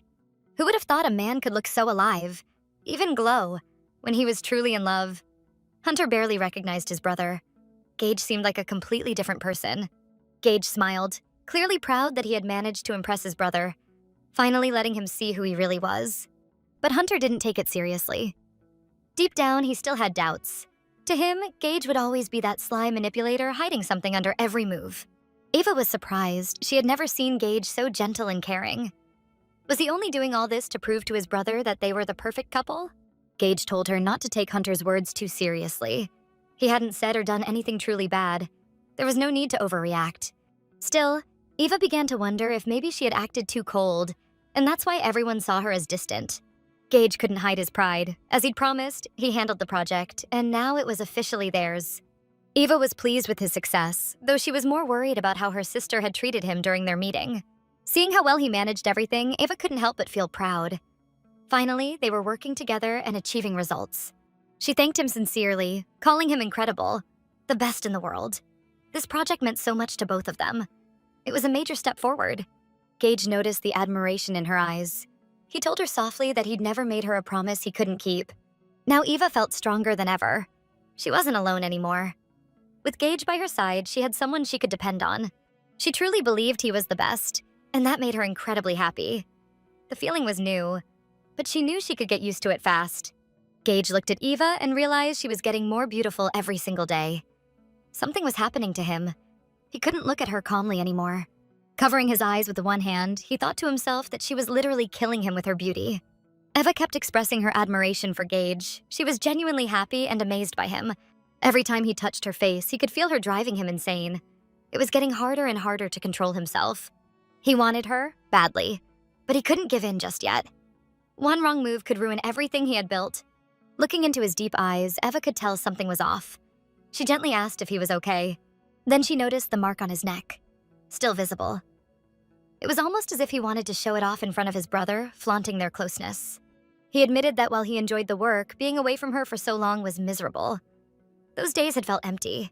Hugging her, he brushed his lips against her neck, and she could feel his warm breath. It made her whole body tingle. He assured her he was fine, but he'd missed her terribly. He wasn't planning to leave her alone again. Eva could barely recognize him. This was not the same Gage she knew before. What had changed him so completely? He held her tightly, as if he never wanted to let her go. Such tenderness wasn't typical of him, and that's what made it even more shocking. When Gage said he'd missed her, Eva thought he meant he'd needed her help with work. But deep down, something told her it wasn't about work. He was actually in love with her. He didn't want to leave her, but it was necessary. He promised he'd come back soon. As he walked toward the door, Eva couldn't help but wish he'd tell her where he was going and what he was planning. She called out his name and he stopped. He couldn't walk away without answering her question. Turning to her with a soft smile, he said he'd be back soon. He just needed to visit his grandfather. Eva understood. Since his return, he hadn't had a chance to visit Mr. Acheron, who was still in the hospital. Gage tried to collect himself. Lately, it felt like he couldn't think about anything except Eva. What the hell was happening to him? It was getting harder and harder to keep control when she was near. Meanwhile, things weren't calm at Eva's family home. Her sister Jessa's meeting with Gage had been a total disaster. Their father was furious. He demanded every detail about what had happened and wanted to know what it all meant. He reminded Jessa that she'd promised to deal with that Acheron bastard. Hadn't she said she could handle him? Jessa calmly replied that Gage Acheron wasn't just some boy. He was a refined, intelligent man, perhaps the most sophisticated she'd ever met. But her father didn't care how smart he was. He had sent her to that meeting to make sure Acheron lost the deal. Yet how could she do that when the man was completely immune to her charm? It was the first time a man had ever ignored her. Her father was livid. He didn't want excuses. He'd done everything to get Gage out of the country, and still Jessa failed. They'd planned every move for days, and she still lost the deal. Jessa tried to defend herself, explaining that Gage was supposed to fly out that night with his pathetic secretary, but for some reason he came back. He was late, but somehow still managed to win over Mr. DeMarco and secure the deal. And don't ask her how he did it, because even she couldn't explain that. It turned out that Gage Acheron was much smarter than they thought. Definitely not some clueless puppet. And since he was already madly in love, it would be difficult for her to catch his attention now. Her father realized his plan had completely failed. He thought the only solution left was to make sure that old man Acheron was gone for good. Jessa tried to calm her father down, saying there was no need to panic. Nothing catastrophic had happened. Sure, Acheron had won this time, but things could still change. He didn't understand what his daughter meant. Did she have her own plan she hadn't told him about? Jessa actually liked Gage Acheron a lot. She was sure he was exactly the kind of man she needed. She wanted him, and that desire was now her top priority. That man would be hers. And once that happened, they wouldn't have to worry about Acheron anymore, because he'd become part of their family, the moment she became Lady Acheron. Her father reminded her that she had said Gage Acheron was already in love with someone else. That's why he ignored her. Had he forgotten her motto? When Jessa wants something, Jessa gets it. She just had to wait. Gage Acheron might be acting untouchable now, but she loved playing with men like that. To her, he wasn't just a big catch. He was the most handsome, intelligent, and perfect man she'd ever met. Nothing would stop her from getting what she wanted. Her father saw that stubborn spark in her eyes and trusted her completely. After all, she was just like him, determined and ruthless. By the way, he needed to know a little something about Gage Acheron's secretary, the woman he was so hopelessly in love with. Gage and his brother had been visiting their grandfather for a while, so Eva decided to stop by the hospital room to make sure everything was okay. She saw the grandfather and his two grandsons chatting warmly. Even though they looked nothing alike, it was obvious they were family. Something about the trio gave Eva chills. When they were serious, it looked like they were plotting a crime. When they noticed Eva standing at the door, smiles instantly appeared on their faces. The grandfather cheerfully said, "Finally, Miss Lee decided to visit me. Did you come to take a break after such a long day at work?" "Perfect timing," he continued, patting Gage's shoulder. "My grandson was just about to ask you out on a date. Or did I misunderstand something?" Then he told Gage to remember one thing. Stop overworking your woman, or you'll lose her. Gage turned to his darling and asked if they could leave now, or if she wanted to talk a bit more with his grandfather. It was the first time Eva heard Gage call her darling in front of others. He had never done that before. She looked at Gage, who was now trying on his grandfather's glasses, and realized how good they looked on him. With those glasses on, Gage looked completely different. Softer, almost domestic. He could easily pass for a loving husband devoted to his wife. Gage smiled when he saw her reaction. He appreciated her noticing and complimenting him, so he thanked her for being so attentive. As they were about to leave, Hunter called out after them, telling Gage not to steal what wasn't his and to return the glasses to their grandfather. Gage brought Eva to a beautiful place for their first real date, a quiet spot where no one would disturb them. Eva was stunned. Had he really reserved the entire restaurant just for them? He wanted her to relax, especially since this was their first date. She was visibly nervous, and he didn't want her pretending to be the cold, distant Evelyn Lee tonight. This was her chance to just be herself, to unwind and enjoy the evening with him. It was clear he had planned everything carefully. Flowers, soft music, the perfect romantic setup that made them feel connected. Pouring red wine into their glasses, Gage began the conversation by saying how much he'd missed her during his business trip. He wondered if Eva had felt the same, if she had missed him too. Eva still couldn't believe she was on a real date with Gage. She was shy, unsure of how to act. Of course she missed him. He had left without warning, and it hurt her more than she expected. To distract herself from missing him, Eva threw herself into work, but deep down she still longed for him. As they talked, she found herself admiring the romantic atmosphere. The flowers, the music, everything felt perfect. She blushed, remembering that she had actually dreamed about him, but didn't know how to tell him. It hadn't been a pleasant dream, more of a nightmare, and it had left her feeling uneasy all morning. Gage chuckled and said he hoped he hadn't scared her too badly in that dream. Otherwise, she might start being afraid of him for real. She was surprised. How did he know he had scared her in the dream? Could he read her mind? Gage teased that he wanted to enter her dream himself and get rid of that other version of him who dared to frighten her. He couldn't have anyone ruining his image or scaring his precious Eva. In truth, Dream Gage hadn't done anything bad. She'd just panicked when he disappeared and she couldn't find him. Gage was surprised that she'd called that a nightmare. Just because he vanished? That's what scared her? In the dream, she had called out for him again and again, but he never appeared. No matter where she looked, he was gone. When he left, she was alone in total darkness, terrified and lost, not knowing where to go. Even though she knew it was just a dream, the fear of losing him lingered. What if he really didn't come back? That thought truly frightened her. Gage smiled softly.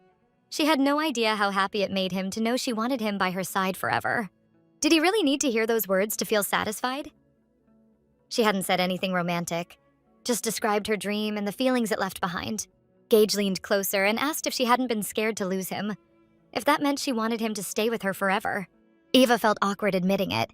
She was also worried that her sister Jessa might try to flirt with him and make him turn away from her. He didn't want to say it, but it was true. Jessa had tried hard to get his attention. Eva's warning hadn't been for nothing.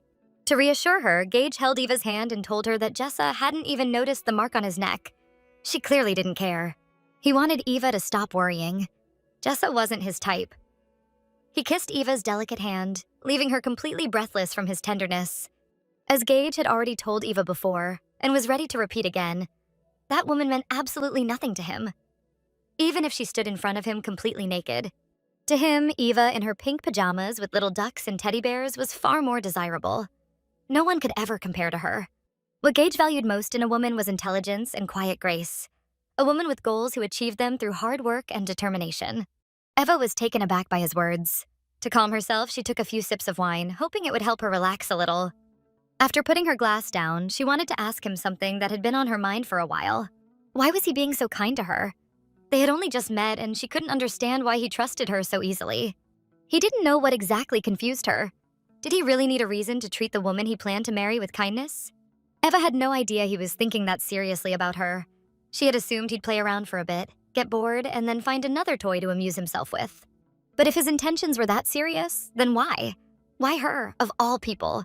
When so many beautiful women were constantly throwing themselves at him? Honestly, she'd been asking herself that question ever since he proposed. What were his real motives? What was he hiding behind that charming smile? Suddenly, Eva covered her mouth with her hand. She hadn't meant to say that out loud. She realized she'd gone too far. It was a risky topic that could easily ruin whatever was starting between them. Gage was surprised by the strange thoughts she was having. She should trust him. Or better yet, feel with her heart instead of doubting him. He told her not to overthink things that could bring doubts into their relationship. They needed to live in a way that made both of them comfortable. To talk openly and share what was on their minds. Eva was curious how he'd respond. To her, it seemed normal to wonder. After all, it was suspicious when a man suddenly decided to marry a woman he'd only just met. Not to mention, her current situation didn't exactly fit the life of a man like him. And yet, Gage had helped her and treated her in such a special way. Eva didn't even try to hide how much she liked his attitude toward her. She wanted to respond to him in the same way. Normally, Eva never talked about her feelings. It had always been incredibly difficult for her to put emotions into words. But now, somehow, she could talk about them so easily, without fear or discomfort. After that silly dream she'd had while Gage was away, she'd been thinking a lot, even wondering what might have happened to her if she hadn't met him that night. Without him, she probably would have tried to start over, maybe even in another country. Honestly, it would have taken her years to get back on her feet. Then Eva began thinking about what would happen if he really disappeared again, if he turned away from her, like everyone else had. Just the thought terrified her. She was scared of being abandoned again, thrown away like something useless. She'd lived through it before, but somehow, if he ever left her, it would be unbearable. But Gage didn't leave. He came back. And not only that, he brought incredible news and stayed by her side. She could feel his presence, the way he tried to reach for her hand, how he kept his eyes locked on hers, carefully listening to everything she said. He held her hand as if he were afraid to lose her. He didn't want to be apart again, especially now that she was attracting more and more attention from others. Gage wanted Eva to come closer to him. Even sitting across the table, it felt like she was too far away. Holding her hand, he spoke those tender words, but suddenly noticed a hint of sadness in her eyes. Did she not enjoy their first date? Was she already thinking about going home? Gage Acheron. She wanted to believe she might have finally found her protector in him. Eva wanted to believe he truly felt what people call love at first sight. But what if she was wrong? What if it was all just a game? Imagine, if you look at it from the outside, like watching Little Theater Number 1, how their story might unfold next. Gage's brother once asked him why he suddenly decided to wear their grandfather's glasses. As far as Hunter knew, his brother had perfect vision and had never complained about it. Don't tell me it's because Miss Lee said they made you look more distinguished, he teased. Although Gage had liked her compliment, his decision to wear the glasses had nothing to do with that. He'd wear anything Eva said suited him.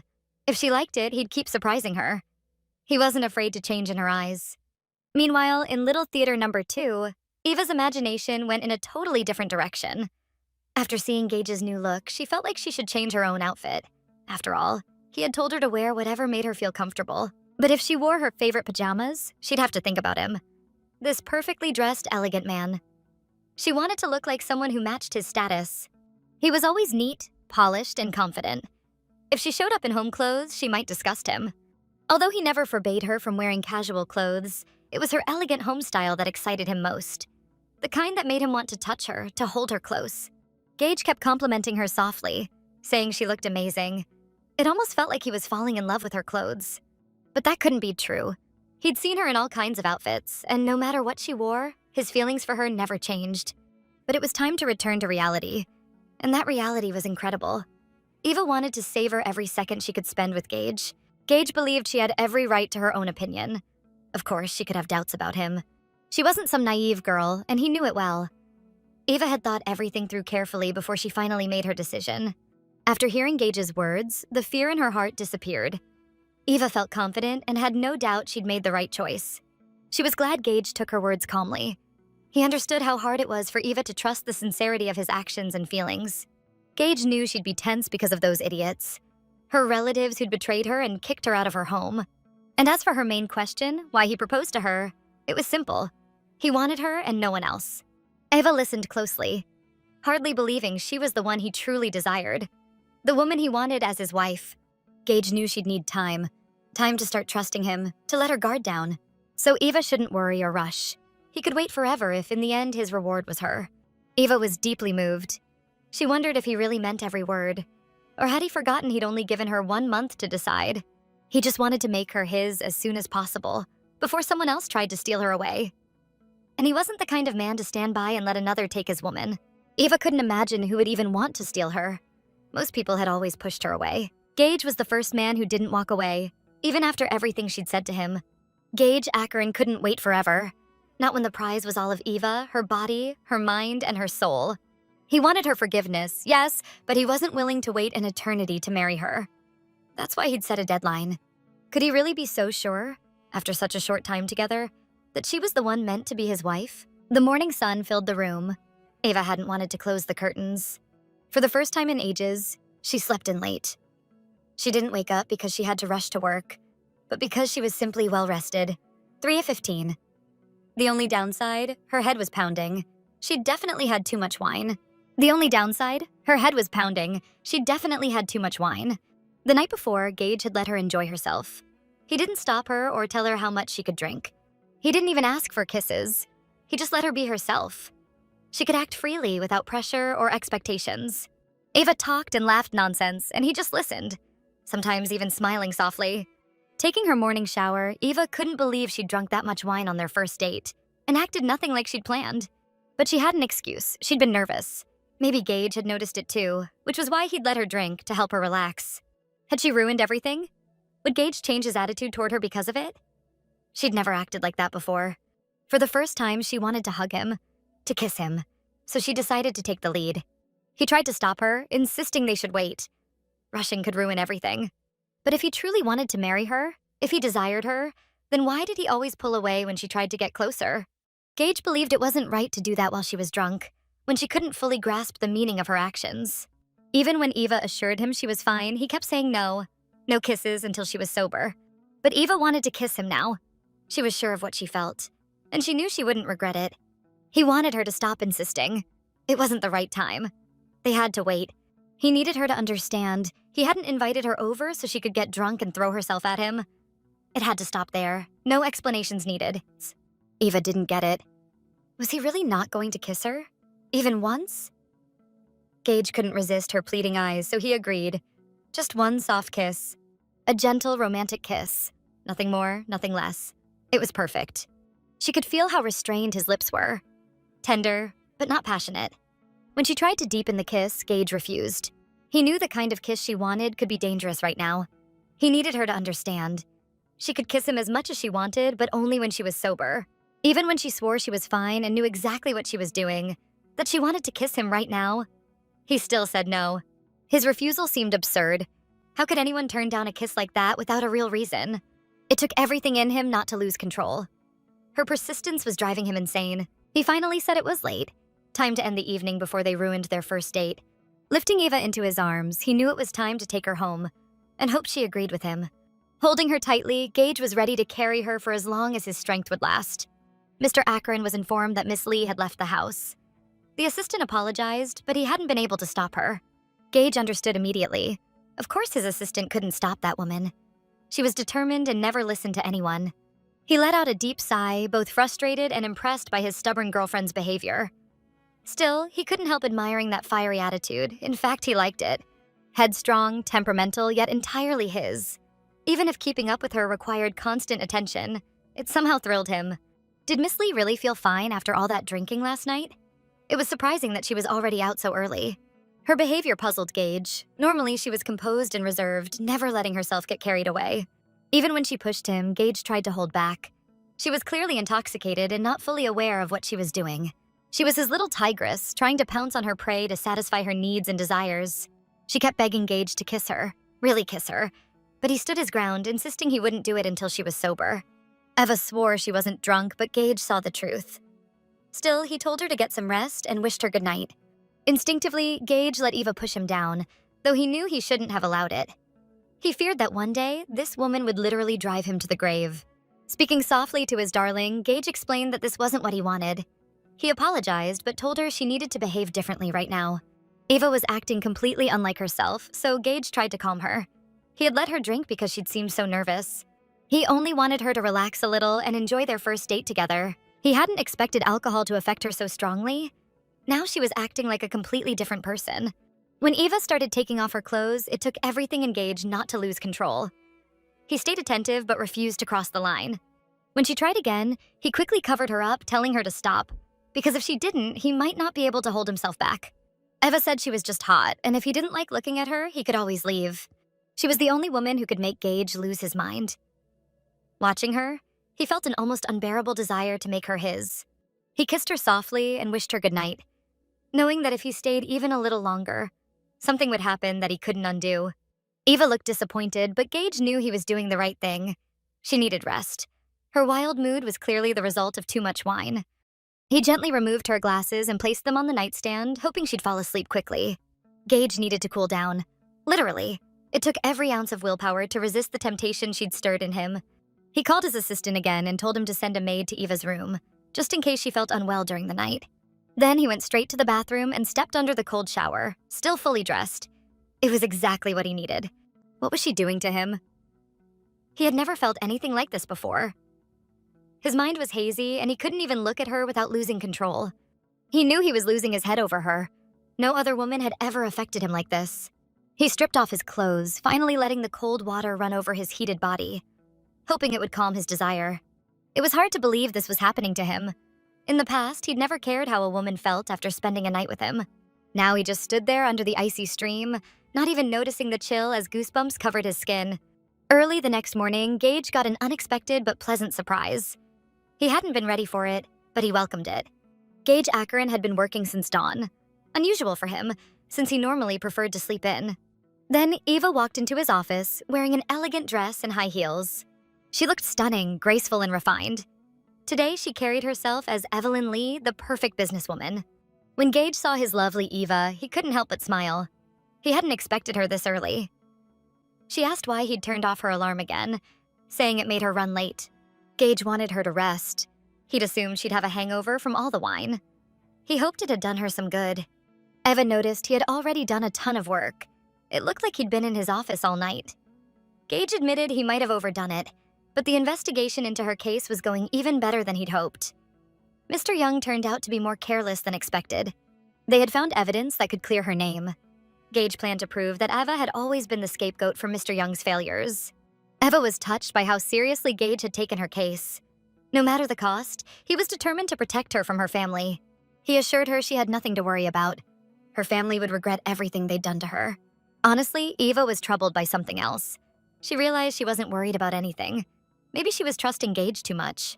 She had started relying on him completely, and that scared her. Gage knew it too. She'd always been independent, so this was hard for her to accept. He understood that she wanted to fight her enemies herself, but if someone could help, there was no shame in accepting it. He also knew that if she had a choice, Eva would probably refuse his help, because she wanted to win on her own. That's how she'd truly feel the taste of victory, and he respected that. Gage tried to convince her that asking for help wasn't a weakness, especially for someone as strong and beautiful as her. She had relied only on herself for too long. Now it was time to let someone else stand beside her. Her relatives had never been fair to her.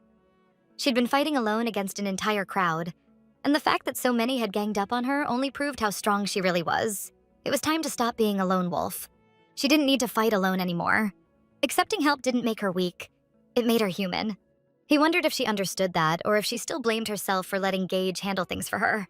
He told her not to worry, he'd try not to overwork himself. Most of the work would still fall on her. He'd just be there to back her up.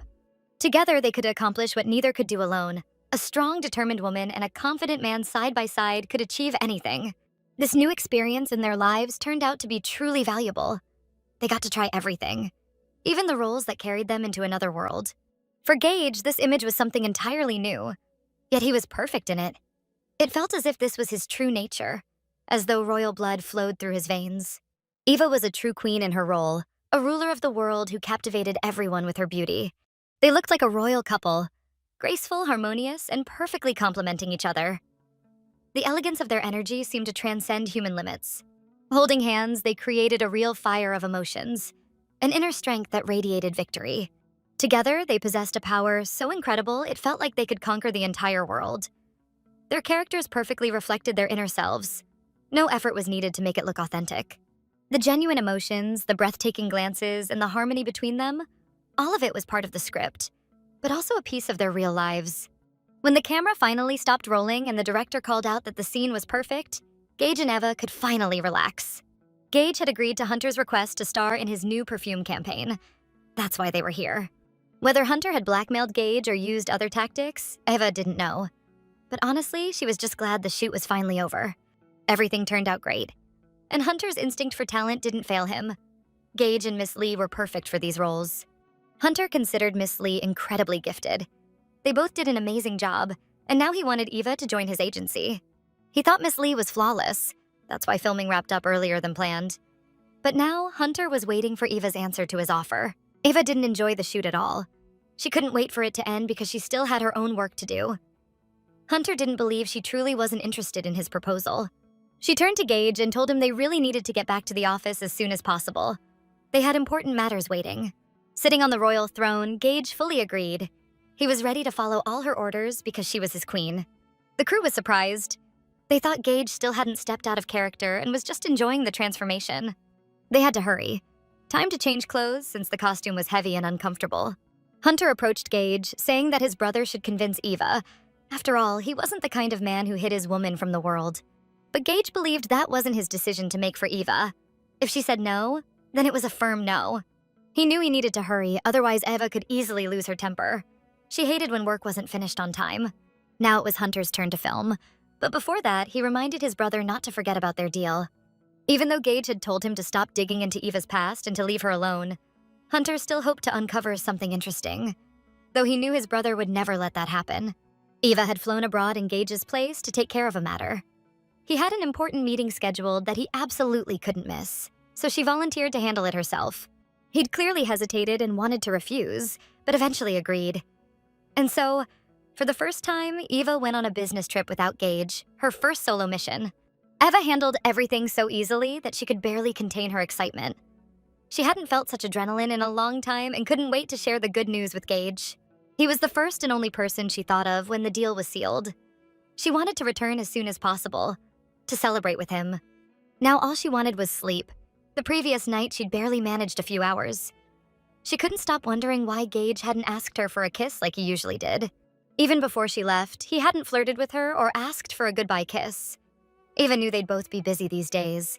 But before, no matter how packed his schedule was, Gage always made time to tease her, or kiss her. It had been several days since their last kiss, and though it was likely because of work, Eva couldn't shake the feeling that something was off. Maybe it was just because it was Gage. If he wanted something, he always made sure to get it, no matter the cost. So why hadn't he kissed her before she left? Maybe she was just overthinking it. Or maybe she simply missed him. And his kisses. She forced herself to fall asleep, but her thoughts wouldn't stop. Morning was almost here. Just a few more hours and she'd see him again. It felt like she hadn't slept at all, but her alarm was already blaring. Getting up was hard, but the thought of seeing Gage kept her moving. When Eva picked up her phone, she realized it wasn't her alarm. Someone had been calling her nonstop since early morning. Eva couldn't ignore it, so she reluctantly answered. Talking to this person never brought her any joy. At first, she was happy. She thought it was Gage, but it turned out to be Hunter.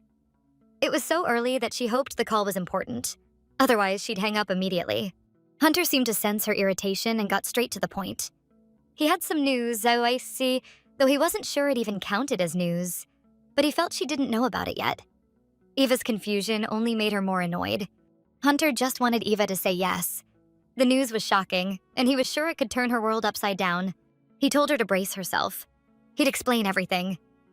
But Eva couldn't take it anymore and hung up before he could finish. She opened the message on her phone cautiously. She had a bad feeling about it. Her intuition had never failed her. Anxiety and uncertainty made her heart race with unease. A photo popped up on her phone. Gage was in it, with her sister Jessa. The caption claimed that the CEOs of rival companies, XY and Asean, were in a personal relationship.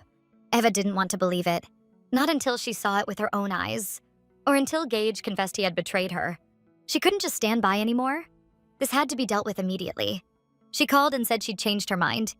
She was coming home on Gage's private jet. But she had one big request. No one was to know she was returning today, not even Gage. When Eva landed, she rushed straight home. Her mind was spinning and she couldn't focus on anything around her.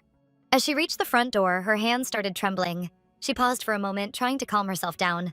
At first, she wanted to ring the bell, but decided to walk in unannounced. She had every right to do so. Gage, in truth, had never been hers.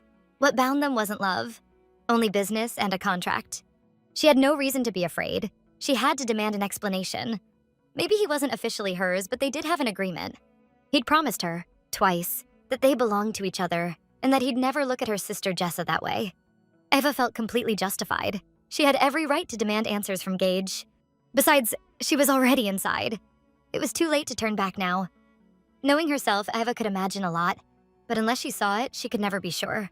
She gathered her courage and opened the door. As always, the house was empty. Gage's favorite spot was deserted. Eva couldn't understand why he would leave the house while she was away. She stepped inside cautiously. A strange, uneasy feeling wouldn't let go of her. Was it her imagination? Or was something truly off about this place? Goosebumps crawled up her arms, a chill tracing down her spine. She stopped to make sure no one was there. For the first time, the emptiness itself made her uneasy. She thought she'd be overwhelmed with emotion once she entered, but to her surprise, she felt completely calm. Eva decided to go to his room, just to be sure he really wasn't home, and wait for him there. She needed to pull herself together before taking that step. Before entering his room, she knew she had to knock. It was his personal space, after all. Strangely, there was no response. She waited a little longer, thinking maybe he just didn't hear her. Finally, Eva gathered her courage and pushed the door open. The room was empty, but something about it felt wrong. His bed was perfectly made, but Eva knew Gage never liked sleeping anywhere else. Not in hotels, not in his office. His butler once told her that no matter how late it got, if Gage was in the city, he always slept at home. And yet, he wasn't here. And dawn was already breaking. Something about this didn't sit right with her. If those rumors were true, Sarah, if that's why he wasn't home, there could only be one explanation, and the thought terrified her. It meant that Gage had betrayed her. Just like her ex, Julian. But this time, the thought didn't bring anger. Not like before. What she felt now was something new. Something she didn't know how to handle. Maybe it would have been easier to explode in rage than to hold everything inside. She wondered if these feelings were a warning. A sign of the end. Her new life had been better than the old one. She'd gotten used to having someone by her side. Someone who cared, who supported her. Could it really all fall apart again? The thought of starting over for the third time drained her completely. A chill ran through her body. She could feel a light breeze at her back. Something was wrong. Eva decided to stay hidden. Whatever was happening in Gage's room, it didn't make sense. Then she saw it. A massive figure shaped like a human, with the wings of an eagle. And the terrifying part? That figure looked exactly like Gage. She always knew he was mysterious, but never imagined it was real. Could it be true that she'd signed a contract with a demon? His mystery, his dark charm, they drew her in even as they scared her to death. The strange bond between Eva and Gage, sealed by a demonic contract, was both terrifying and mesmerizing. You could only meet Mr. Acheron in hell when the time came. He had no right to say it, but it was his final word. Let me know in the comments what you thought of this story and what manhwa you'd like to see next. See you in the next installment.